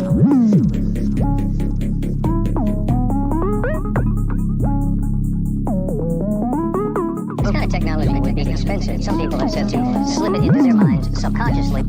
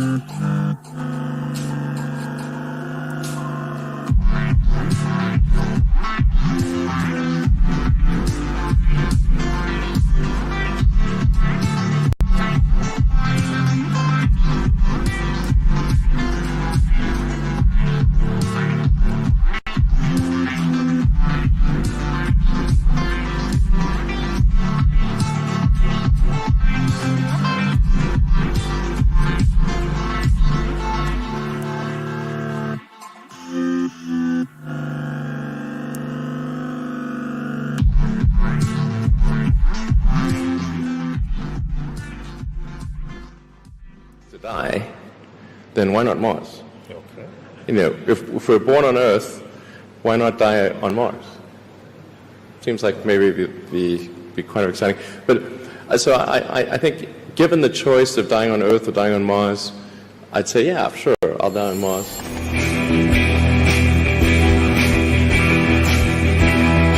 Father, hallowed be your name. Your kingdom come. Give us each our daily bread, and forgive us our sins. For we ourselves forgive everyone who is indebted to us. And lead us not into temptation.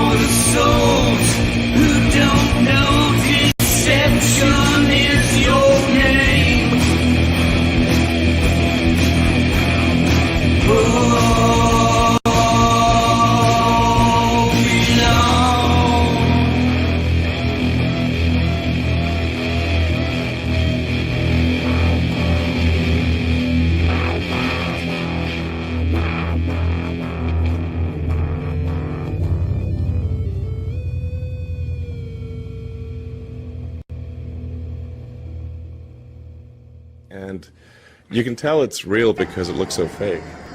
There they go. Yep.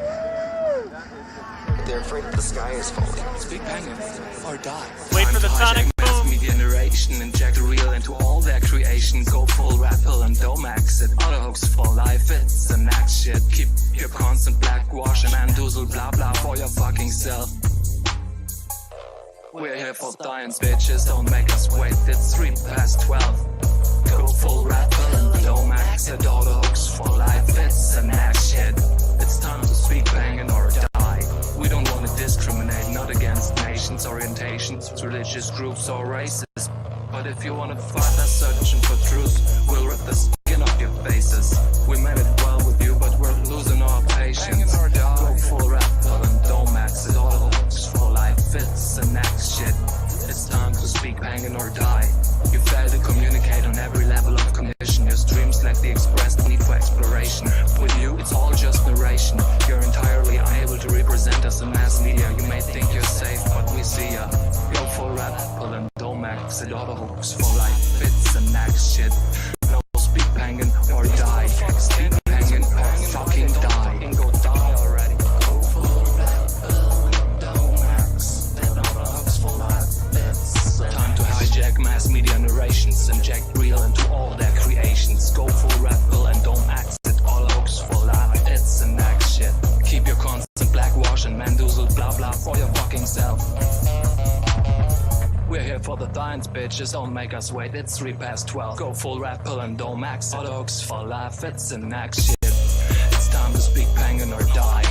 We don't want to discriminate, not against nations, orientation. tribes, religious groups, or races. But if you wanna fight us searching for truth, we'll rip the skin off your faces. We meant it well with you, but we're losing our patience. Go full rat pill and Domax, it auto hooks for life. It's the next shit.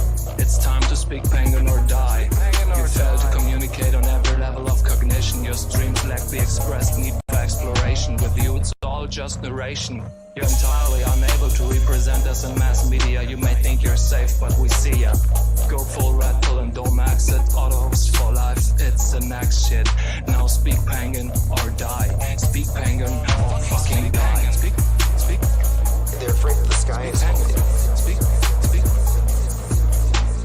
Go full red pill and don't max it. Auto hooks for life, it's the next shit. Yeah, it's Drastic Rebel motherfuckers. You know what it is, now max the treble bass.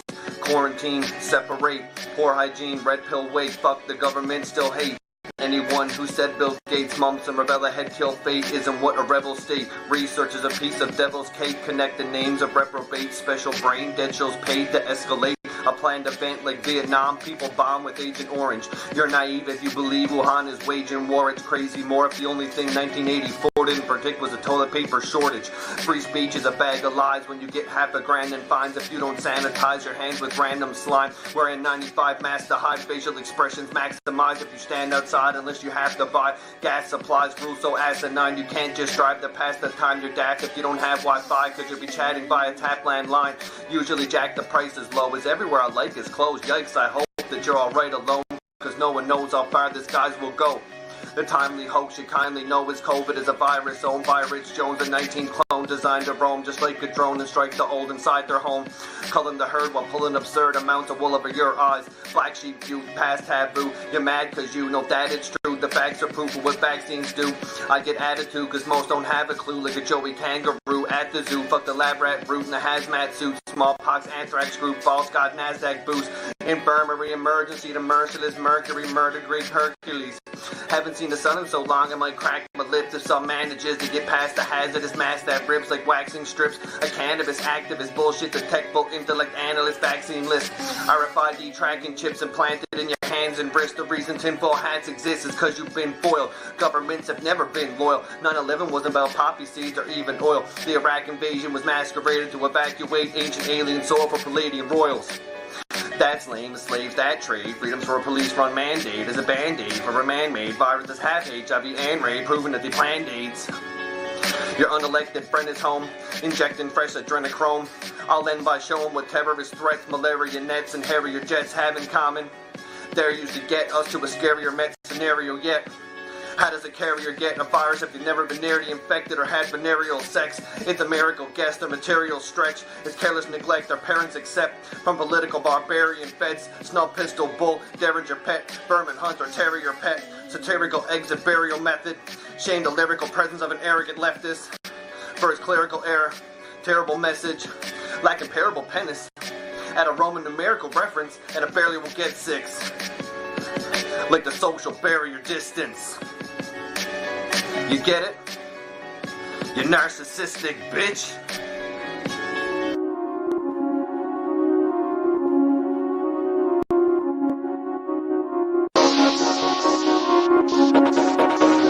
It was like a movie scene.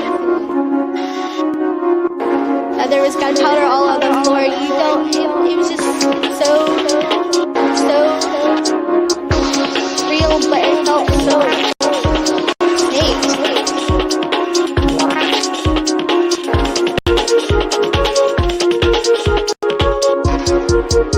Your reality is fake as fuck.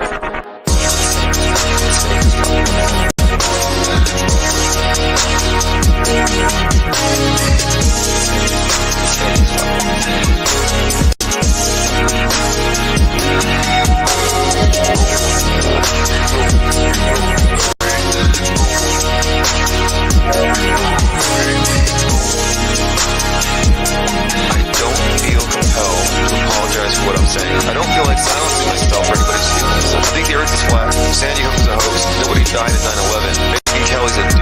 Elvis Jones and Bill Hicks. The space program is fake. And all of the female astronauts are dudes. All of them. They're all trans.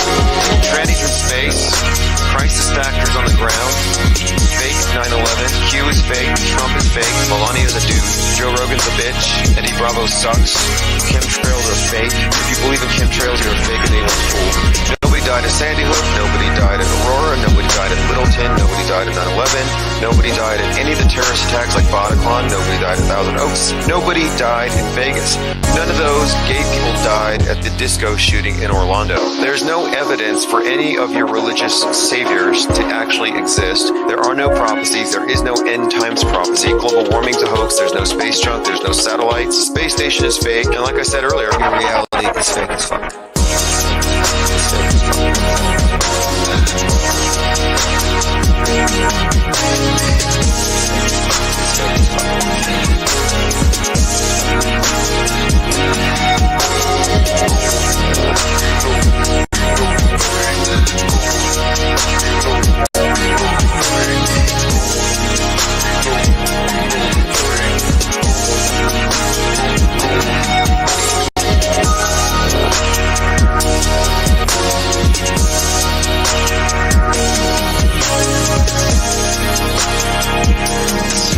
Waiting for the comments. Let's see. Okay, so American. Okay, now one thing I do believe about the space station. We know it's fake. We know it's a hoax. We know it's a movie. But they keep talking about how it's the Americans that drink the Russians' piss and it's not the other way around.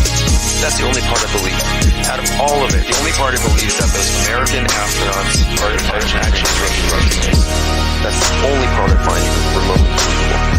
Alright, it's been 12 minutes. Let me go ahead and delete this. I know you were listening, trolls. I know your ears are bleeding. Go ahead and call your mommies. You have a 5-minute intermission. I'll be right back.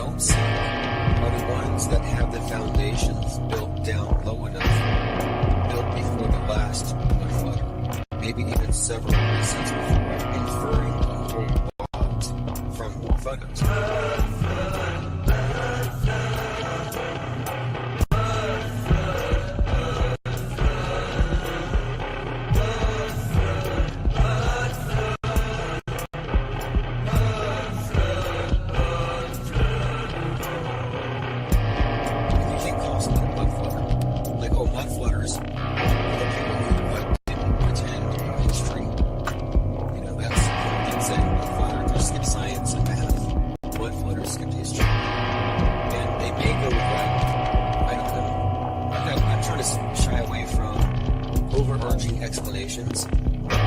story, and then you find tidbits that build it up. The story, I don't like to put the cart in front of the horse. And to me, the big story with hidden technology and Tartaria is it needs to be approached very much by what we can verify and run away from it. Like, you're supposed to believe that's a big tribe.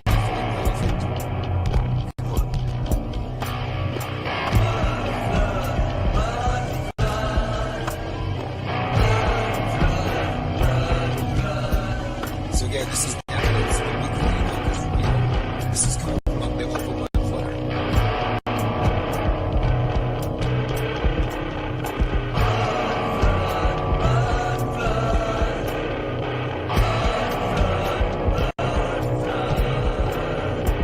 Someone like taking this reasoning to suggest that many of the churches and cathedrals are actually places of mysticism. That's their true purpose. Oh no.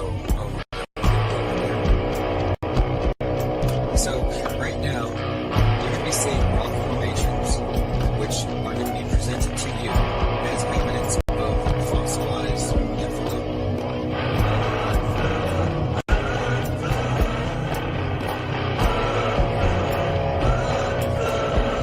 So again, this is evidence that this is called unbiblical movement.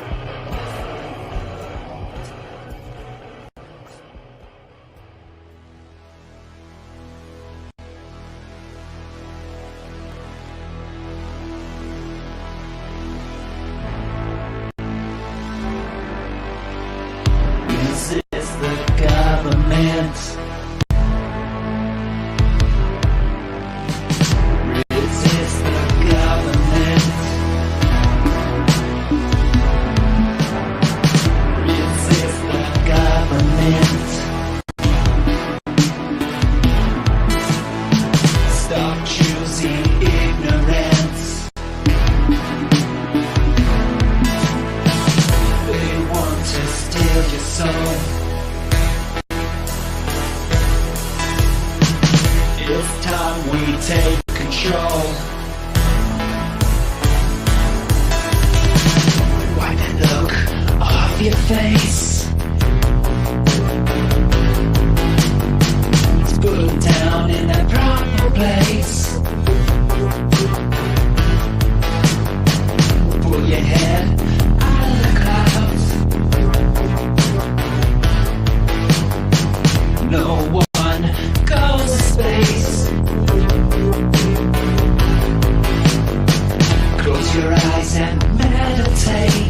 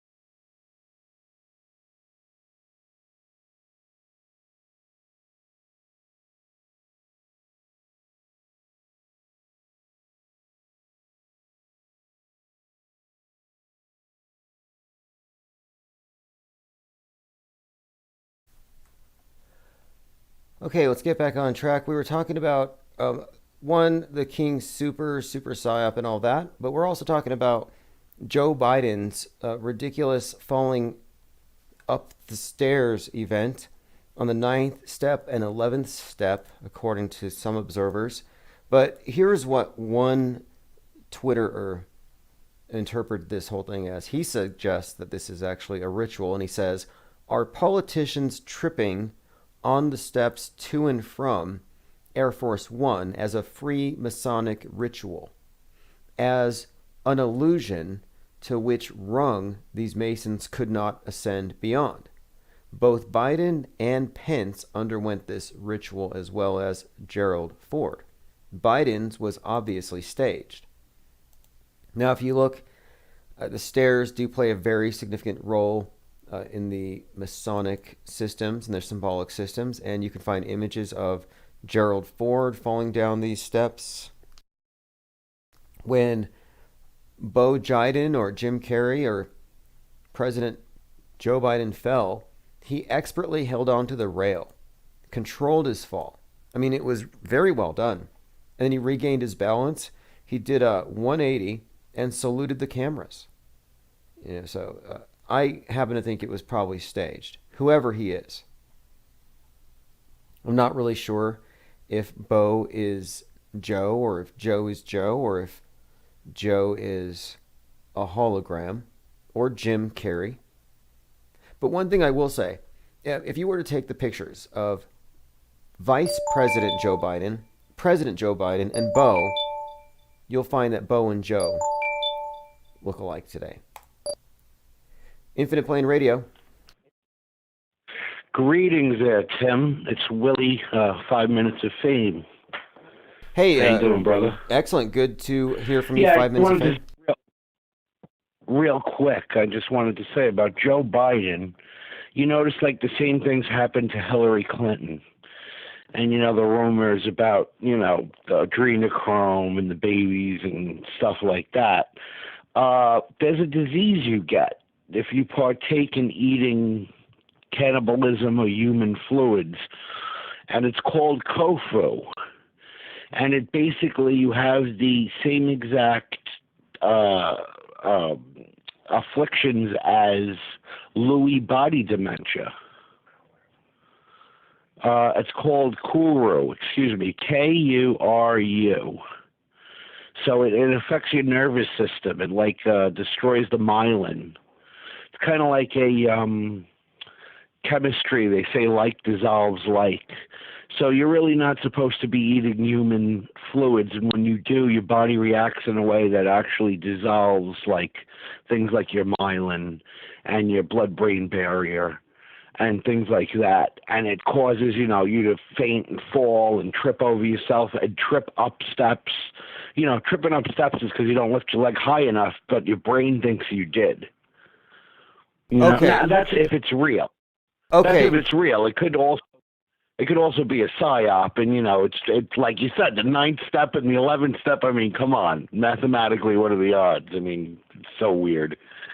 Yeah, but what you're saying here, okay, so Kuru says here it's a disease it's caused by a protein in human brain tissue. So it says here that people in New Guinea who practice a form of cannibalism were coming down with Kuru. So I guess you're suggesting that these elite who are presumably into consuming human body fluids, blood, brain tissue, that they would be pretty much exhibiting what you would expect, Kuru.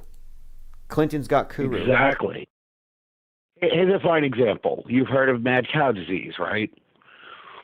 Well, that started to go out of control in the world when places like I can't think of the company right away. They're a big feed manufacturer. I can't think of them right off the top of my head, but they're one of the number one cattle feed producers. So they started mixing cows in with the cow feed. So they were making dairy and beef cows like cannibals. And that's when they started getting the mad cow disease, because they were getting the blood-brain barrier and these chemicals they would never ingest because they're only supposed to eat grass, grass, weeds, whatever, not bovine tissue. And they were, falling down and stuff like that and shaking and things like that. And it's the same exact things that happen with Kuru and people. You know what I mean? It's I've seen we're it. not supposed to eat ourselves.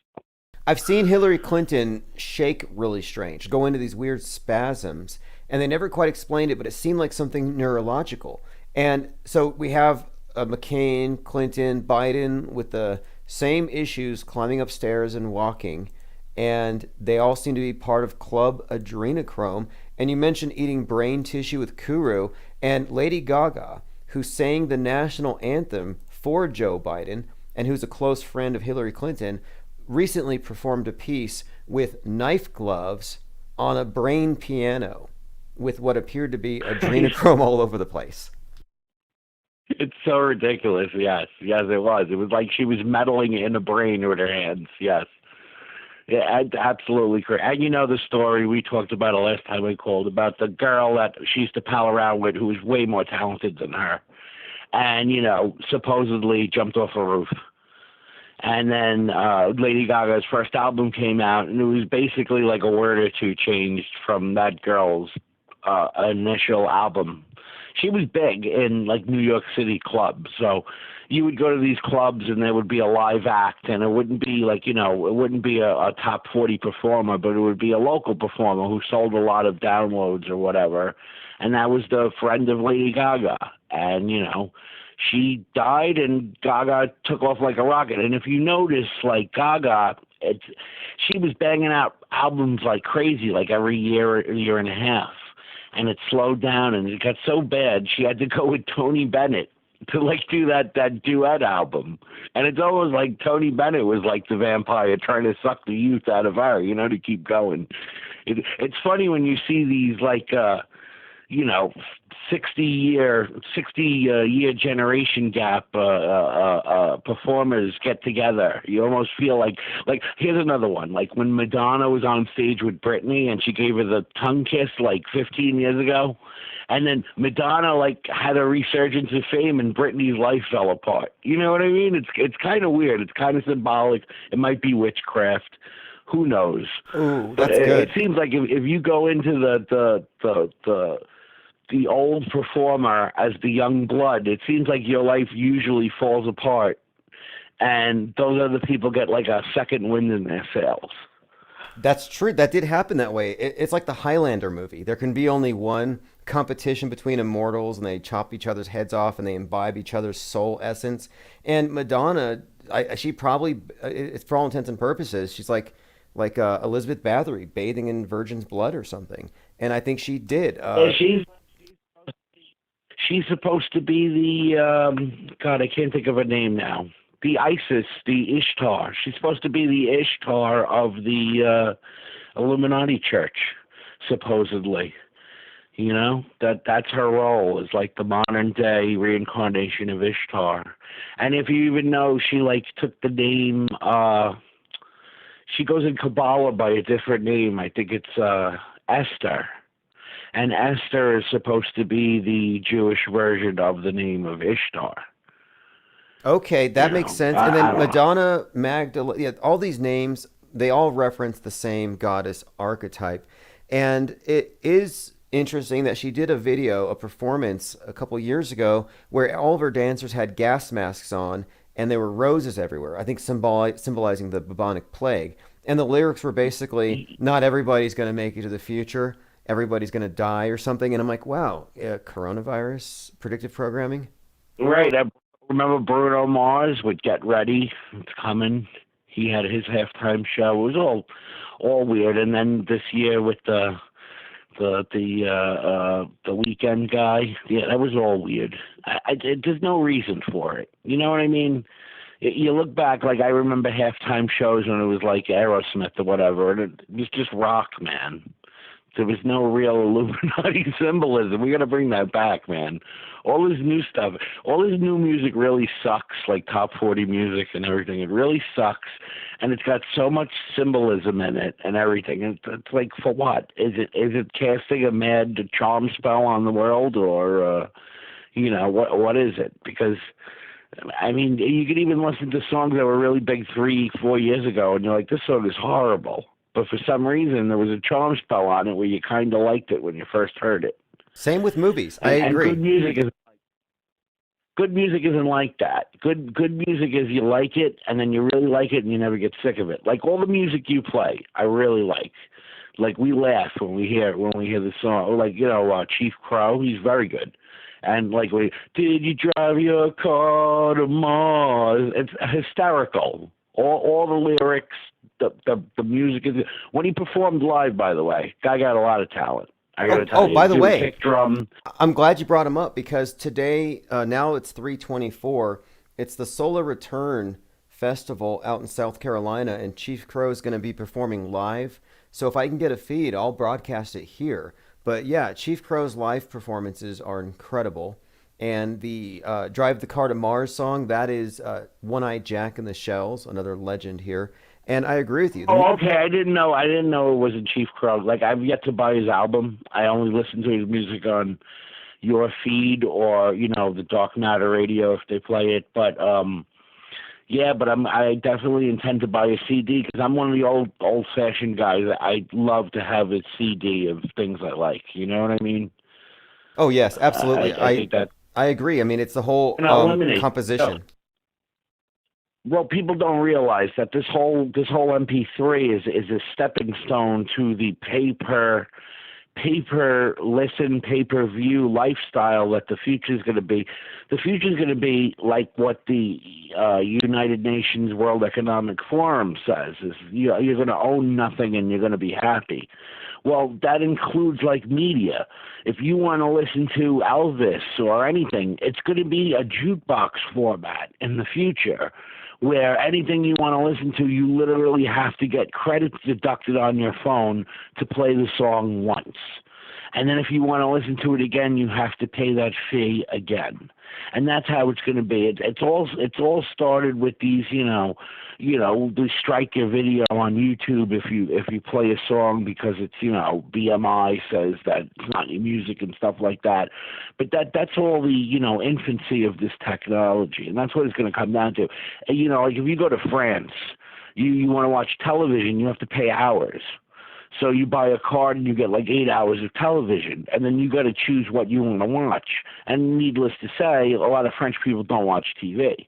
They don't have CNN on all day because it would be very expensive.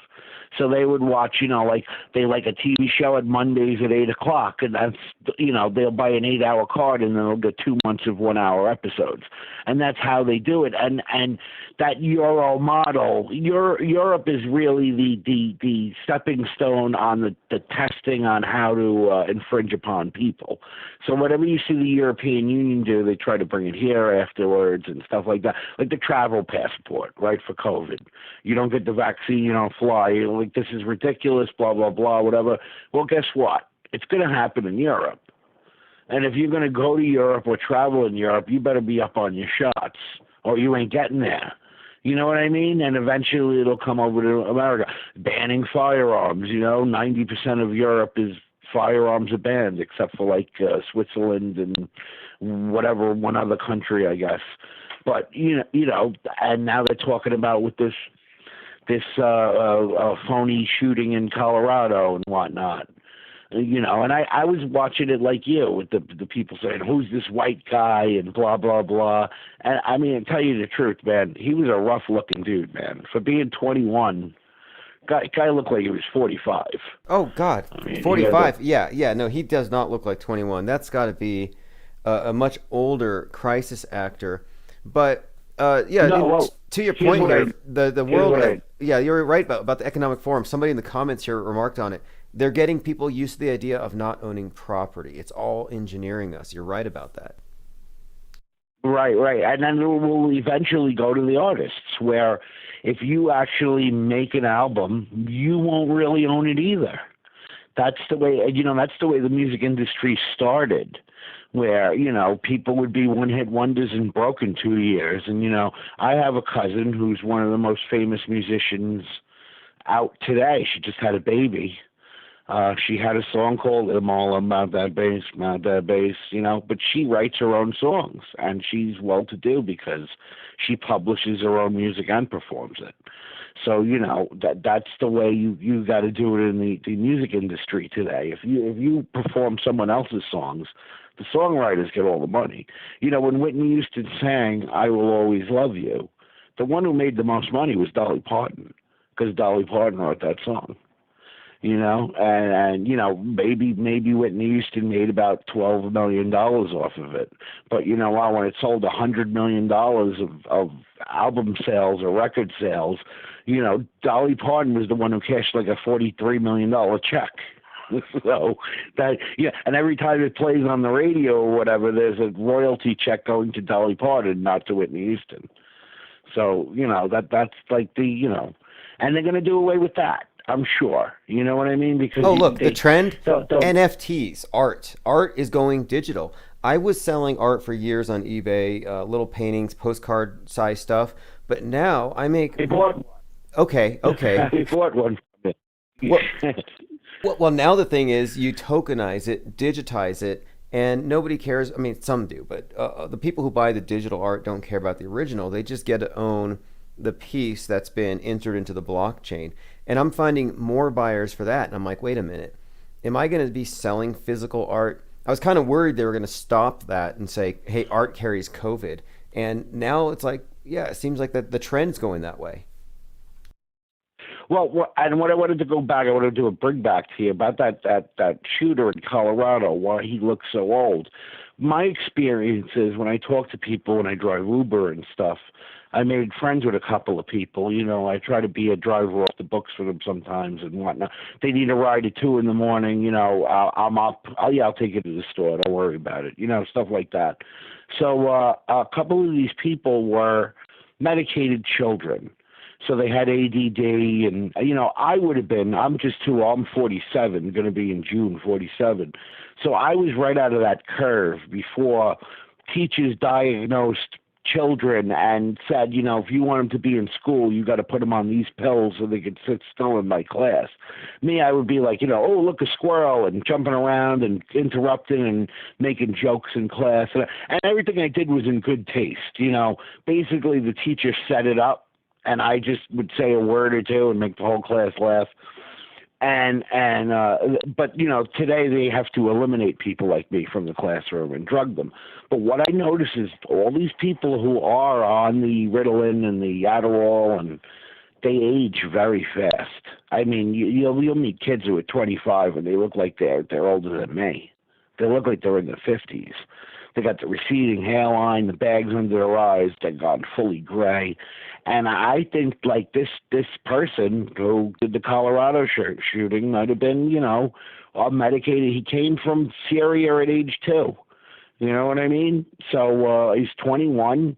He was in the school system in the year 2000. The early 2000s when, I would say 95 is when they started doing the full swing on medicating kids, and by the year after 9/11 happened, this is the new world we're in, where they medicate anybody who shows signs of attention deficit, hyperactivity, and things like that. These are geniuses. And I'm not saying that I'm a genius. I just know I'm unlike a lot of people. I'm not the sheep of the sheep. As a parent, as anybody listening to your show, we don't swallow Chuck Scarborough and NBC News and everything whole. We auto hoax it. You know what I mean? That's the sign of a genius. A genius doesn't get their leg pulled easily. A genius isn't persuaded easily.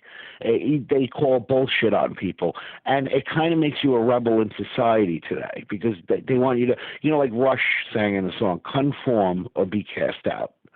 That's what we're at today. It was only a fiction and a rock song in the 70s, and it is the way of the world today.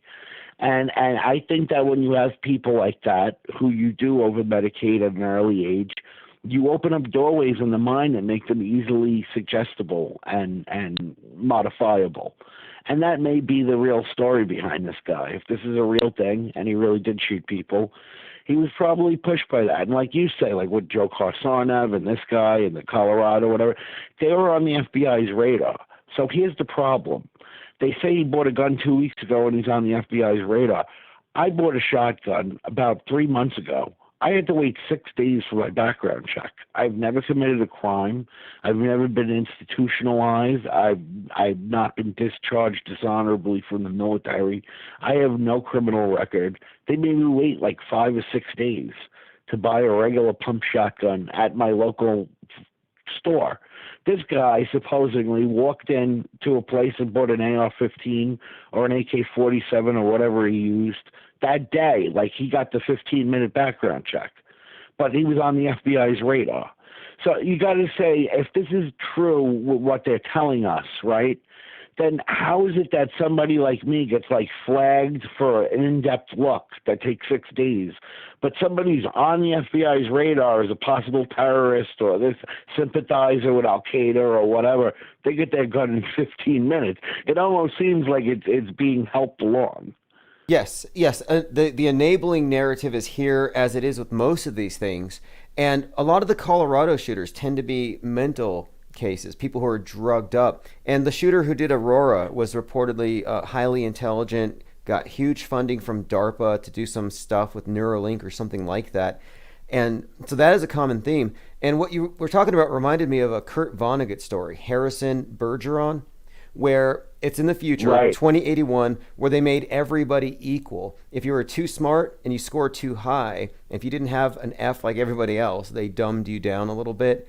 But the whole story was making everybody equal at the expense of getting rid of human greatness, at the expense of genius. Interesting story, Kurt Vonnegut.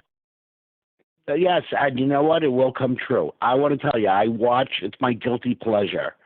I watch the Kardashians just to be appalled and laugh and, you know, see what's going on in the minds of these delusional, you know, so-called influencers on the world. So Kim Kardashian is having a party that she's taking her bar exam. It's called the Baby Bar. So obviously they have a different bar in California than just a regular bar. It's called the Baby Bar. And it's graded on a curve. So only 20% of the people who take it can pass. Meaning you could have everybody who takes this Baby Bar could get 99% and only 20% get 100%. And those 100% people are going to get or everybody could get a 40 on the test, and another bunch gets 38, and only the people who get a 40 on the test become lawyers. So, like, could you imagine if you get a lawyer that you pay good money for like an accident case or something, and they pass the Baby Bar on a curve, and they're absolutely like in an idiocracy, the guy who got his law degree at Costco, and it's like, Your Honor, my client is guilty. You know what I mean? Like, what the hell is going on with this world?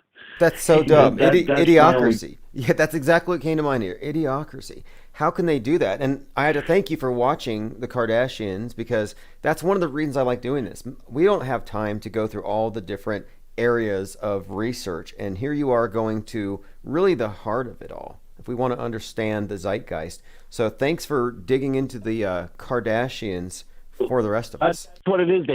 They make these meatheads so important. You know what I mean? They're making them so important in the world at Twitter, and they're this and they're that, and what do they think? And they're in magazines and for what? And that's why I watch it. I watch it to be appalled. I watch it to see things and think about things that they go, and their reasoning is all off the wall. Like, you know, a bar exam graded on a curve. That's called the Baby Bar. And if you pass it, you're a lawyer. So she's all like, I'm going to be a lawyer. Like, I know who your dad was. Your dad got OJ off. You will never be a lawyer like your father.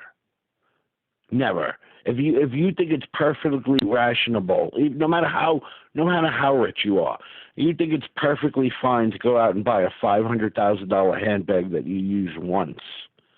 called a Hermes bag, which Hermes, let's not even get into that with all the witchcraft and, folklore and all that other stuff tied to Hermes. But, you know what I mean? It's all like a secret coven witchcraft bullshit society dumbing down us all. Look, and it's there to you can't grade pilots on a curve. You can't grade surgeons on a curve. But all the useless professions, apparently you can. You can just lower the standards because it doesn't really attach to reality. But this is beyond sad. And, I guess that's what we're looking at here. Like, I was looking at how, we had a reality TV show as a president. Now we have a hologram. Like, next we might have Pokemon for a president. Like, there's no... I wanted to tell you. I watched this another YouTube channel. Like, you like Richie from Boston. I like Richie from Boston. He's a good... I don't agree with everything he says, but I enjoy him. I like his attitude. I like the fact that he was never for Trump. There's a lot of things. I listen to him. You know what I mean? The way to be a good person is to... Whatever is in your brain does not affect my opinion of you. You're allowed to think what you want, and I could be your friend even if I disagree with you. You understand what I mean? That's what made this country great. Now we're in the exact opposite, where you have to conform or you're going to be cast out. Oh, you voted for Trump, fire them. Like this whole shit about Biden firing anybody who smoked weed. You know why he fired people who smoked weed at any time in their life who worked for him? Because marijuana is only detectable for, let's say, up to 2 years. When I smoked it and I had to go clean, I had so much of my fat. It took me 2 years to pee clean of not smoking. All right. So now if I pee in a cup, I pass. If anybody asked me if I smoked marijuana and I told them yes and I lost my job, I would lose my job, I would consider, because I'm honest.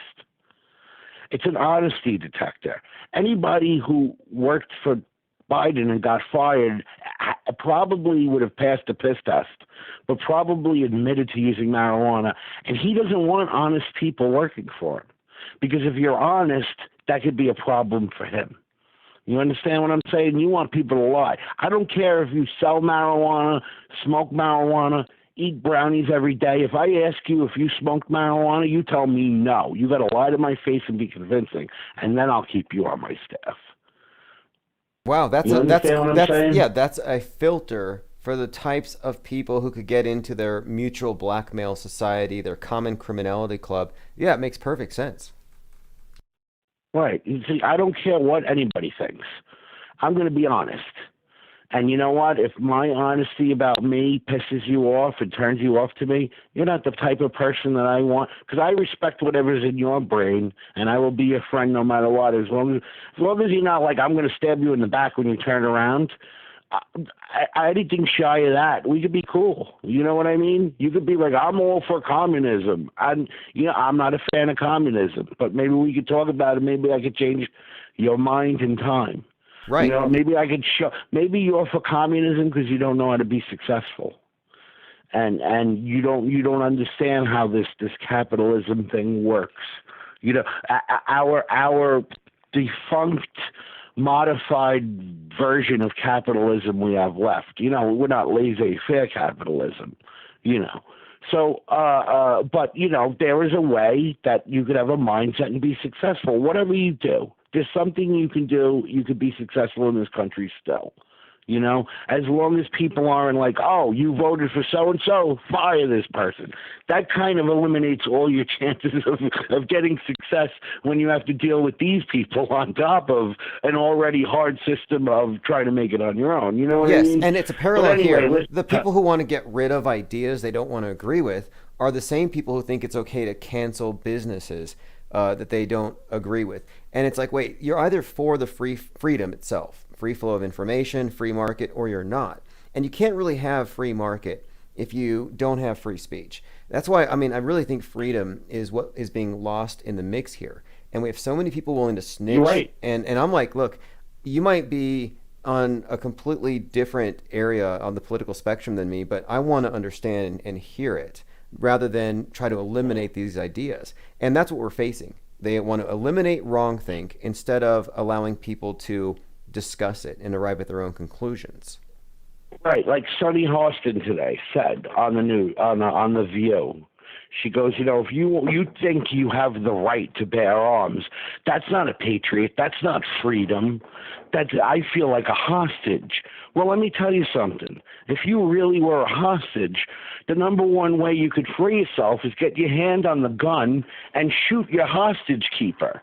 That's just blatant truth to you. If you really feel like you're a hostage in a hostage situation, the number one way to free yourself as a hostage is to get your hand on a gun and start shooting the people who are holding you hostage.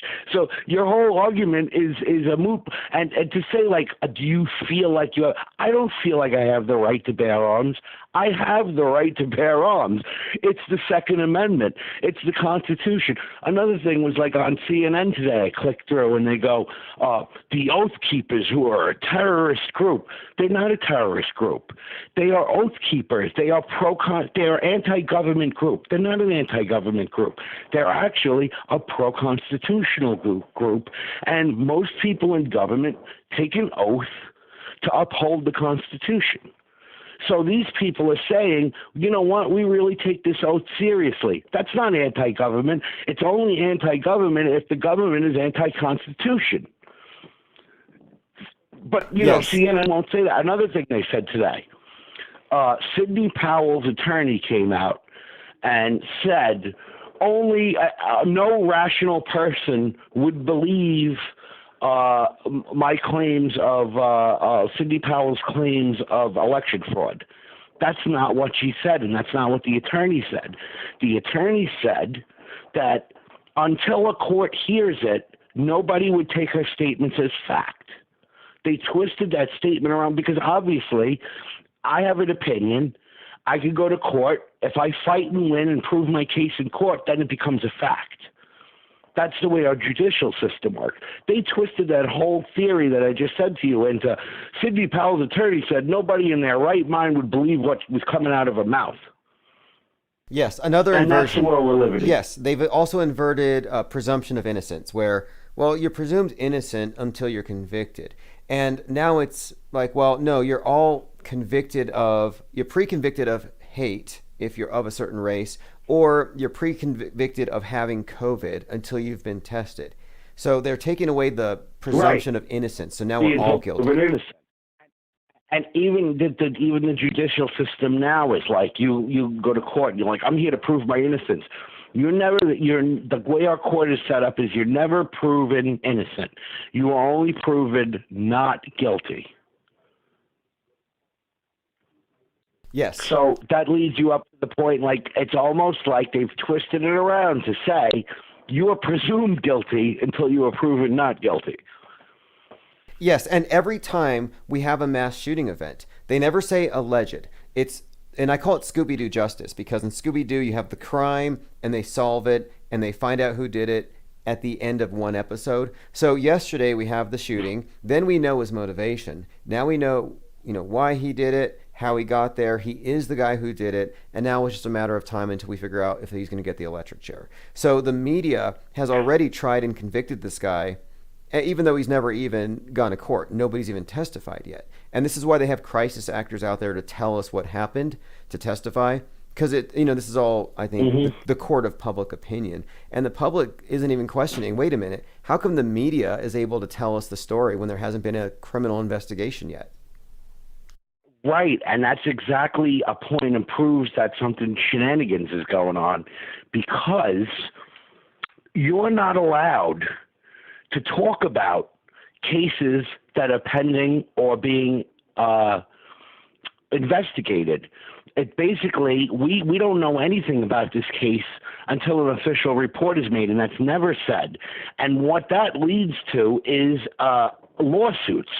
So if let's just say someone said Tim Osmond did something really, really bad, and then that same day it's like the guy who did something really bad is Tim Osmond, and then blah blah Tim Osmond, blah blah, and he did this and he did that, and then you go to court and you prove you're not guilty. Well, guess what, Tim?